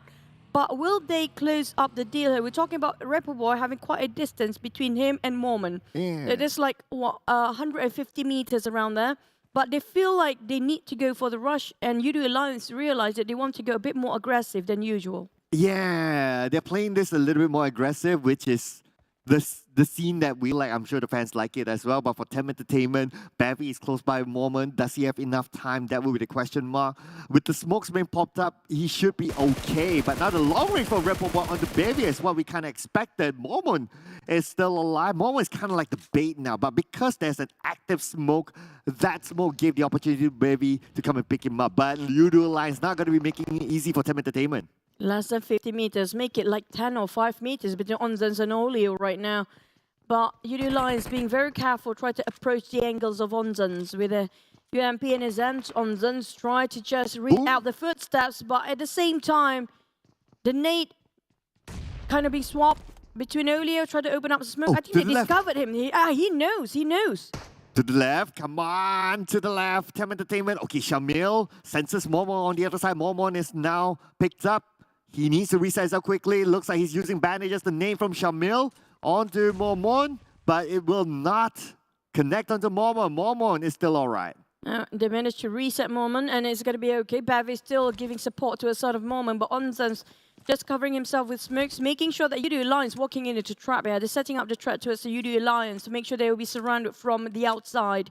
With a micro Uzi already prepared in his hands, Assos still indoors. While Mormon and Bavi try to relocate themselves at a different angle entirely. Shamil tried to overpick on the other end, but Mormon and Onzen already got themselves covered there. Yoodo Alliance should have got this before, but this a bit slow when it comes to the response when they got that knockdown. Okay, Yoodo Alliance has deployed one person to be the support from behind, but Barry knocks down the support. Rebel Boy is down. So now that they know on the outside they're clear, but Shamil counters fire on the Mormon. Mormon goes down. Adi loot the Fragger will be traded back, and Shamil will be traded back as well. Bevy and Sozip 2v1 at this moment. Yoodo Alliance looks like they're in trouble. No, they walk straight into the trap. Only a spotted out on Bevy, but the thing is, as Sozip finished off Yoodo Alliance, not wasting any more time, and Olio realized he couldn't have clutched this alone. Rebel will be revived by Olio, but he's spotting him out with that buggy too. Double straight down, but they couldn't clip it. Bevy hopped straight into the buggy and tried to chase down towards the side of Yoodo Alliance. But in the meantime, he knows exactly where he spotted out Rebel Boy before. On the other end, on Hacienda Patron, we do have FaZe versus Box Gaming here. Again, Box Gaming may lose one player very, very early on. It's not going to be good for them, considering that their positioning is at the bottom 4 and they're in jeopardy for them to move into the grand finals. Ventura shoots onto the other side. MR5 will be picked up, and now he's on the verge of resetting. But Box Gaming, unfortunately, they will lose one, and they will need to play the entire round as a trio. Of Box Gaming, they had the same situation as before. This definitely feels like a deja vu for them. So they need to figure out and reassess the situation if they want to go in or not right now. Because if they stay lurking around this corner, it's not going to fare well for them. So might as well just compound hopping to the next one. But they are moving straight into the direction of FaZe. It feels like they want to take up another challenger. Okay, Brick. Currently at the high ground against FaZe Clan. I mean, I know that you have a good position, but you don't have the man advantage. That's one, and you're playing as a trio. Obviously, FaZe Clan, they have the information that, hey, we took them out, one of them, and they're currently as a trio. If FaZe Clan choose to play this aggressively, they gotta be careful that it's not the wrong decision that they're making. And they took down Bansu as the first one. That's really crucial for the side of a Box. He's one of the star player for Box Gaming anyway, Bansu. Remember how he outflanked and also out-juked the players on the vehicles last time? Yeah. They had a bit of dance, and I think it was week 2 back then. On the side of FaZe, they are quite separated, stretching out quite thin, but he spotted out for Ventura's Mini 14, spotted out break towards Box Gaming. Now, Box Gaming, they definitely didn't see this one coming, and there's going to be one more in the hands of FaZe. They already got one, it's going to be one more. This is what I mentioned before. Box feels like they're having a bit of a problem, just the same as before. Exactly. We talked about this, right? The risk that Box Gaming that they're taking, it's not worth it, you know? Like, why do you even bother going out for the flanks? It's not like you really plan to take out FaZe Clan. They have the numbers, they have the manpower advantage, and now with Box Gaming losing another to FaZe Clan, it's disastrous for them. And the worst part, they're losing the man without any fight. At least you try to punish sort of players coming up from FaZe, give them a bit of a damage, just so that they lose something along the process. But they go unpunished, taking one by one Box players from outside of the box. But back to our circle, it's going to be Ascenda de Patron and maybe even Junkyard. It depends. Still, General is still on top of it. If it hard shift towards southern part, then that's why a lot of players coming out from the south. But those coming out from north, not much of a contender. If you compare with the one coming out from the bottom, there's going to be only three teams on top. We have so many players right on top of a Junkyard there. I'm talking about maybe 7 teams in total, like minimum. And Chu, look who's in the middle of the circle. It's going to be Sem9, and we all know that Sem9 needs the points for their survival. And with the circle blessing them at this moment, it's okay, it's great. But Daybot, wow, 422. And this is one of the longest. It's hard to get past that 400 mark. That's like almost half a kilometers away. I know, right? That's like, what, 4 boxes away? Is that in a map? But this is going to be interesting as well. So Newsy 102, Tony K 100 total knockouts, only 2 difference, and then you have a significant gap between Tony K and Mela, 18 knockouts difference between the both. But of course, if you add them all up, they're 2 from the same team, and that's what all matters. So Tony K, he is still on the run for the full MVP. He definitely needs to catch up on those numbers. Oh, we're going to see FMVP race by the end of today, I guess. Because we have quite a lot of players that have been swapping in and out. But so far, the number 1 and the number 2 slot is always Tony K and Newsy just swapping each other out. And we're talking about Tony K been taking number 1 for quite a long time in week 1. And then halfway week 2, that's where Newsy come in and take down Tony K and snatch the crown away.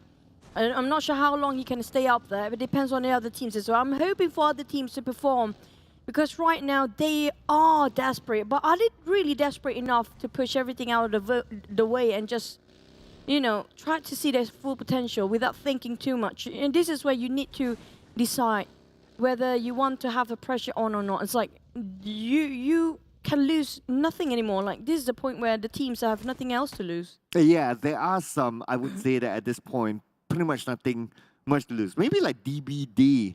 I don't know. It's hard. Yeah, maybe Box Gaming, maybe DBD. Those like really at the bottom. Maybe even PN United. But it's hard to calculate it because you need to calculate not only like the weekly point but also the bonus points as well. So there's a lot of elements to consider. I would say that whatever happens, the teams just play to their fullest to the end. Now, to update, for GIDS and Alter Ego, I wouldn't worry that much for them because they are in the middle bracket, still in the top 10 in overall bonus point ranking anyways. But the one that should be careful is going to be NFT and also Boom Esports. Boom Esports barely make it in, and they've been performed just a stellar performance when it comes to final week. But the thing is it going to be enough? I hope they keep the consistency. At the same time, FaZe, Tony K took it down on Rabies. He saw Rabies crawling right in front of him, going to finish it off straight away. It was like not even breaking a sweat for Tony K. Yeah, it's just a routine elimination there for Tony K. So he already has 2 in the bag, just to point that out. And I'm pretty sure he knows that he's right behind Newsy in terms of trying to get that FMVP. And their point difference must be really, really close. So he's trying to get as many as possible, putting himself in the line. But of course, there's a risk there. Now, looking at the circle, moves towards the right. But just to point that out as well, Sem9, who is fighting for their survival, is still in the circle. I just wish they just move outwards for the teams that got themselves the high ground right now, right on top of Al-Azhar. That's going to be a vintage point, a prime spot they want to take over. The highest ground they can get, and the teams start to move towards it. Whoever stays in Al-Azhar is okay, good. They got themselves compounds and also buildings to take covers. But the problem is how to actually sneak out from the window to just see whoever's on top of that mountain. There's going to be a really tricky position they want to play around with. But if the circle happens to be right on top of Al-Azhar, the next few ones is going to be urban warfare. Yeah, having a compound is a pro and con thing. Like, the only way you can peek out is through the windows. And if the windows don't face those areas that you really want to try and get information, that's your limitation. But of course, the pro is that you pretty much have a fortress, so that's the pro. So it's kind of like a 50-50 thing, depending on how the teams like to play.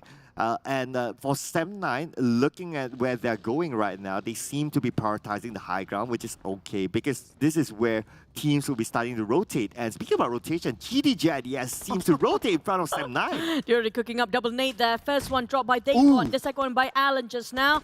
They're already prepared. They heard the footsteps. They heard the movement coming up from Sem9. GIDS will not easily back this down because they need more elimination points, definitely, for themselves here. But we do have another team, 4 rivals, barely making into the circle, but it's not too far off from them, coming up from Chris DeVille, so definitely is nearby their drop spot, initial drop spot anyway. Not too hard for 4 rivals to position themselves. They should have known this compound way more than the others. But NFT happens to be passing by, but they definitely know 4 rivals' usual drop spot, so they are being extra careful to rotate into the circle as well. And for the northern side, it's a little bit emptier as compared to the other areas, so it should be okay for 4 rivals. But the Infinity managed to get away. Lamborghini, unfortunately, not that lucky. He'll be taken out. It's going to be Mela taking out Lamborghini. Another point in the back for the Infinity. They have the high ground. They know exactly where Xavier is at. But FaZe Clan, Tony K, he's not done yet. No, they're never done for the ties there. Alter Ego, Palmbit tried to spot out on Tony K. He needs to shut this guy down. It's going to be the FMVP versus coming up from 30K. He's just taken out by the side of Palmbit. Now, Palmbit, I hope he popped the smokes here. He needs to pop it out because FaZe coming in as full cavalry, especially Vintorius, for the higher ground. He's going for the elevations and trying to support fire to the side of Alter Ego. But it's a bit too late. Tony K being finished off straight away. Vintorius spotted out on Palmbit. Trying to spray, but giving away his position way too early. Vintorius all alone, down to 60% health. But now we have the high ground, and Vintorius goes down by Palmbit. And Alter Ego has the upper hand against FaZe Clan. FaZe Clan, only 2 left. Are they going to continue on the fight? BR11 and MR5 on the other side, but they are busy with BN United shooting at them as well. The circle moves towards Buriram United. Sem9 needs to cross the road. And FaZe is just being sandwiched between 2 here. There's no way for them to actually have a breather at all. Xavier, I'm not sure what happened. They're down to only 1 player. On the side of FaZe, same fate sharing with the Xaviers. At the same time, back to us, 4 rivals. They spotted out NFT. They definitely want to take a fight here, but they're taking a bit of a yo-yo rotation, going in and out of circle, just being careful. They got themselves the elevation advantage. Now, do they want to flush out NFT? They definitely got themselves grenades prepared. It's less than 20 meters apart between NFT and 4 rivals. Now, forcing NFT to get out from there. They definitely need a Molotov too. Yeah, 4 rivals, they definitely could use a couple more points just to secure their survivability to the next round with this advantage against NFT. I believe that they're just waiting to get that 1 knockdown. The moment they got that 1 knockdown, through whatever means, they will go all in onto NFT. But Sem9, another team that's struggling for survival, currently in the circle against the GIDS. But Boom's got himself quite a flank there. Putra spotted on Daybot, but missed all the sprays just now. Manparang staying inside of a corner of the building. while GIDS tried to get himself a bit of elevation to see through where the same 9 positions are. But problem with Booms, the moment he tried to stand up there, tried to shoot him down, he spotted out the lower half of Putra. Shoot him straight and got one more. Will it be double down by Booms? He can actually do it, but Harm already cooked up the net. He needs to hop into the vehicle if he wants to. He can just rotate on a higher ground. But there goes, almost exploded that vehicle now. But never mind, Harm running away. He can just shoot him down. Booms, where did that nade come from? Exactly, where did the nade come from? It's from behind. Dab. Going to be the backstabber. Now Booms will be knocked out by Dab through the nade. This could be an opening for Sem9. But Alan, where is he going to go right now? He doesn't have cover for his teammates who had the high ground earlier on. But Sissel is inside the building. Sissel together with Alan, they're going to bring this on to Sem9. Oh, this is crazy. Back towards the team that actually on the lower ground. Sem9 versus GIDS. And they are winning for GIDS. Sissel and Alan doing such a great job. Try to finish things off and wrap things really fast. And it's going to be the first team out to be Sem9. This is really hard for them. Now back to the side of TEM Entertainment and DBD. DBD got caught along the process of transition on sand, making sure they cannot even move forward here. Oh, DBD, they're currently in trouble. Just look at the openness where they're at against TEM Entertainment, who has the high ground against them. On the left, Echo is kind of open as well, but TEM Entertainment has yet to spot him out. Bevy, he has another angle. Echo goes down to Alan from GDJ. Yes, so DBD, they are caught between 2 teams at least. Oh, lucky enough, they got himself enough smoke to just cover themselves and revive, reset, reassess situation, have it another go, but not really another go yet. Because right now, BN United parting into the business, and we're looking over DBD being focused by too many teams at the same time. They are in the center of attention, and they will be finished off by Onzens on this side. With the Scar L, just make sure that they keep on spraying, keep the pressure onto us DBD, and spot out Ego Esports the other end. Now, FaZe at the same time trying to force Alter Ego not to climb up the hill here, playing around the slide of a hill. But this ledge is really slippery, but Biz still managed to secure on one knockdown, down to Fnatic. Oh, Fnatic 1v2 against FaZe Clan. Fnatic, where's he going to go? Down to 40% now. Fnatic is still trying to fight for his survival, but Beer level is going to be at the forefront to take Fnatic out. That's going to be it for Alter Ego. Back towards Infinity. Finally, they start to move there, taking on FaZe. It's going to be elimination dominated by the side of FaZe here. But Infinity want to have another go. They got themselves 4 in the back. They spot out FaZe. But it's really low knockdown by BN United on the other end from the back. They're backstabbing. FaZe got hemmed down. And finally FaZe bowing out quite early. Plays themselves at 30, but they still got 5 elimination points at least. I know, right? At least. But Newsy will be happy with this elimination because Tony K and his team is out. This will give him an opportunity to gain more points in the FMVP awards. But now the Infinity, they're not done yet. Despite they're on the outside of the circle, they are fighting their way through. And now Vampire happen to be in front of them, but Yoodo Alliance, what just happened? Clean line of sight that's for Tony. Spotted out Vampire. There's the spray from Tony, but he missed and he whiffed it. But BN United, they should be worried about for Infinity because they are chasing it quite clear. I'm loving how BN United is super aggressive this one, but NFT being eliminated at 11. I'm not sure what happened that side, but BN United, they have to cut across Infinity or they can go the other way for rotation. But right now, they want to go for elimination points. They definitely want more because they need the points to get into the grand finals. Capone make a flank rotations, while the others decided that it's not worth waiting. They might just get towards the front and waiting for Infinity. Maybe on the flank side, yeah, they spotted out News in the rest of them. Well, to be the best, you got to beat the best. So the Infinity is right in front of BN United, and looks like they're going to take this fight. And the circle happened to chip away from BN United. Not good news for the team that's fighting for their survival. They don't have a choice. They must fight against the Infinity. If not, the Infinity might choose to fight up against them instead.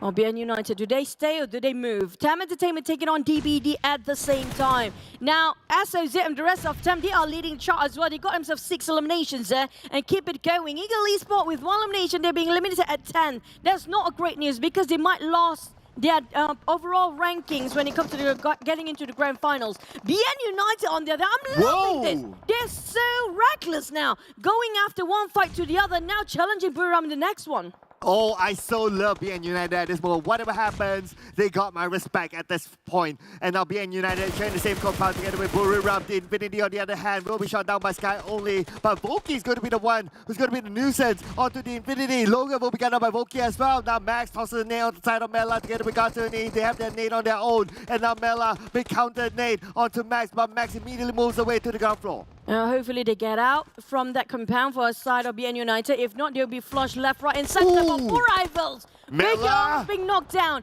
Able spotted out. Infinity, they're going to finish off. Mela, that's going to be the end of the run for Infinity. Placing at 8th spot with 5 elimination. We're down to 7 teams, but 4 rivals, they need to reset because BN United is going on a rampage more right now. They're just hopping compounds and getting a lot of gunfire moments. And 10 eliminations in the hands of 4 rivals at this moment. The only team with a double digit in terms of elimination points. 4 rivals, of course, they're fighting for survival. They want to poise in the back, but unfortunately, it will stop at number 7. But nevertheless, it's going to be 10 eliminations for 4 rivals. TEM Entertainment, they want to get into the high ground for a bit, got themselves the barriers they want, which are going to be the terrain, which is going to help them for a bit. But Vampires and GIDS having another go here. Booms, pop out the smoke. And Booms kind of try to spot out Vampires, but it's so slippery in this end. At the same time, the other teams are still firing each other out. They are not sure whether to fight on what's left side, but Vampires spotted out Box Trisma down. Left with only last player, never mind. It's going to be that last player down. They place themselves 6. They're down to 5 teams only, with a lot of teams still having 3 and 4s. And no elimination points for Box Gaming. It's going to be tough for them, considering that they're still fighting for survival as well. Now, PN United, they are still alive, but they are playing by the rim of the circle. They need to fight against Buriram United. Sky Only will open the door to the left, but random space coming for Sky Only will not connect. Sky Only will be nailed back down to 80% health, but they at the same time will be cut down by SOZIP. Sky Only to the left, but can't connect his shots onto anyone. You just next to it, it's gonna be Sky Only for number 2 with a combo come out from Max. That was interesting and very, very great teamwork. Back to his Capone. He spotted out Buriram. He's almost down. One more. To be left with 1 player of Buriram. It's gonna be my name. And where are the rest of BN United? They're still outside, but one more team being wiped out by Vampires. It's gonna be GIDS and also by TEM Entertainment. 2 teams going against one of GIDS. BN United try to reset themselves. Same goes for Buriram, having a 2v2 fair fight between these 2 guys, but then the other end, TEM versus Vampires as well. Oh, My Name P starting to move in. Who knows who we got now? My Name P may be just able to collect it, but My Name P will be countered by a point. Kaboom! Last man standing, Kaboom! 10% of health of Vampires! Has to shoot him from the other side, and it's going to steal away the elimination point. It's going to be BN United. They need the points. Vampire, give it to them. You've already qualified, but they're not stopping as well. Now, Vampires shift over to TEM Entertainment. They're closing in at the same time. It's going to be 4v4, maybe a 4v3 here, but one more almost knocked down on the side of TEM Entertainment. It's going to be 3 on them. They need to pop a couple of smoke, but do they have any? At this point, I don't think they have any smokes anymore. That spray was almost perfect. Here comes the Molotov tossing over to the side of TEM Entertainment. Both having a bit of a grip and balance to work again. But Bavi and SOC just trying to go on the flank side. Vampires taking on Mormon. 1 by 1, TEM Entertainment having a bit of a crucial moment. They need to get up towards the high ground, but they just can't spot Vampires yet. On Zen, tosses the smoke, trying to block vision, trying to get a good angle from them, but still gets stoned. Pressure not down, Bavi. Trust will be not down by SOZIP. It's going to be a trade-off here. Zen is still on the lower ground. They're currently on the outside of the circle. The TEM Entertainment, they need to find their way through. That's going to be the Vampires with the circle, with the high ground as well. But the fight on the northern side, 8 more seconds, and they are on the outside as well. Capone and Tiger X. Now they're both in the same boat here. They need to realize that what's more important, their survival. But the blue zone closing in, they don't have a choice. And Tiger being sprayed down first. Capone tagging into the blue zone almost, and now have to chuck quite a number of damage. But now Stone's the one waiting for Vampires. He got 2 in the back possibly. Oh, it's gonna be Capone surviving it. And it's going to be number 3 at least for Capone from BN United. At least extra points in back, but Stone's not going to let him go. That's going to feel the wrath, the heat of the blue zone. Capone will not survive this for sure. Back towards Vampires versus TEM Entertainment. It's going to be 3v4 here. Vampires take it out on Bavi. 2v3. BN United still trying to survive on the other end. Trapped. Spotted out these guys, but the smoke just cannot have a view for the side of Vampires. They try to reset themselves, saying it's for Bavi. He's down to 2 and got himself the happening? It's going to be 2v2 fair fight between these two teams. Oh, TEM Entertainment! Could they be doing this? Could they be doing this against the odds? Against the vampires who had a high guy advantage, and now SOZip is at the forefront, trying to find the last member before they reset. River Club will finish off by SOZip, and TEM Entertainment beat the odds from the lower ground to the high ground to get the chicken dinner against the vampires. Well, still the ties. Still the tie. 100% record for the ties in Buriram today. That is, according to the statistics, it shows again in the actual game right now. I mean, like, what else to say? What else to say? What else can we speak about the Tides? I mean, like, you want to deny their strength. They have been showing so much for the entire league. Nobody else can deny the fact they're so strong right now. Regardless, Infinity or Buriram or FaZe or TEM Entertainment or even Bacon Time Vampires. They just know how to flip the table in the most crucial time. Back to the side of the other teams though. Alter Ego, they got the high ground. But it's just so many teams that got caught off guard in the process of trying to get themselves in the high ground here. They're fighting along the ledges for the longest time. There's so many teams fighting almost the same spot multiple times in the same scenario. And just to add on to the stats, out of the top 4 teams, 2 of them are from Thailand. So I'm just saying, right, like Thailand is the kings of Buriram, and nobody can deny that. The numbers do not lie as well. And despite all these teams, they are not like the top 4 or top 5. Even we can see the aggression level coming in from the Thai teams. They are just playing it in their own world. That's true. But I'm loving how BN United performing this time. They are I love it. Very aggressive. They are not too careful. They're just trying to fight as much as they can. But it's just unfortunate that Vampires actually got themselves the circle. They just, if it's the reverse, there's going to be Buriram and also BN United Capone that actually have the upper hand. Yeah, and actually, the Vampires, they were kind of like overly distracted by whatever that happened behind with Capone as well as My Name P. Yeah. If they weren't focused there, because they are not a threat. If you kind of think about it, they're not a threat. They just need to focus on the TEM Entertainment, and if they can finish them off, they're pretty much secured that chicken dinner. But because like 1-2 of them had to just look behind, that is where TEM Entertainment took advantage of that distraction, and they came in at the right timing. So kudos to TEM Entertainment as well. I don't blame Vampires to do that, by the way, because if you're not being careful and let these guys actually, well, look at that. Smokes down by the side of TEM 36 just by themselves. But at the same time, okay, back to SA elimination and points first. 28 total points for TEM Entertainment, getting themselves a double digit. Same goes for 4 Rivals with 10 elimination. Now, 4 Rivals firepower is really strong. It's just their rotations having a bit of a problem. Same goes for Vampire, got themselves a 9, but against them 9, I have a feeling they might have just threw away their grand final spot out the window if they're not picking the pace up here in the last minute. I'm talking about even tomorrow might just... Wow.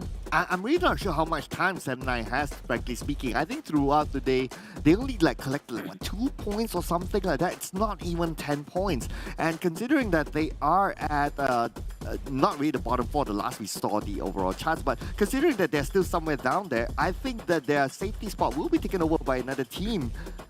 It's worrying for 7-9, but it's not worrying for SOZip. He's having fun here with 3 eliminations, 891 damage. 891 damage with 3 eliminations. That's not fair. I know, right? The numbers just don't jive. It feels like he should get at least 6 eliminations there somewhere. But when it comes to the weekly rankings, 7-9 barely make it when it comes today. They didn't get that much point for the entire day here. We're down to only 2 more matches. And they might just have 1 more match to go. Because every team only have 4 matches out of the 5. Because we have a bit of a group rotation. But I'm loving the fact that the Indonesia is starting for NFT. Now this is surprising. NFT have been really great for this week. What happened to their stamina right now? I know, right? It's like they've swapped places with Boom. Now Boom is on page 1, doing not too bad. They're okay. But it's nice to see that other regions as well, like 3 Indonesian teams on page 1, GIDS, Boom, and Alter Ego on page 1. So because we're kind of worried, like especially when it comes to week 2, the Indonesian teams in general were not performing that well, and they're kind of coming back this week. So at least it's like kind of like a build up towards the grand finals, which we'll surely see these teams inside there. But like what you said, right? 7-9 is currently at the bottom. PN United, they're still fighting their way through. At least they go up a few placement points, so they still have a chance there. Box Gaming, maybe, but still need to do a lot more. But Is it really? I don't know. We're talking about the bottom 4 need to have at least like 15 points and above to put themselves in the top 16 in the overall bonus ranking. And right now, if they didn't place themselves in top 5, they have a really big problem. Back towards our recap, yeah, TEM Entertainment, I think like just now, it was an interesting circle in the first place. We haven't got a lot of Al-Azhar circle. Yeah. That's like, we never have Al-Azhar circle. Right? Oh yeah, we don't really get much of that. So that's kind of rare one. I totally agree with that. Now, what's interesting about this kind of graphic, as we can see here, is that Buriram United, they're the only team based on the top 4 that came from the northern side. TEM Entertainment, who got the chicken dinner, took a slow rotation through. They started in Lost Earners. That's why we saw the stats. They tank out the blue a little bit more, but they moved towards the right side onto the right side of Al-Azhar, coming back into the top of Al-Azhar. So they kind of like make a U-turn-ish sort of entry back. Now, the problem is a lot of teams actually tried to fight themselves up to the ground where it was on the southern part. And the moment you realize the circle hard shift towards a bit on the other side, which is a bit on the north, there's kind of an open space in between on the street there. So it's just almost impossible for them to actually cross over unless you're coming up from Al-Azhar and try to climb up. There's a lot of teams fighting along the ledges and the cliff just now because they're trying to climb up the hill just to get themselves a higher ground advantage. But it's just a matter of time. It depends on the circle. I mean, like, there's also 5% of chance of winning, which is going to be a 5% of chance of luck for these guys to actually win, depending on the circle too. But so far, you know what? Speaking of luck, I don't know. The domination of the Thailand region is just, it's not about luck anymore. It's all about their skills here. It's not luck.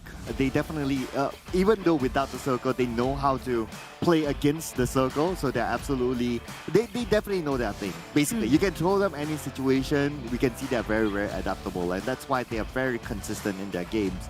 But what I also wanted to figure out here is that for BN United, right, looking at how they are playing and looking at how they are being placed at this moment in the overall charts, do you think they will make the great escape to survive that? Honestly, I feel like they have to be number 1 if they want to get themselves in the grand finals. It's almost impossible. But for 4 rivals, it's not too impossible because they got themselves double digit in the bonus league points, bonus weekend points. But back to Samu's damage, it's going to be Aso, Zip and Onzen. If you compare, it's just a big gap, 200 over between those first, second entered. But for Team to focus... Wait, what? You know what? I know chat is like, why the cast is like being so much about the Thai regions. This is why we don't get to see other teams. We want to see other teams, but we don't get the opportunity because these guys, it's just so OP.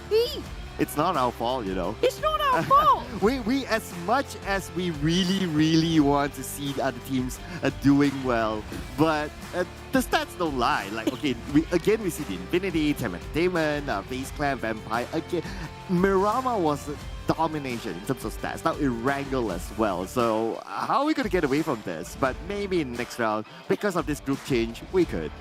A, B, D, E. Yeah, I'm choking myself, sorry. Yeah, I totally understand, I know. The Thai teams are choking not only the teams but also us at this point. It's like we're watching the PMPL Thailand. But Group C will be taking a break. So the Eagles, FaZe Clan, NFT and SEM9 will be taking a break from this. And considering that SEM9 is not playing. Oh, that's gonna hurt them quite a lot now. I feel bad for the teams down there, not just SEM9. I'm talking about DBD, Box Gaming. Box Gaming, I do feel like they are trying, but they a bit too. They are overthinking themselves. You saw how their movement just now was too hesitant. They were like doing the same thing, just like the first and second Miramar. Hopefully, when it comes to the next wrangle, they have a bit of a change of a fresh air, just because it's a different map entirely. But for the teams down there also, it's going to be 4 hours, Boom Esports. Eagle Esports not safe either. Now, I want to see more towards Eagle Esports. But we're talking about Group C not playing, so they are not there. Now, I do know that you guys are saying about Thai teams that if only all the Thais are actually in one group, that the other teams might actually have a shot.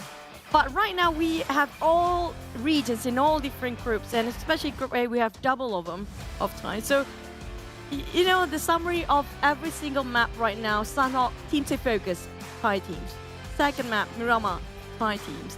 Now Erangel, all Thai teams. What else can we say? And then if it comes to any stats of like most damage will be Thai players, most eliminations Thai players. Nobody else. Yeah, that's why I think this is like PMPL Thailand at some point. You know, it's like it's just so insane. But it is what it is at the end of the day. Yeah. But it is an opportunity for you guys to join onto PMCC. Yes, please. Yes, please. You guys prove us that you have what it takes to take down the teams like Infinity. Now, because you guys been saying about, oh, this is like you guys are just hyping too much about the Thai teams. Now show us you guys can actually take them down. Oh yeah, please. We are begging you to do so. Please be the other regions to just shake everything up, please. Because we can't do that. Like both of us sitting here for a reason. We are not good players. Yeah, obviously we're sitting here for a reason, right? And everyone else is playing for a reason. So please be the one to shake up it, because we, as a whole, as an ecosystem, it is needed to find that balance at some point. So if you coming from a different region, do join this. But of course, just to point out, actually, this is the PMCC for Malaysia. Just. But maybe other regions have it as well. I'm sure your own regions have your own qualifiers onto the PMPL stage. So for you guys out there, we really want to see new talent. We really want to be wowed. You remember just like how we were wowed by Mongolia at some point, and everyone was like, where did they come from? And all of a sudden, you got teams like ShineLikeDiamond Esports just wrecking everyone. We want to see that kind of storyline. Enough being keyboard warrior. Be the real warrior now by joining. Be the PUBG Mobile warrior. Yeah. Not the keyboard warrior. Because just show your words into action right now, because we need that. We need players more. Because right now, especially for each of the regions, except for the Thais, I think we had enough of Thais. Now Thais. But they are not letting us go. Please don't have PMCC for Thai side, because if not, like, imagine if they have someone better than right now. I mean, like, that's really scary. The problem is, as much as, you know, it's like your clingy ex, right? It's like you want to let him go as much, but he's not letting you go. He's like texting you every night, saying how much he miss you. It's like the Thai teams, you know. We want to let them go. But they are not letting this go. They are showing up on every single statistic there is. It's like, you know, you try to move camera away from them, but they just keep dragging the camera straight in the face like, hey, you know, that kind of stuff. But, you know, there's going to be, I don't know what's my prediction. Okay, it's both of us going for Indonesian team. I'm loving it. Yeah, thank you. Thank you, Mr. Producer, who picked thank you, Mr. Manager. A not obvious team, at least. But these are two teams on the first page. So yeah, they are very safe right now, including Alter Ego. But NFT, the one is actually not really safe when it comes to this week. But when it comes to the board, Boom Esports is not so safe right now. GIDS right on top of it. So Boom performed this week. Yeah. Especially when Yummy plays. I just hope that it's not going to be too late for them, because 4 Rivals is on the rise. They could push down Boom, or maybe even BN United could push down Boom and Sem9. So I mean, we're having this graphic like next to us. Yeah. Because I printed this. We needed this. Yeah, you know, we needed this because we can't remember everything. The point system is just too many elements. Yeah. I mean, like, yes, I'm a medical student, but I can't remember everything in the entire world. Like, that doesn't work with my brain. But back towards this, like you mentioned, that's quite true. But at the same time, right, the moment you mentioned that, Boom have been performed quite a number for this week, I think. They have? They had even 2 chickens in the past week. Correct. In this week. So when it comes to their points, it's not too far off from 4 Rivals too. Okay, and 4 Rivals is also on page 1. So my gut feel is that at this moment, if we have like a live movement, I feel like this one will be pushed down. I think Sem9 is currently at bottom 4 if as a live score. 4 Rivals is safe at this point, at this moment. But is it safe for Ego Esports then? Good question. And NFT. Because they aren't performing. NFT as well. Oh my goodness, you just added in the possibility of Boom more to be problems careful. Now. More problems and more fights we go. Let's head into our first Erangel of our day 4 right now.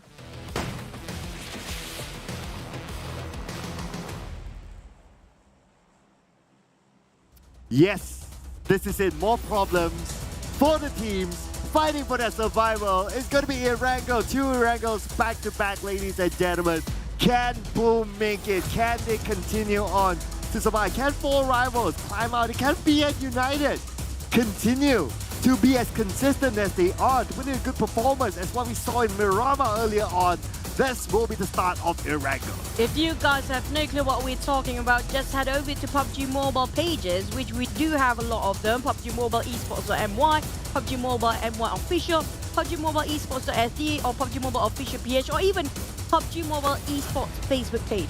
You can have all the latest updates regarding their points, in case they can't follow us or can't catch up right now. But the flight path up to the side of Lipovka, from the side of Kori, it's going to be a bit on towards the northern side, just slightly, but it just split evenly for this 2 map into 2 sides. But the problem is the circle. Now, I do want to know mid-true phase. Oh, yeah. But there's so many teams in problem right now. I feel bad if we want that for them. Well, that's mean. That's evil from us. This one we are not. Whenever But this is beyond evil because they are dying to defend the position there now. Okay, if there is a military-based circle, BN United will be happy. And they're fighting for survival, and they are showing the spirit for it. So, I don't know, slight reward, but I still go to the other side. Okay, but I'll take a Silverny. I love this kind of circles as well. But Like, man, if only Ego Esports actually playing, this is their time to shine. true. Oh no, not the circle. I mean, not the circle. Not the right timing of the circle for them. Just too bad. Oh, Just here happened. comes the floating moment of Alter Ego. If only somebody spot from the side of BN United, they can shot these guys down. I mean, like, that's evil. But we saw okay, that but recently. I'm glad that nobody tried to crash into somebody else's compound, just like how Geek Fam did yesterday in Buriram. Suddenly they went over to Sonov's community base. Well, yeah, I guess maybe they just don't feel like it. Maybe next one. Maybe next one. Maybe next one for the Yeah. last match of the day. Maybe. It's just kind of hard to tell what they plan to do. Or maybe they want to try to stem their masculinity in other We're not done areas with of the map. the flexing thing. Yeah, we're not done yet, you know. We're not done yet.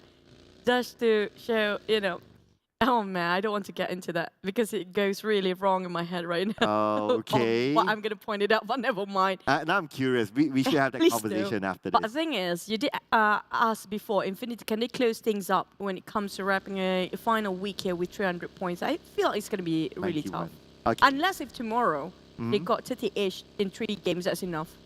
Okay, I think it depends on today, like what's their final number, and then we'll be able to see. If like because they got 2 more games to go, if they can get like an average like 20 points per game, Yeah, they can. then tomorrow will be like, yeah, well, we'll definitely get to the younger points. But I'm loving the fact we got Alan. Finally, Alan Oh, from yeah. somewhere else.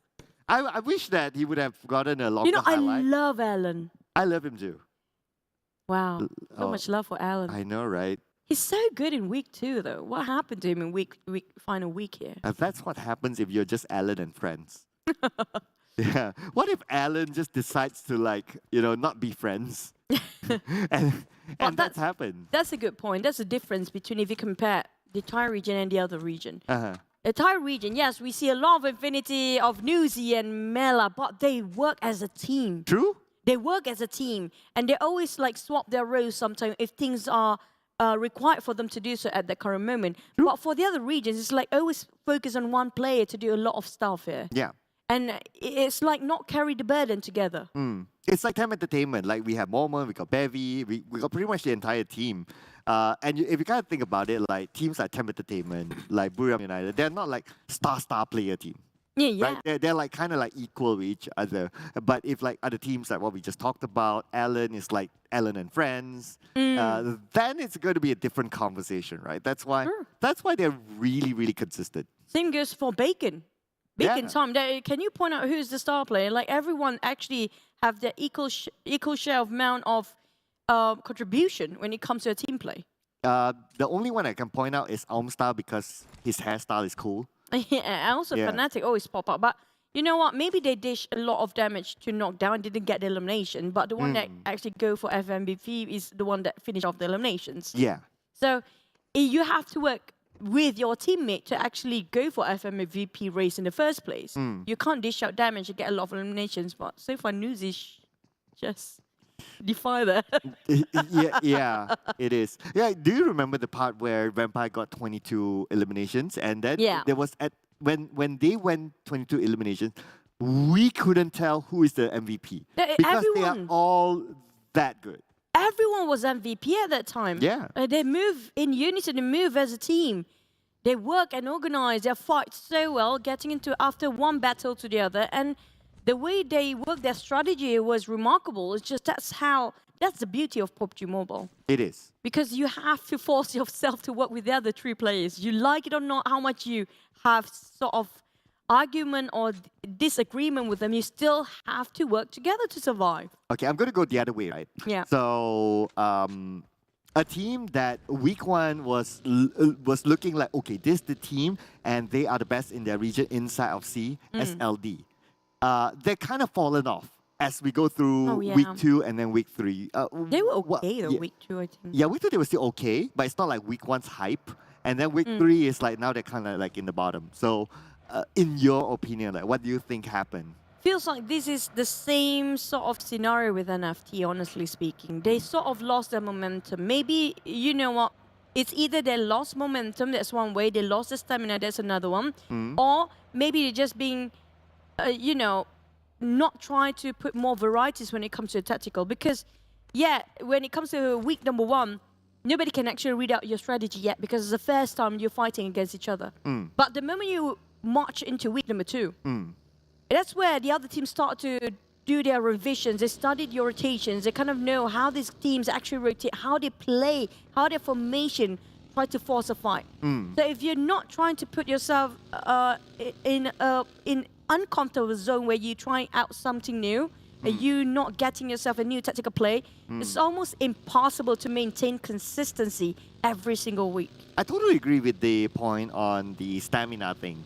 And like I've worked with pro teams before, and even like I'm not the player. Obviously, other teams are playing. The players are playing, but I feel so tired looking at the game when it's like middle of the season. Drained entirely. Yeah, I feel so drained just looking and trying to analyze every single game because it just takes that much out of you. And I think that is where the mental stamina comes in. And I totally can relate to whatever that you say about SLD's point. They could be facing that. And with only less than a week gap between the league and also the grand finals, it's a tall order for them to reset if they are not used to it. That's true. And I myself play a lot of Battle Royale, right? But a different game entirely. But at the same time, I understand the players, like you mentioned, drain, exhaustion, mental block. Sometimes you did everything you can, but why is it not working? Sometimes there's no solution until you realize and you trying to sit down, replay, reading all the movement again. But the thing is, sometimes when you realize what the mistakes were, it's a bit too late. And also, for you to focus on do the revision every single day, that's already taken so much time. Yeah. I mean, like every single game lasts for an hour. Yeah. They have to play for like at least 4 hours per day. Yeah. And they have to study for another 4 hours. That's 8 hours eaten up just like that. Yep. And you 8 more hours to sleep. There's only like how many hours left for them to actually rest and for themselves? And typical gamers, they don't really sleep after that. Just saying. Just saying. Okay, just saying. Some of them continue on to play like their midnight screams and all that. Yes, maybe their coach will tell them, hey guys, you gotta go rest. But you know, boys be boys. Yeah. Just saying. You know, it's like a reverse psychology thing. When you tell them to do something, they won't do it. Yeah. How often do we see like do not throw trash here or do not throw rubbish do not here, litter. Right? Do not litter here. But everybody wants to litter there. Exactly. Something is wrong with us humans. I know, humans. Our brains work upside down these days. But back to as a game, it's gonna be Roadhog Circle. We do have Alter Ego coming out very late from the southern part. But the ones actually up north is already quite a number of teams in the center of Circle, especially back to as a usual SLD now. We still have 16 teams, 64 players intact. Second phase. Now, this is rare. We had the last Miramar really fast match. And this one is going a bit slow and steady. Oh, finally. Finally. I need to catch my breath from that Miramar game, you know, I'm just saying. Okay. I was kind of like thinking for that circle as well, and also for the team that is really struggling right now. One of it is BN United. They need to travel one of the furthest into the circle. Yeah. So that circle kind of doesn't favor them. I'm a little bit worried for BN United in this round. I really want them to do well, especially too. coming up from, we saw the regional clash before. Like BN United, the last minute, suddenly they got themselves this sort of momentum. We thought they're going to keep it going when it comes to PMPL South Asia League. Feels like they're going in a different direction entirely, sloping down their performance. But hopefully, right now they're doing okay. But Infinity, again, forcing the fights. Feel like they might actually challenge Thai teams once more. Bacon Time is actually the nearest to it. So maybe even SLD behind them somewhere. Okay, at least SLD is from Vietnam, so okay, so we can chill on that a little bit more. But Bacon Time, then we have Buriram United in the mix, right? So we're kind of like coming back to like PMPL Thailand all over again. Just saying. Oh man, yeah, that happened last match, right? Well, all Yeah. teams fighting were actually just the Thais. I know, right? There were like 4 Thai But the teams. funny in the same part, area. all of the Thai teams survived. I don't know how they survived Oh, when they were yeah. fighting. It's supposed to be only few teams till the end, but they all were there. How? I don't know. I know, right? Some voodoo magic is happening here. I totally have no idea. Careful. Oh. Careful what you wish for. I don't wish for it, just saying it out. But Buriram United, well, at least they're super comfortable into the next round. I think Buriram United, they will be one of the teams that, you know, not only eyeing for the top 5, but they will eye for the championship. And if a team like them all of a sudden clinches the championship, it will be an amazing story, because I'm sure the highlight will be on the Infinity and FaZe Clan by now. Hey, look at the gap. Just look at the gap. Let's not... Take it in.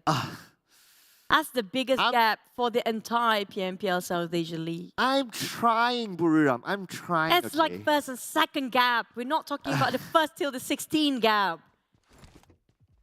Even 100 points on second place, not even the first place. I'm trying. My God, this is just the biggest. I mean, like, we're not even putting in Sem 9 there. That's like 30 each for them, right? Holy smokes. Yeah. It feels like BN United in day number 1. But at least BN United got progress, but it's just extra point this time with only like, 40 points than before. It's not too much of progress if you compare the entire Mandon. I'm trying to be positive here, guys. I can't anymore. But you know what else is not so positive is that the circle goes all the way up. That means teams at the bottom, firstly, they need to be careful of the choke points. So Alpha Ego with DBD on the left, DBD, we can see one of them still waiting at the choke point. So maybe they could be hanging out there. But a little movement there for DBD already, so that could be okay. DBD gonna go up north all the way. Yeah. They're going to go from the shoreline. I feel like that is the easiest way for them. Agreed. They should. And, I mean, DVD survival is probably the toughest at this point. I really don't know how. Nobody can be positive anymore for the other regions. I mean, okay, yeah. We do know the middle bracket is still in the middle bracket right now. Yeah. When it comes to getting into the grand finals, right? Feels like the same sort of spot here. But the one that actually at the bottom, especially Yoodo Alliance, they're actually losing their slot as we speak. You think Yoodo Alliance can not really. They're still up there. Right? Yeah, I think Yoodo Alliance is kind of okay. It still falls back to like, yeah, they're okay. I'm in the worst position to got themselves 16, that's it. Yeah, at worst. At worst. But Boom, Ego Esports, NFT. Ooh. Okay, for Scary. you guys in the chat, do tell us who you predict the bottom 4 by end of this week. Yes. By end of this week. And whoever didn't get themselves the grand finals. We want to know your opinion as well. And whoever predicts correct, please DM Choo on Insta to claim your prize, okay? What is the prize? 3-day, 2-night stay at your own house. Yep. I didn't see that one coming. That's sort of 4 rivals. They're kind of in this gas station, but they want to cut across. BN United just give them a warning shot, but the one that attracted the other team is going to be Yoodo Alliance. BN United, because of the preemptive shot before. Wait. Olio. A perfect one, Kobe to his max. There goes the spray. Oh. Clean execution. And it's BN United too. I mean, not the team that we want to see go out. We genuinely want to see BN United do well, but now they happen to be going up against Yoodo Alliance. Yoodo Alliance is a good team when it comes to taking fights, so this is going to be a tall order for them. Now they need to clear out Olio first before thinking about the teams on the players on the upper side. But then again, if they overly focus on Olio, they could come down, and Olio's second knockdown to silence. That one Olio could clutch this all alone. My God, it's also Red Bull Boy alongside of Olio doing such a play.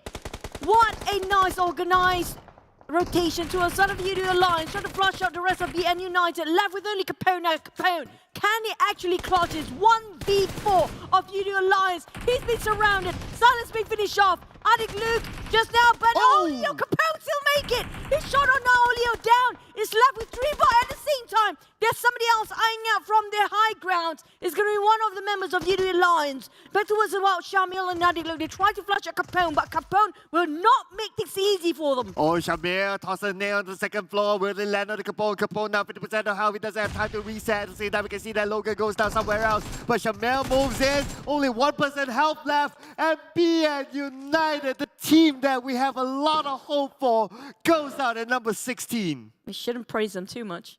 It's the cast's curse. I'm feeling it. Oh, interesting circle. Look at the terrain. That's going to be so uneven. And at the same time, there's a lot of valleys and roads in between there. There's also a couple of high grounds and not much of compound, except those actually playing at the foot of a hill. But here comes another team eliminated just now. And TEM Entertainment is still on the hunt against the side of Boom Esports. Now, you voted for Boom, was it? It was production. It was production. Just saying. All right. Well, they're fighting though. They're fighting for their lives, but they're going up against TEM Entertainment, a team that's currently hard, obviously. But 4 rivals. A couple of knockdowns as we can see on the elimination feed. DBD as well. 2 teams struggling to get into the grand finals. Seems to be struggling in this round as well. Mormon with a long range shot onto Boom, but they managed to survive and they're in the circle. Mormon and the rest of TEM Entertainment who want to get into the safe zone, and they have to cut across Boom. And also another team at the other end. I think that's going to be Vampire Esports, possibly. And there's also one more team right across the other end. So it's going to be Box Gaming. So it's going to be a 4-way war here. TEM Entertainment spotted at Boom. They want to flush towards their compound, but at the same time have to be extra careful. On the other left side, we're going to go for DBD versus Geek Fam. We do have Yoodo Alliance still fighting on the other end here. It's going to be Vampires versus Infinity. It's interesting how the same region shares the same sort of a side of a circle every single time. Yeah, it's like they have the same mindset that they're so used to fighting against each other that they normally play in these places where they are comfortable in. What I noticed as well is that the Infinity not only fighting against Yoodo Alliance, but Vampires as well. They could be in a sandwich situation. So it's going to be interesting to see what happens to the Infinity. But they also have 4 rivals on the other side that Pemburu was taken down. Here it comes on the side of Yoodo Alliance. The Saviors got their elevations, but the thing is that those elevations will not be in the side of a circle. They want to cut across Yoodo Alliance, but at the same time, they might get caught in the process of their transition. Olio spotted out, hurt the vehicles, and they shot down on Duke. They got a bit of a drift here. These Xaviers need to get on the other side of the fence, but at the same time, having a bit of a parking problem. They have a bit of vehicle problem. Alter Ego on the other end as well. Potato got a clear view towards these Xaviers. They have to be extra careful, but Yoodo Alliance, they can take the shot if they want to. They got the high grounds there. Yeah, they have the high ground. They have the circle still, so they can take this to their advantage. Now, Olio is at the forefront at this moment. He has a good view against these 2 teams. Alter Ego on the other side. Xavier obviously right below Yoodo Alliance. Olio knows exactly where they are, just waiting for them to make those moves, exposing themselves, and Olio will take that shot. But Xavier, they will not make it easy for them. The smokes will be deployed, and they are starting to open up. Oh, Yoodo Alliance have to force their way in here. Like it or not, it's going to be brute force all the way. Bacon time coming up from the right side. Yoodo Alliance spotted out by Ice. He relaying the information with the rest of the team. Now they're moving to a side of Yoodo Alliance. But the circle, again, getting unable. But Infinity is still there. SLD split into 2 formation. There's a lot of team coming up from the northern side as well. We're talking about Boom versus Vampires versus TEM Entertainment versus Box even. But Box already got themselves in the center, so they're being safe for a bit. But they're clashing straight into GIDS next. Dude, we talked about this, right? Like, even if we don't want to talk about the Thai teams, they're just putting it in our faces. And now the Vampires going up against Boom. The nade coming for Yummy. What's a Yummy nade? Onto Shrubs, and then the nade onto the other side. 2 stops. Is still alive though, but his teammate Shrubs is currently down. Stone needs to come in. They're currently on the outside of the circle. 8 more seconds before the zone closes in. I'm waiting for TEM Entertainment put their nose in this business as a third party, honestly speaking. Boom fighting against Vampires. stops, can reset himself, but Ravenclaw gets burned! And it's going to be a painful one as Razy keep on pressuring them with all the utilities. SLD taking on these Xaviers, but Boom, on the other hand, got themselves a bit of a reset space. Vampires taking it on Boom. Now, will TEM Entertainment sit this quietly? Although they put their noses in this business as well, because they are hovering their crosshair towards this side as well. Oh, the zone will put pressure onto the Vampires first as they are played by the Rim of Entertainment from downtown all the way from Yummy onto 2 stops. And now the Vampires, it looks like they are still in trouble. Stone tosses a nail onto Boom, but Boom, whoa! Yummy goes down. So it looks like it's going to be a nade from Stone that takes him down. Infinity taking Vampires down from that far. What is happening? Yoodo Alliance fighting by Infinity, but Infinity, I think they just have their eyes on this side the entire time. Vampires don't try to just work around the corner. We have Infinity fighting against Yoodo Alliance at the same time. They're taking the bunkers there. Got Sunny cooking up the nade, fighting against Bacon Time, approaching on the other end. Who's fighting and busy with Yoodo Alliance? Now Yoodo Alliance crammed between these 2 ties. And there's going to be grenade elimination on Red Bull Boy, but Adi Luke tries to fight back against Bacon Time. Shirty on the ground bleeding out. But Just as we really want to avoid them. But then again, they're just putting themselves in our faces. The Infinity eliminates Adi Luke, and that will be the end for Yoodo Alliance.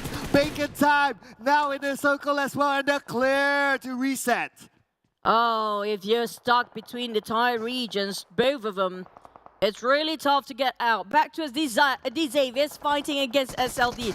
Well, let's see Vietnam versus Vietnam right now. Chuan Chi finish off one of the players of these Xaviers. Duke already up and away, and it's going to be Chuan Chi resetting himself first. But here comes Lamborghini Nate. There's going to be a golden Nate. A perfect angle. It goes boom. Finish off 1. Double down. Lamborghini taking 2 in the backs. Map is just too far to help the team. And Lamborghini will secure that elimination point for himself. It's going to be 3 elimination points for him and the Xavier. Now the Nate's going to come in from downtown, but not necessary anymore. As Map will be finished off by Alter Ego. Is coming in from the other side. Now they need to focus onto Alter Ego. Both of them on the outside circle. 30 more seconds on the clock. Alter Ego spotted our box, and Geek Fam UI is actually in the open field there, running around the corner. Pombit tried to retrieve information towards the side of Alter Ego, but couldn't spot any yet because of the smokes in between them. They spotted out might be Snipes who's behind a buggy just now. They actually realized that UI being spotted out by Schweppes from Vampires across. It's going to be around 200 meters to 300 meters away from them. But Shrap still have to focus on TEM Entertainment. It's really nearby towards them. These Xaviers moving forward towards GIDS. It's going to be one more fight towards these Xaviers next. Oh, these Xaviers at high ground against GIDS. GIDS, they know that someone's above them. Looks like it's going to be 1 minute 48 seconds before the zone closes entirely. The zone will put pressure on the Xavier before GIDS, but they need to be careful as Alter Ego starting to close in as well. But Potato's going to take the first shot on the GIDS. Alan's going to be the first one to go down. It's going to be the Indonesians against Indonesia. Daybot is still alive for GIDS, but Pombit got down by Xavier. Oh, the Xavier taking advantage at the same time, being the housekeeping team. Here comes Lamborghini, finish off the job here, stealing away one, and it's going to be Alter Ego taken by Lamborghini, adding it into the box of eliminations. Next one, Frankie and Rabies want to push forward. Alter Ego got stuck between Geek and the Xaviers, being finished off as 7. We're down to only 5 teams. Within a second, 2 teams back-to-back went down, including Vampires. Vampires is out. We still have 2 Thai teams, 1 Vietnamese teams, 2 Vietnamese teams, and 1 Malaysian team in the top 5 at this moment. Boss Gaming put the pressure on the TEM Entertainment on the other side, but Boss Gaming, all of them in one shack. One name will rule them all, but look at this. They're in the middle of the circle. Very likely to get the next phase of it, but they need to be careful if another team crashes in onto them. The Xavier, Rabbits is on the outside of blue. Looks like a little bit of healing game there, but Geek Fam against Boss Gaming, they're getting closer and closer. But at the same time, they're not really in the best spot ever for these guys. They're quite in an open field. The one that got himself a bit of a bunker is going to be Infinity. But will they be favored by the next zone? We have no clue right now as we wait for the circle. Shrink bomb! They got one on break. Snipes getting on 1, but TEM Entertainment tried to steal it, but it's going to be Infinity be the target for these guys. Badly and the rest of TEM Entertainment, giving the pressure to a side of Infinity. Here comes Infinity, eliminated at 5th place. TEM Entertainment and these Xaviers left with only 3 members saying this 4. It's equal. All points for Geek Fam, but they're not done yet. Mika down to 50% health. The Zoas is currently down with the nade. Non-stop coming in, raining down onto Boss Gaming, and Boss Gaming is left with only 1 player. Feels like TEM Entertainment might actually get a back-to-back chicken there. As they still remain with 4 players, got themselves validation, barely touching the circle at the rim of it, and Xavier's not even close enough to get where TEM Entertainment is. And the one that actually is favored by the circle is going to be the one player of Box Gaming, Bansu. Cooking up the nade, cancel it out to M416, but Bansu puts it out. Oh, it was a perfect view from this window. But at the same time, if somebody spots him out, it's going to be one nade to finish him off. But Frankie got out by TEM Entertainment. And that's going to be the Xavier's eliminated at third place. Box. Everybody knows where Box is right now. Bansu, good luck. Yeah, come on, Bansu, pull up a clutch. Make us stop talking about the timing. But look at this, Juju. We cannot. As much as we want to, they are putting it in our faces. Again, the stats don't lie as well. Thailand is dominating the day. Back-to-back chicken dinner for TEM Entertainment today.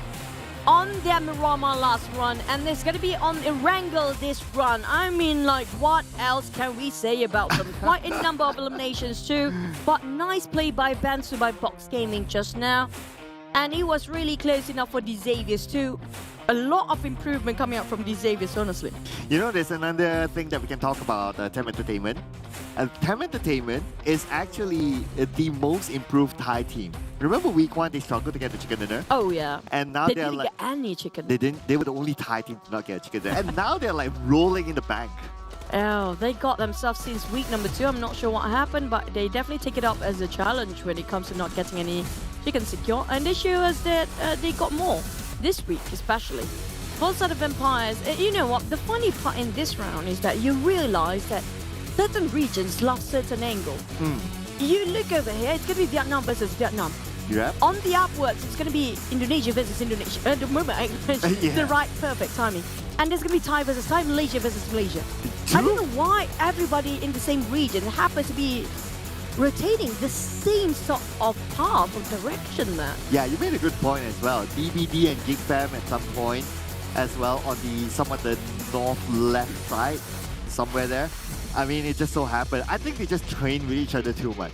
Yeah, it's sort of a habit. Yeah, it becomes a habit. Yeah. Muscle memory, we call it as well. I hope it's not a bad habit at this point because they need to have a bit more something unique and surprising. But oh, Box. I mean, like I love Bansu when it comes to Box Gaming players. The best so far. He's really witty player. But when it comes to team to focus. I mean, like, Xaviers and Geek Fam really plays a good one, but Geek Fam, it was an open field. There's no way they can run away from that. I rest my case too. Yes, like you want to just evade the ties. TEM Entertainment shows that they are still here with 40 smokes. If you compare the others, they have the most, and they got themselves quite a number of blue if you compare with Box Gaming and the Xaviers. Now, Box Gaming and the Xaviers, I'm loving this, especially coming from the Xaviers for the entire week. They have been quite consistent, but for Box, it's going to be hot and cold sometimes. Thailand is now like my ex that I try to get away from, but can't seem to. Do you have any? Now I do have. That's called. Her name is Thailand. I'm just saying, you know. I try to break up from her, but she keeps texting me every night. Yeah, this is how I feel right now watching this. You know. Yeah. Calm down, Chu. Calm down. I choked myself thinking about that. Sorry. But yeah, still number 1. TEM Entertainment come from the ties. Geek Fam, the Xaviers, and Box. I'm loving this. BN United have been really quiet. I'm like. Yeah, like. Yeah. Yeah. There you go. They just.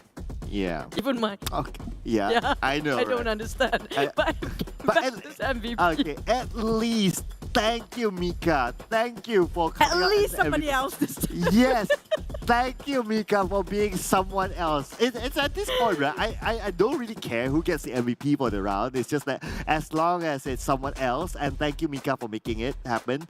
Geek Fam, they got like what, number 3 or number 4? Number 4, right? Yeah. But still Mika is up there. If you gotta think about it, the ratio between their placement and also getting the MVP is impressive for Mika. Yeah, I just, you know, I'm with the same boat as you are. Like, I don't care anybody else. Yeah. As long as it's not ties getting MVP, it's okay for me. I had enough of them. And next, we have also our weekly rankings. And wow, the first page, nobody moved. Oh, yeah. This is the first time. The entire first page, 10 teams, nobody moves. And the bottom, the one that actually moves is just 12 to 16 plays. What the heck is happening? I know, right? And the crucial ones, in fact, DBD Box Gaming, Vampire is fine, Ego Esports and BN United. 4 out of 5 that move, they are the crucial ones. They're the one at the bottom. Wait, but also Vampire is chasing up to the first page as well. Oh my goodness. If it's going to be Thailand 1, 2, 3, 4, 5, 6 again. Feels like it. Holy smokes. Feels like it. It's really close to that. So far, this is exactly like how last Saturday ended up, right? Yeah. Was it the first week or the second the week? first week. The first week. First week. So this exactly feels like it. It feels like a deja vu. We have at first on Saturday, we have alternating like 2 Thais, 1 Malaysia, 2 Thais, 1 Vietnam, and then we have Indonesia, and then we have 1 more Thai at the back. And suddenly, and last minute, everybody have to push themselves. That's where the Vampire's got 22 eliminations. And then when the graphic designer does his job, it's very easy. He just like copy paste because it's the same flag. It's to that extent. It's just incredible. I mean, I choked myself so many times in this match. But back to it when it comes to the flight path. Like you mentioned, it was equally divided the map into 2.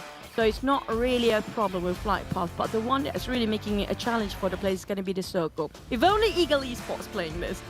We're down to submit it till the last minute there. And they are in the need of point and they are not playing. And we may see a different team, at least a different flag on the chart. But it is what it is. Maybe this is the reason why the Vietnam team is actually really good at this rotation, because they used to fight Ego Esports on this spot. So they kind of know the surrounding and the terrain more better than the others. That's why they have 2 Vietnam region teams here at the top 4. Oh, I really like the analytical thought. It's actually true because they used to have Ego Esports there, right? Yeah, it's a good point. Yeah, and out of the 4, like 2 of them are from Vietnam, so that kind of like jives as well. Yeah. That is pretty cool. Yeah, and also, nice. I mean, nice like, you can put out Geek Fam maybe because they used to fight another team up there as well. Because we need them to be there because Mika has come out as the MVP. So someone else gets the MVP instead. But you know who else is our MVP? Yeah. Yeah, it's our official smartphone partner, Realme, who's our MVP, the true MVP for the tournament. Thank you so much for being with us. This is the GT Neo 3. They come together with a MediaTek Dimensity 8105G chipset and a dedicated display chipset. Our next MVP goes to our official livestream partner, that is TikTok. Hashtag Be The One TikTok Challenge, and who knows, you could be featured. If you want to know how, do follow our PUBG Mobile official pages, PUBG Mobile My Official, PUBG Mobile Esports.my, PUBG Mobile Esports.sg, as well as PUBG Mobile Official PH. And another of our MVP, it has to be our official food delivery partner, GrabFood. And with 50% off GrabFood, order promo code PUBGM only for new users. Terms and conditions apply. We're gonna head over to the break for a bit because I need a cup of water right now. I've been drinking quite a lot. We have 1 more match to go, so we're gonna see you guys in our last match on the second last day of the final week. See you guys after this.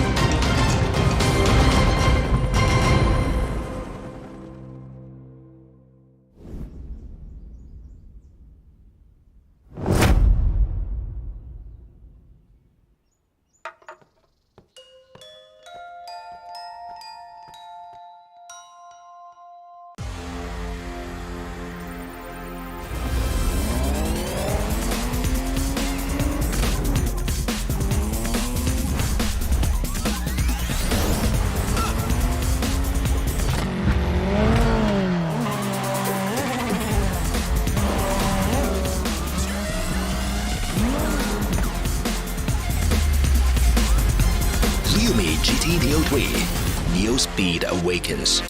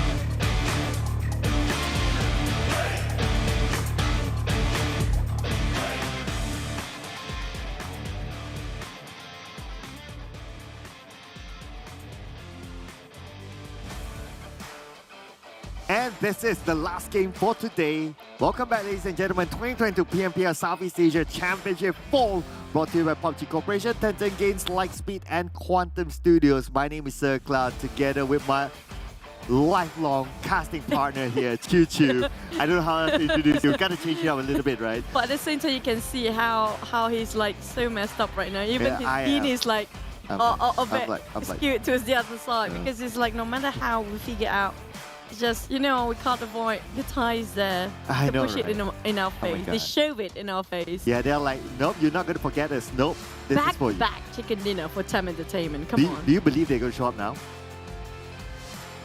Definitely, right? But Geek got quite a number of elimination. Damage output is one of the highest today. 2,000 over. Even the time in the blue, they almost have sort of similar rotation here. Yeah. Oh, okay. A lot of eliminations for Geek Fam. A lot of damage as well come together with it. And Mika got the MVP, so well deserved. Despite them going out at number 4, but they still compared with the team that got the chicken dinner. Oh, I love this. Oh yeah, finally a little bit of a balance in the force. Different flags, finally. We got Tranji for number 1 for SLD. Geek Fam plays himself second where he got himself MVP, but damage just minor difference between all three. Even Bavi squeezed in the last spot there. So this is something unusual. We're happy to see this. So happy. But back to what we mentioned and what we talked before. Today has been the entire day of the Xaviers and the ties. It's the champion of Southeast Asia last season and all Thailand. Yes. Yeah, it's crazy, right? But at least for the next round, like Xavier is going to take a break. And they're done for the day, so we're not going to see them next round. Oh, man. Yeah, well, we have Group B, C, D, and E that's going to be playing. So Xavier alongside 4 rivals, Buriram United, and TEM Entertainment. So Xavier and majority of the Thai teams are going to take a break. Yeah. Just saying, right? Yeah, at least this time we only got 4 of the Thai teams. Yeah. Out of 6 playing. That's a good news. That's the good news. If the Thai still get a chicken dinner, despite we cutting them off, I have nothing else to say. We cutting one, or we cutting number Okay, one. wow, wow. We so powerful now.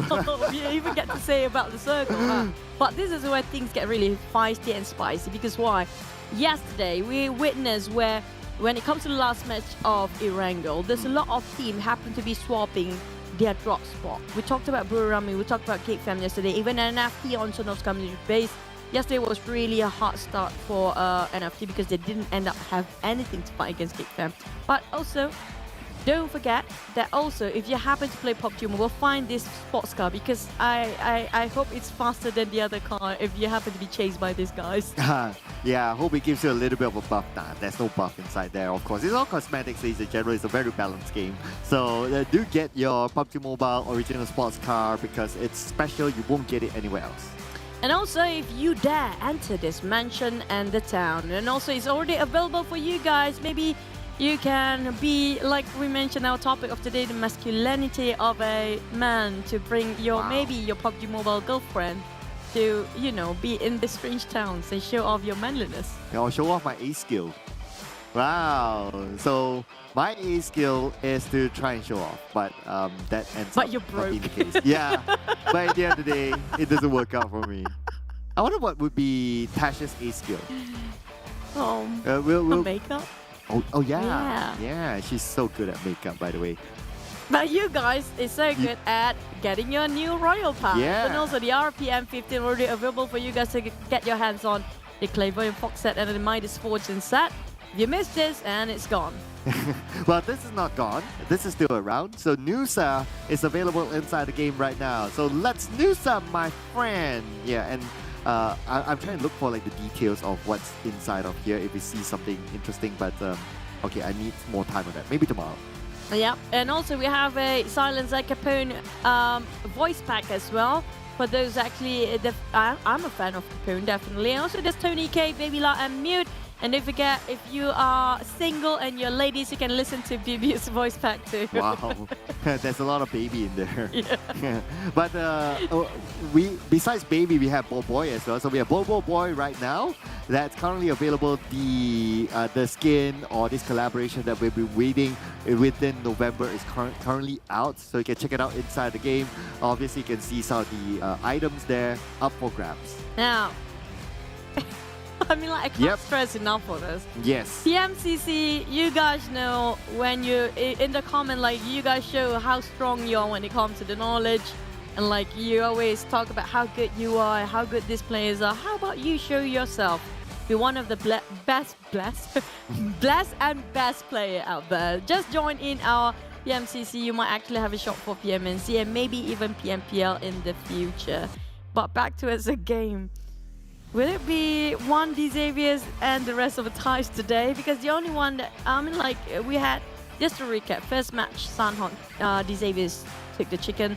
And second, it was a first Mirama, Infinity. Second Mirama, it was TEM Entertainment. First Irangle was TEM Entertainment. Who's going to be the last match of today? Can I say that this is it? Okay, disclaimer, it's not going to be mine, right? Okay. Vietnamese team and... well, Malaysian team. Can you explain what's the thought process behind this? This is my manager's Can you give him a call He's right so now? bad at predictions. Like, honestly speaking, He's terrible. I regret letting him do this. Every single time he calls out the team, it's always the team that actually goes down first, okay? But Sam9, they actually had a good shot just now.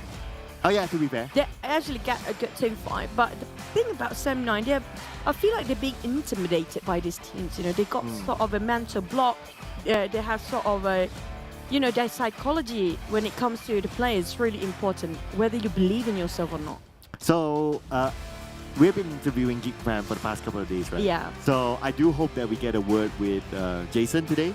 Oh, maybe yes, Sam9. Yeah. To just understand what's the thought process behind and their preparation for the last day. I just hope that they're still not saying that they're adapting, because it's like way past adapting now. We're talking about the final 2 days of the final week. It has been almost a month. If you're still adapting, there's something wrong here. Yeah. I'm sorry, Jason, but I'm gonna say that out loud. Yeah, I totally agree. I mean, like, adapting can be probably used for the first week, but week 2 onwards, it's gonna be a bit tough for these kind of teams, and especially at this kind of level where you're going up against super good teams around you. But for the Eagles, well, they're fighting for survival, so they have a big reason to get the chicken dinner. And the worst part, that last wrangle was a perfect circle for them. Hopefully it's not that far. Hopefully it's not that far off. It actually goes down all the way. Now they will be crying for Ego Esports. I can't say that production has a curse because they correctly picked the Infinity for Mirama, but that's kind of like cheating if you ask me. But let's see which circle will it be.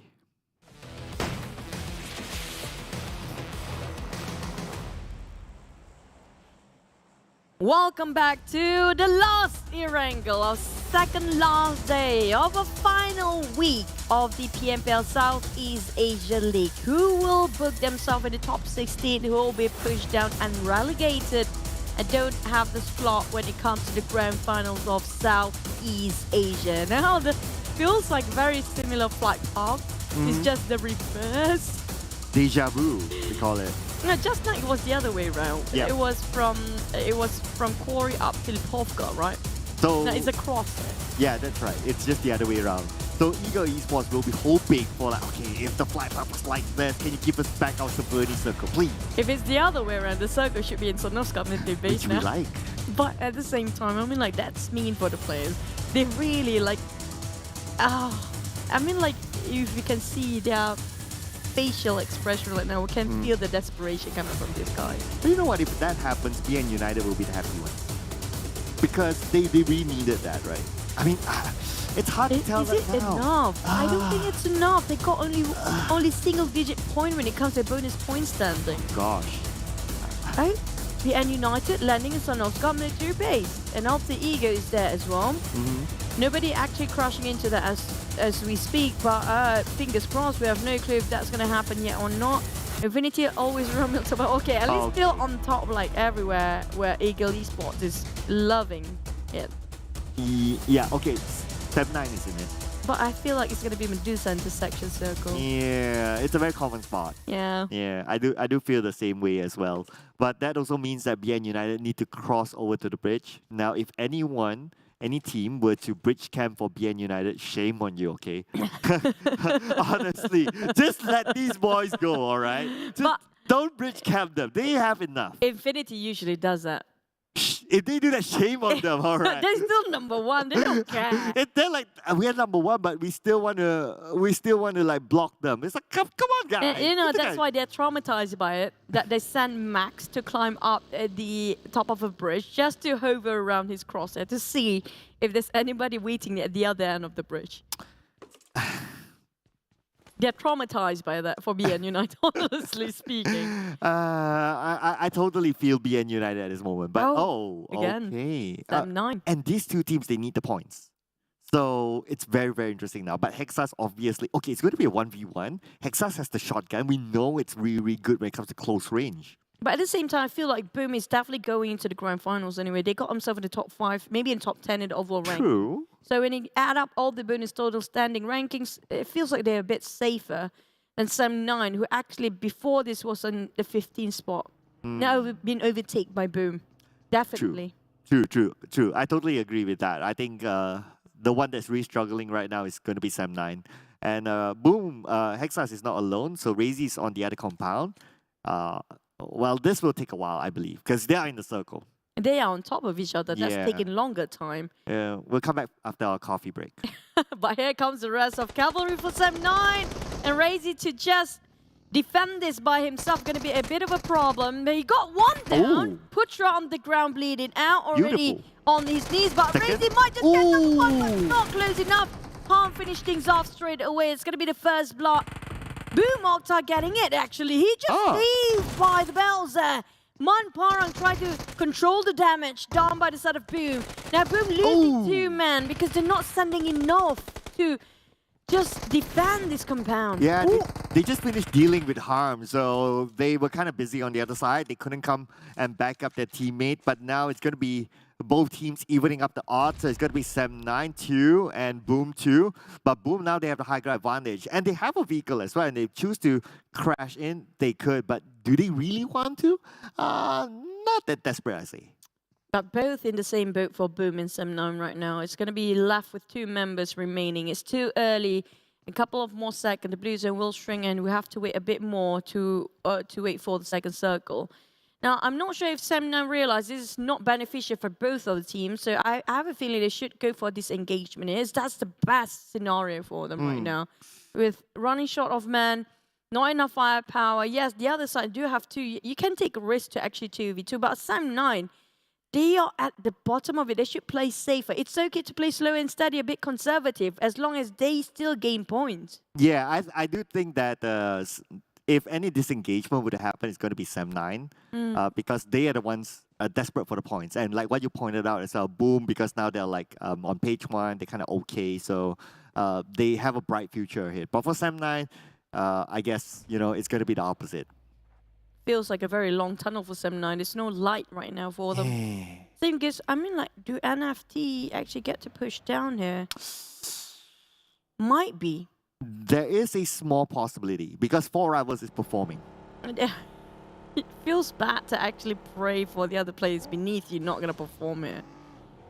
Might as well make your own fate by like how the other teams performing, like Boom example, even GIDS. Like GIDS, they have been consistent in the top 10 almost every single week here, even though they're not as flashy as the other team. Well, they owe a lot to Alan. Yeah. Must say that. Yep. He gotta have like a big pizza. You know, they can order through GrabFood. Try to get him like whatever food that he likes to eat. That's all I can say. Because they gotta keep Alan happy, you know, for the grand finals. Right now, that is their mission.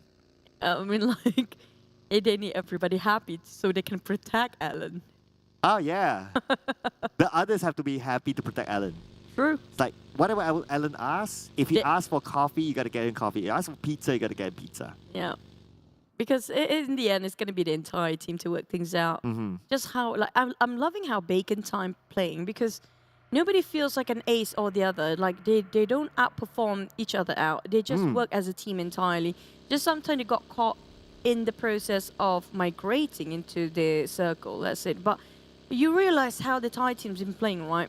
That they transition themselves inside of circle as fast as they can. If they're the furthest away, they try to be as late as they can. Yeah, It depends on how far it is. Correct. So they play kind of like different extremes. And if you kind of notice as well, they know how to swap between the two. But speaking about Alan.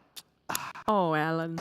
Oh, Alan. This is what happens if you don't protect Alan. But it's Mela. Yeah, and it's Mela. It's not going to get away from that. Oh, and even if you try to build this place out, Infinity, we saw earlier today how they just chase down everyone. Yeah. Even if they like, okay, we didn't get Alan, but they'll hop on their buggy and we'll go all the way for him. If they can actually have a super jet flying, they already had that. Yeah. That's for the sake of hunting people down. That's just how scary Infinity is right now. There are different monsters entirely when it comes to PUBG Mobile. Newsy still trying to find the rest of GIDS. Still trying to find the rest of GIDS. He's like, okay, now we know we're taking out one man and we're taking out Alan, which is the star player. They try to find where the rest of them are, but good news, they're not. They're not able to. But you also mentioned about your Chichonomics prediction that the circle will be on Medusa intersection. Yeah. The Infinity seems to think the same. They're playing around that area. Yeah. So just to point that out too. Now, you know, this one thing that I learned from the Thai teams are, like, I spent quite a number of time last time with them back in the days, right? You know, every night what they practice is looking at the pattern of a circle every single night before they sleep. And they learn how to control their drop into the circle every single time, every single day. I mean, like, that's commitment. And they studied quite a number of time when it comes to the pattern of a circle, but they lost Alan before. Whee! And Infinity's still there. Oh no! And Newsy got it. Oh no! High steals it. Can he steal? Oh no! Newsy will be like, I want that elimination because I want to chase the FMVP. You High, why do you have to come in? But it is what it is. Oh boy! When we talk about the green teams, huh? Oh yeah. I know, right? Happened to be, and pretty much like FaZe Clan is, well, blue, green-ish, teal. That's a green color. is the color this year. Definitely. Yep, green for go. That it is. True. But look at the movement from the Infinity. They're already moving despite them in the circle, but they're like, they want the center. Circle pop, yeah. They want the center. Whoever's there, they're going to fight their way through. And now FaZe happen to have parallel move with Geek Fam. At the same time, for FaZe, they're just sharing around SLD. They're parking themselves in the center of a war zone of all many teams. Oh, MR5 in the center of attention. It's not just going to be that. Yoodo Alliance on the other end as well. And Trongsin just going to keep on throwing. Look at the range of that spray. Yeah, he tries to get one for himself as well, but MR5. That means MR5 we're talking about, but Shamil will be going to Trongsin from afar. But then again, this kind of long range, it's possible for Shamil to be picked up. Adi Luke has a high ground advantage against Trongsin. He will try to shoot them down just to give cover fire so that Shamil can be picked up. FaZe Clan, on the other hand, needs to be prepared. Beer 11 and Ventores, let's go. Yoodo Alliance managed to pin one down. Snipes taking on the flush towards the side of FaZe. FaZe in problem right now, and Beer definitely will be finished off straight away. There's also SLD and Yoodo Alliance. Now, Yoodo Alliance really good when it comes to long range. Fire, but that name from Mika! Oh, Ventures can do anything about it. Oh, wait. Okay. That was a late nade there for Ventures. But Tony K onto Damroot. Okay, because Damroot plays the support role, and he always does this. He always stay behind, try to give cover fire from afar, and FaZe Clan happened to spawn out and took advantage of that. And because of the nade from Ventores, now looks like FaZe Clan will capitalize on this. And Tony K only has Mika to do it. MR5 will be behind him to provide cover support. Tony K definitely wants this elimination because he wants to go in for the FMVP. Feels like a total setup coming up from FaZe just now, debating with two players. Feels like it. They're walking into the trap for Geek Fam, leaving with High bleeding out with also a grenade being tossed over the other end. Oh, that's it. MR5 knows exactly with Tony K how to just drop that nade. With also Geek Fam, at least they secure 3 elimination points. Not too bad. Totally agree. At least 3. But this is the second time today they got number 16. So Geek Fam a little bit losing steam, but it doesn't matter at this point. They're already through to the next round. Just a matter of how many points they can collect as a starting point in the grand finals later on. But now, 2 teams that are fighting for their survival, Sem9 and Boss Gaming. Obviously, Sem9 didn't have a good start, and they're playing as a duo at this moment against Boss Gaming. Not only Boss Gaming, and other teams on the southern side. Oh, yep. Bacon Time on the other end. Oh, no. Box Gaming kind of being surrounded by 3 teams to be exact. I think that's either NFT or it's going to be GIDS. They're always the Grays. Or even maybe a different team entirely, maybe SLD. But SLD is here, so that's not going to be them. Alter Ego is still on top of schools, and they're taking their own sweet time. There's nobody nearby. It's good for them because everywhere else is just super crowded right now. Yeah, I expect Yasnaya to be one of the focal points of teams. And the moment they go in, and if the circle is still big, we'll see a lot of camping activity inside it, like Yasnaya. Now, I really, really want to see the third circle, and I do hope that it moves away from Yasnaya, because if the final circle is there, we're going to have a staring contest. Yeah, who blinks first goes out. Oh. With the staring contest, we've seen that before. That's going to be really tough to watch. Yeah. Just trying to relive the moment right now. My Don't God, want any of mind blown. DVD, they're having the same like how the other teams on top of school just now, which was Alter Ego, having a bit quiet and calm and happy. They can celebrate for a bit. I mean, like, it's not so great when it comes to their bonus ranking. They really need that #1 spot, but the thing is so much of a gap between them and the #1 spot right now. But on top of where we're looking right now, GIDS, Alter Ego, SLD, and there's going to be Alter Ego in a bit of a problem here. Yeah, it looks like a little bit of a trade-off here between these 2 teams, SLD and Alter Ego. Right now, Alter Ego, they have the high ground. They are on the outside of the circle, but Gosu is all alone. If they have enough information, they know that they can go all in. And now with the Gosu knockdown, Potato can be picked up. Here comes the smoke coming up from Fnatic. Hopefully, he can get himself a bit covers more because SLD still will be finished by Renalre at first, but Tron G coming up from behind. He was the last one of the top 3 eliminators last run. Also the one of the most damaged players for their output. For Alter Ego, they managed to reset themselves. It's a good call coming up from Alter Ego. But on the side of Box Gaming, they are kind of in the center of, we talked before, in the center of everything going on for Box Gaming. Oh yeah, and if Shamil overlooking them, Yoodo Alliance still maintain a full squad. But we have one player from Yoodo Alliance on the hilltop on the outside of the circle. I think this is a moment where they can start to come in and rendezvous with each other. Box Gaming, obviously they're a team that is still fighting for their survival, so they could use as many points as possible for them to survive. But it's going to be tough. But Box Gaming, Yoodo Alliance, let's go. Yoodo Alliance just too far off from each other. It's 2-2 formation. 2 playing in the inner circle, another 2 playing in the outskirts of it. And Yoodo Alliance, they don't have enough men to have extra cover. So Bacon Time rushing straight into it. But the moment Repo Boy just walks straight into Yoodo Alliance, that's giving so much information to us. Bacon Time and Box Gaming right across them. Now, I'm not sure if Bacon Time noticed this, but if they do, they might just lob another nade or a lot of Molotov just to pressure Yoodo Alliance get out from this crate. Well, right now, Bacon Time, they're moving, so let's see what they're going to do. It looks like they're going to go up to the northern side. My guess is that Bacon Time, they are going to focus on to getting inside of Yasnaya because we haven't seen the circle yet. Not too sure. Okay, now we have a little bit of a vision of the circle. So it looks like the circle moved towards the outside Yasnaya, but we still have a little bit of the Yasnaya compound that Bacon Time is going to make use of. Oh, how far they are in the center of a circle. That's a bigger issue here because we have Nuclear who's in the There center. you go. Yeah. And we got extra airdrop for either SLD. Feels like the one taking it might be NFT or FaZe. Those all coming up from the FaZe side, it's going to be really a problematic area. Vampires had a clear day all day here, but they're moving straight into the direction of DBD, who's might be gatekeeping towards BN United.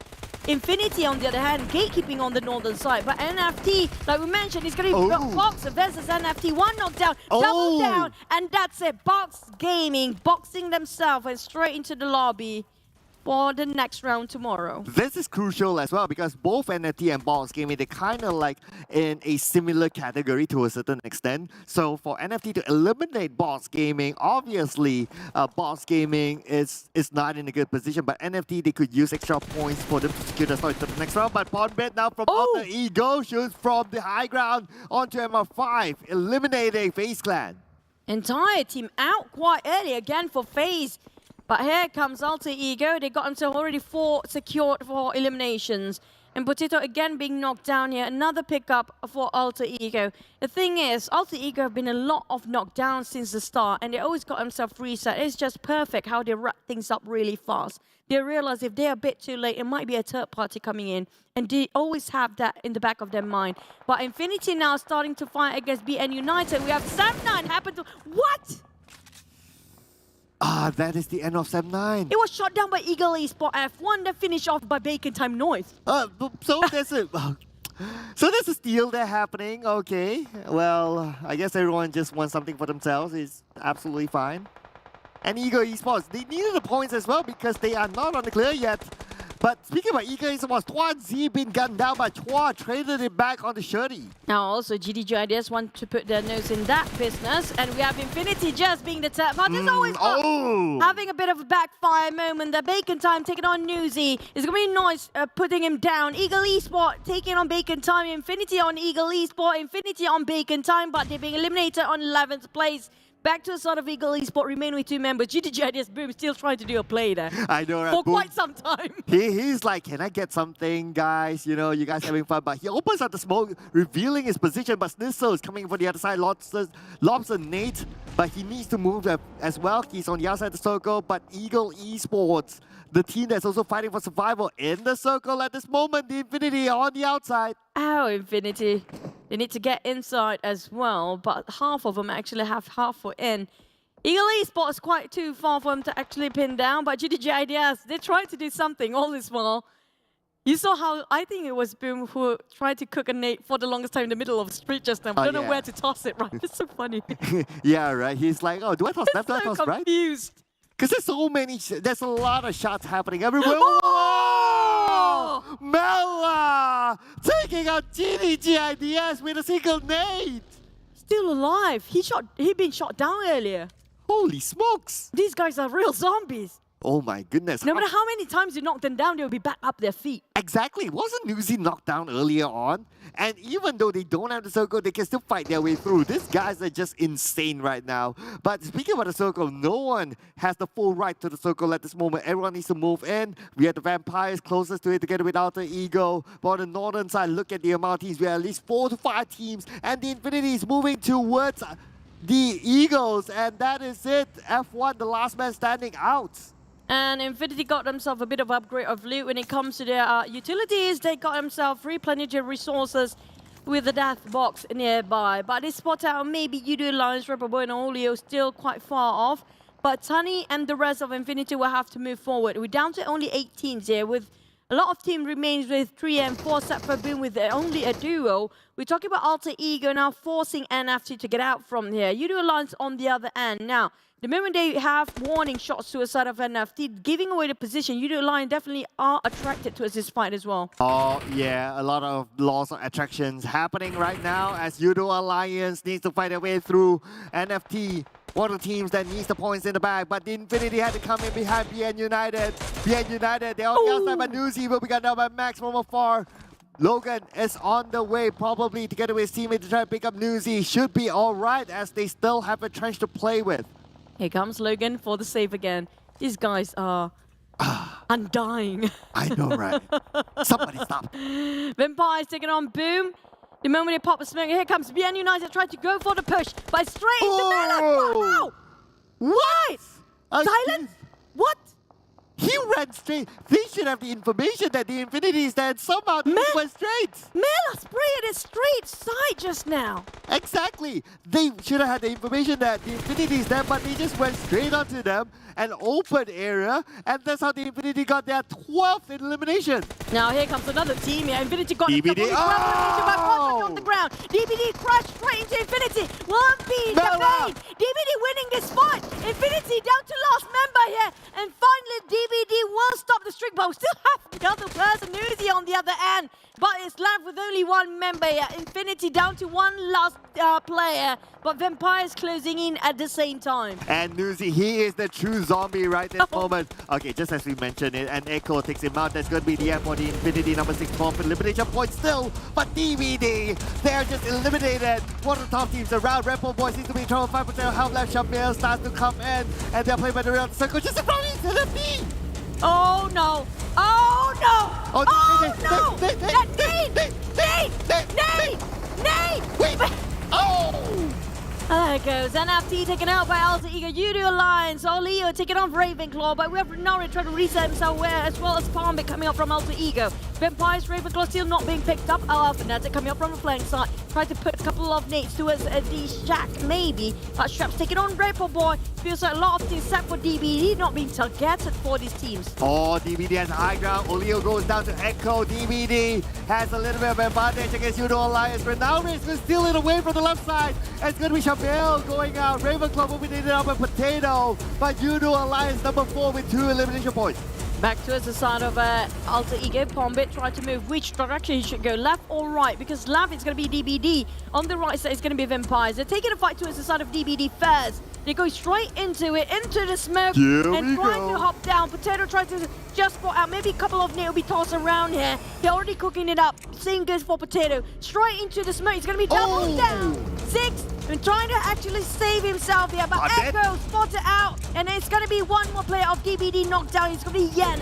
Down to only 2 more players for DBD. Oh, but Vampire is going to be the third party. Sharp trying to shoot from far, but can't connect those shots completely. As Fnatic counterfires on the trap, and there's going to be a trade-off here. As Alter Ego, they're defending their position, but the circle moves towards the other side. That means the Vampires, they still have it.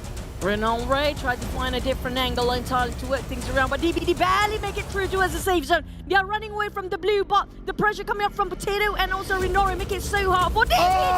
Another one down left with only Jimmy. Jimmy can't save the rest anymore, but Jimmy straight away trying to prone down and make sure he survives longer while waiting for Alter Ego fighting against Vampires. Nobody spotted out by Fnatic. And then the Fred hoping to whip it out, but he got shot from the other way all around. Oh, looks like a flag here coming in, but Potato onto 2 stops. 2 stops will go down. Potato will secure that elimination point for sure, but Potato needs to move. He picks up Renari at the same time, going towards his other teammate Fnatic, but looks like they're going to let him do. And Vampires only one left, 2v1. Stone can he put on the clutch? 1v2, but no is the answer. Oh, this is what we love about. Finally, we have Alter Ego versus DBD. But at the same time, Jimmy can't revive their teammate. They got the space and time, they can. Fnatic is bleeding out, but finished off by Jimmy OP. And Jimmy OP wouldn't try to save Yen. Can he revive him? Yen already down.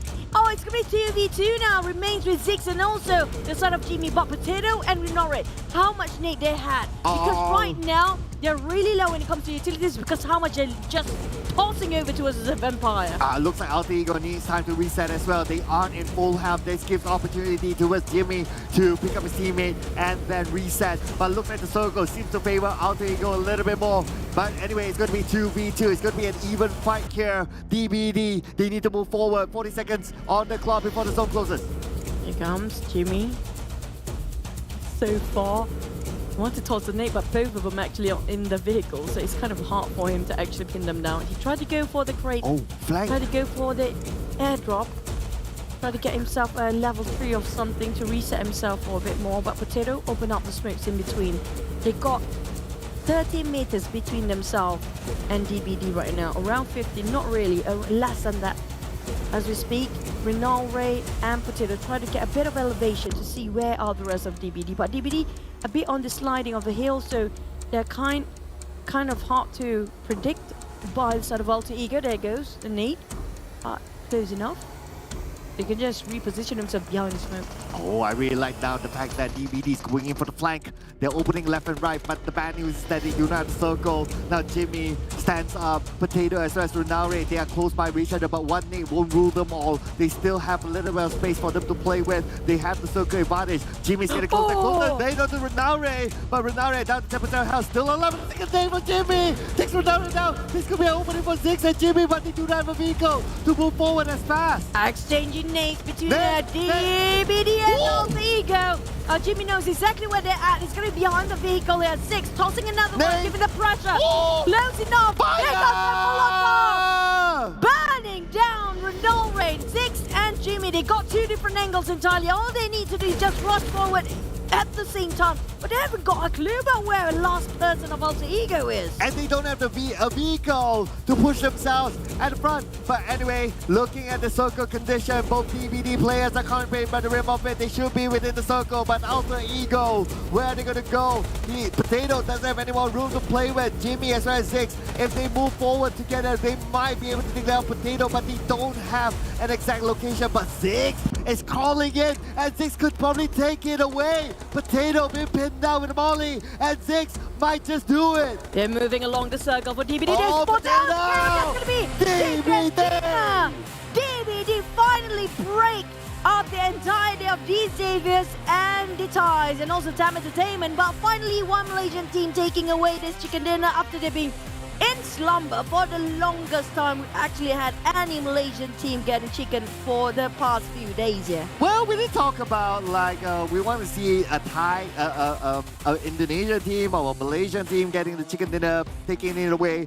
And looks like it's going to be DBD representing Malaysia to take home this final chicken dinner for today. Now, whether it will be enough for their survival, it's very, very hard to tell at this moment. But they need to do a lot more tomorrow. But at least this is a good start.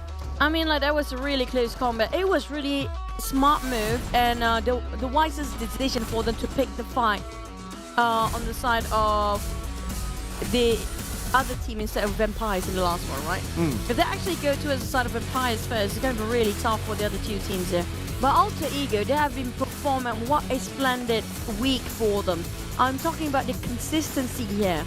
And they always got themselves the first page and also in the top 5 or top 10 all the entire week when it comes to their final week.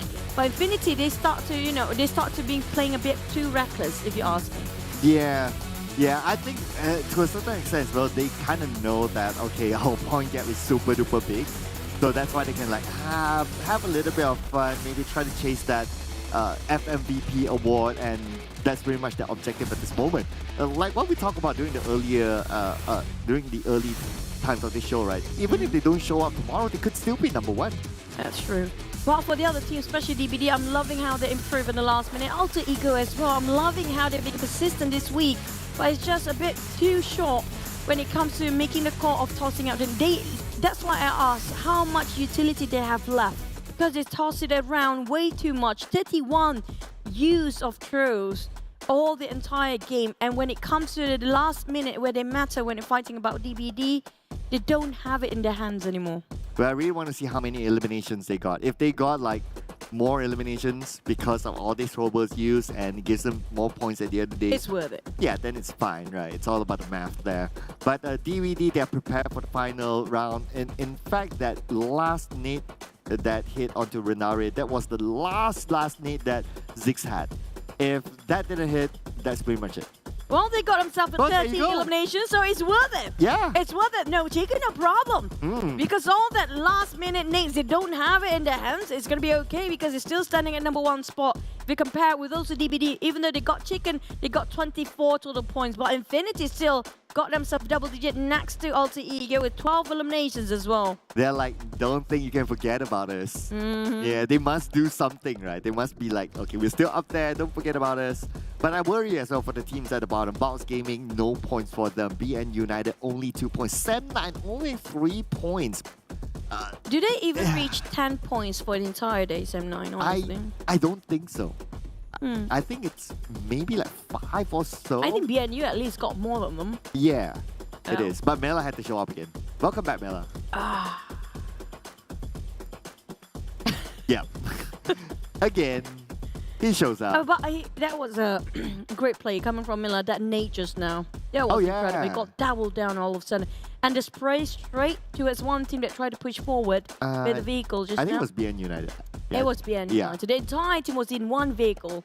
He shot them down in a straight line. True. So definitely no challenge on the MVP. Back to the usual. We had a 1 round break and now we are back to the all-Thai show. They didn't even get a chicken, but their face is still there. I know, right? and it's not like they're like top 5, I think. Definitely not top 3, not top 4, but they still show up. They're definitely top 4 for Infinity because they got quite a number of eliminations. All right, so that's number 4, but they still show up, right? Even the number 1, number 2, number 3 team didn't show up. Yeah, shows how aggressive they've been playing for the side of Infinity and also FaZe. But here comes our season MVP race. Newsy and Tony K still trying to race it up with Mela still placing at 3rd place. It's the same for first 3. But Mormon and Bavi squeezing up to a 4th and 5th here. The only spot we're going to have is the 4th and 5th so far. At some point we had the SLD player, right? It was Kwanji or someone else. SLD player up in the top 5. I think it was Chunchi, yeah. Yeah, and you know those memes, right? And it's gone. And it's gone. Yesterday was Yuhan. Oh yeah, let's say Yuhan. At 5th place. Yeah. And it's gone. And it's gone. The one that's never gone is going to be the first top 3 there.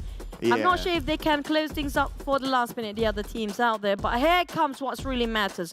Top 3 not changing. With Alter Ego push up, look at how many teams being pushed down. Wow. What a big improvement. No chicken. The only team with no chicken this week, but placed themselves in the top 5. I know, right? I wanted to point that out earlier on, but we didn't have enough time. But the only team on page 1 without a chicken dinner is Alter Ego.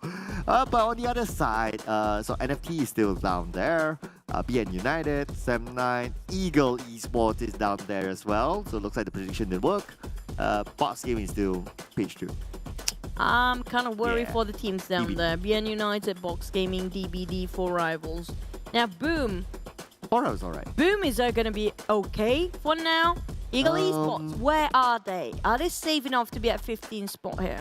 You know what? Boom is okay because here of other teams. Oh, thank you. NFT and Box. NFT in a really shaky spot here. It is. Their points are so close with Too Box. close. But still... Eagle as well. But total points, if you compare though, for an NFT and Box, it's still going to be like 40 points in difference. So for them to actually close within 1 day, and also for the league bonus point depends on that as well.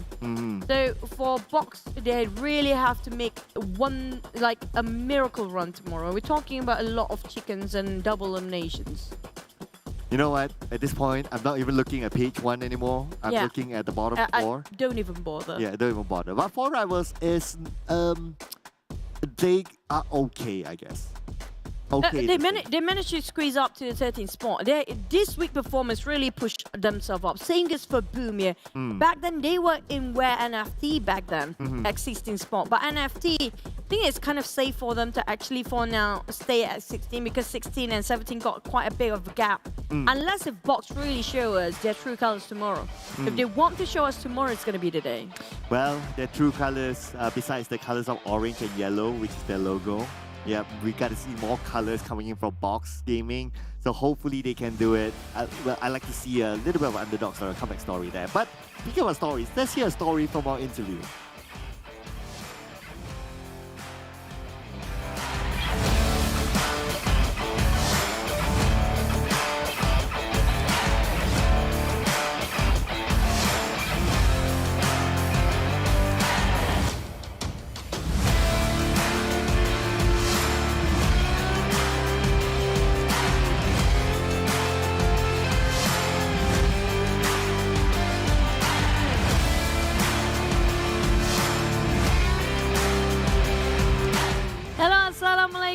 Yoodo Alliance Rebel Boy. Welcome to our interview. How you guys are feeling for Yoodo Alliance so far with your performance when it comes to the final week, second last day?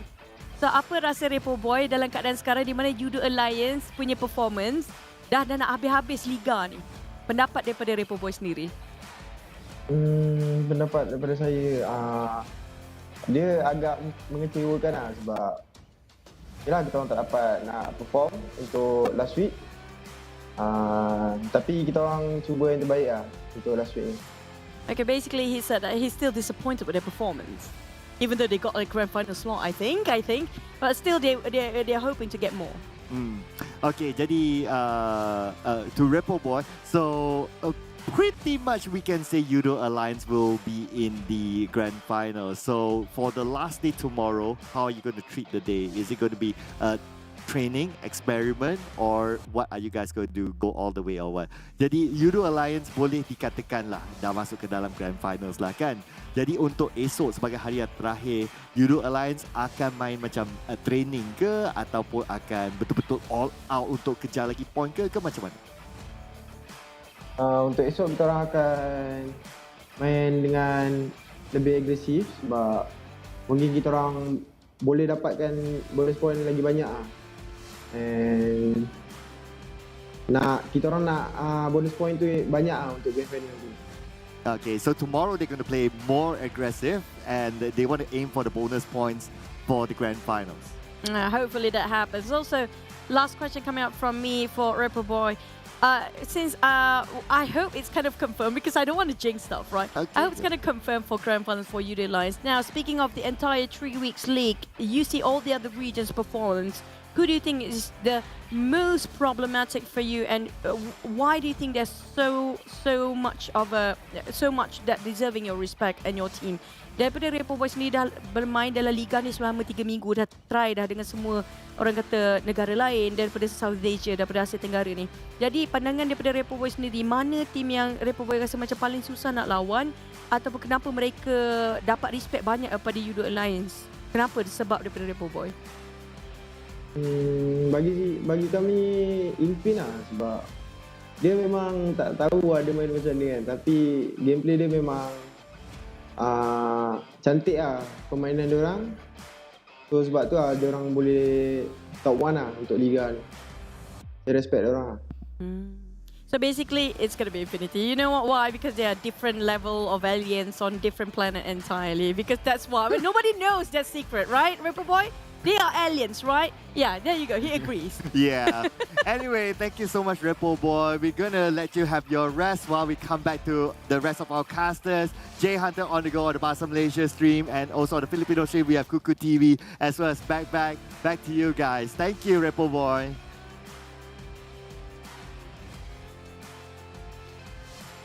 Now, not just us caster having a hard time to figure out how these guys actually analyze games for the Thais. Right? Even the pro players, like, we don't know how. Okay, even like they have quite a high respect for the side of Infinity, because it's just they can't crack the code. How did they? How? Yeah, it's like they say it themselves now. Like we have to say, because it's, well, we're the casters, but now it's our job. It's our job. We've been paid to say things. But for the players, for them to say it, well, I guess that seals the deal pretty much. That's true. Well, we're going to recap what really happened just now. At least this match is going to be different entirely. We still have vampires, but at least we don't have the teams up there. Yeah, this time it's a good run. But we have a reverse of what the FaZe Erangel has to offer. But the circus still emphasize more towards the northern side. Like we mentioned, it's right on top of the Medusa intersection, right on the outskirts of mentioned the last few circles. But the thing is, we mentioned about how the last minute where Ego picked the fight with whom first. It either go towards the side of Vampires or DBD. They choose to go towards the side of DBD. But the thing is, what happens if they actually go towards the side of Vampire first? Wow, that's going to be an interesting question of who wins the fight. Yeah, but because I'm surprised Vampire didn't try to take a party early on. Yeah. But you kind of think about it, if they go towards Vampires, then it feels like Vampires have the advantage because they went first, right? Yeah, so maybe that's why they decided, like, okay, we don't want to meet any more Draculas. We already have the Infinity as the undead, so yeah, we don't want to meet the finally Dracula. they finished. Yeah, they were like walking zombies, right? Yeah, at some point. It was super duper scary. My goodness. But you know what? Tomorrow is going to be the last day of the league. Yeah. I can't wait to see how we're going to wrap things up tomorrow. So make sure you guys tune in together with us. But before we wrap up the show, we'd like to take a minute to thank our official smartphone partner, that is Realme, with the GT Neo 3. And this is the MediaTek Dimensity 8100 5G chipset and dedicated display chipset inside of this phone. And thank you to our official livestream partner TikTok, #BeTheOne TikTok Challenge. Don't forget to follow our official PUBG Mobile pages, which is PUBG Mobile My Official, PUBG Mobile Esports.my, PUBG Mobile Esports.sg, as well as PUBG Mobile Official PH. And thank you to our official food delivery partner, Grab Food. Don't forget, 50% off Grab Food order, promo code PUBG only for new users. Terms and conditions apply. Yep, I think that's it for us today. I'm going to be a bit sad because tomorrow will be the last day, but we're going to wrap things up for now. See you guys tomorrow. Don't forget the time, especially exactly sharp, okay? Bye, good night.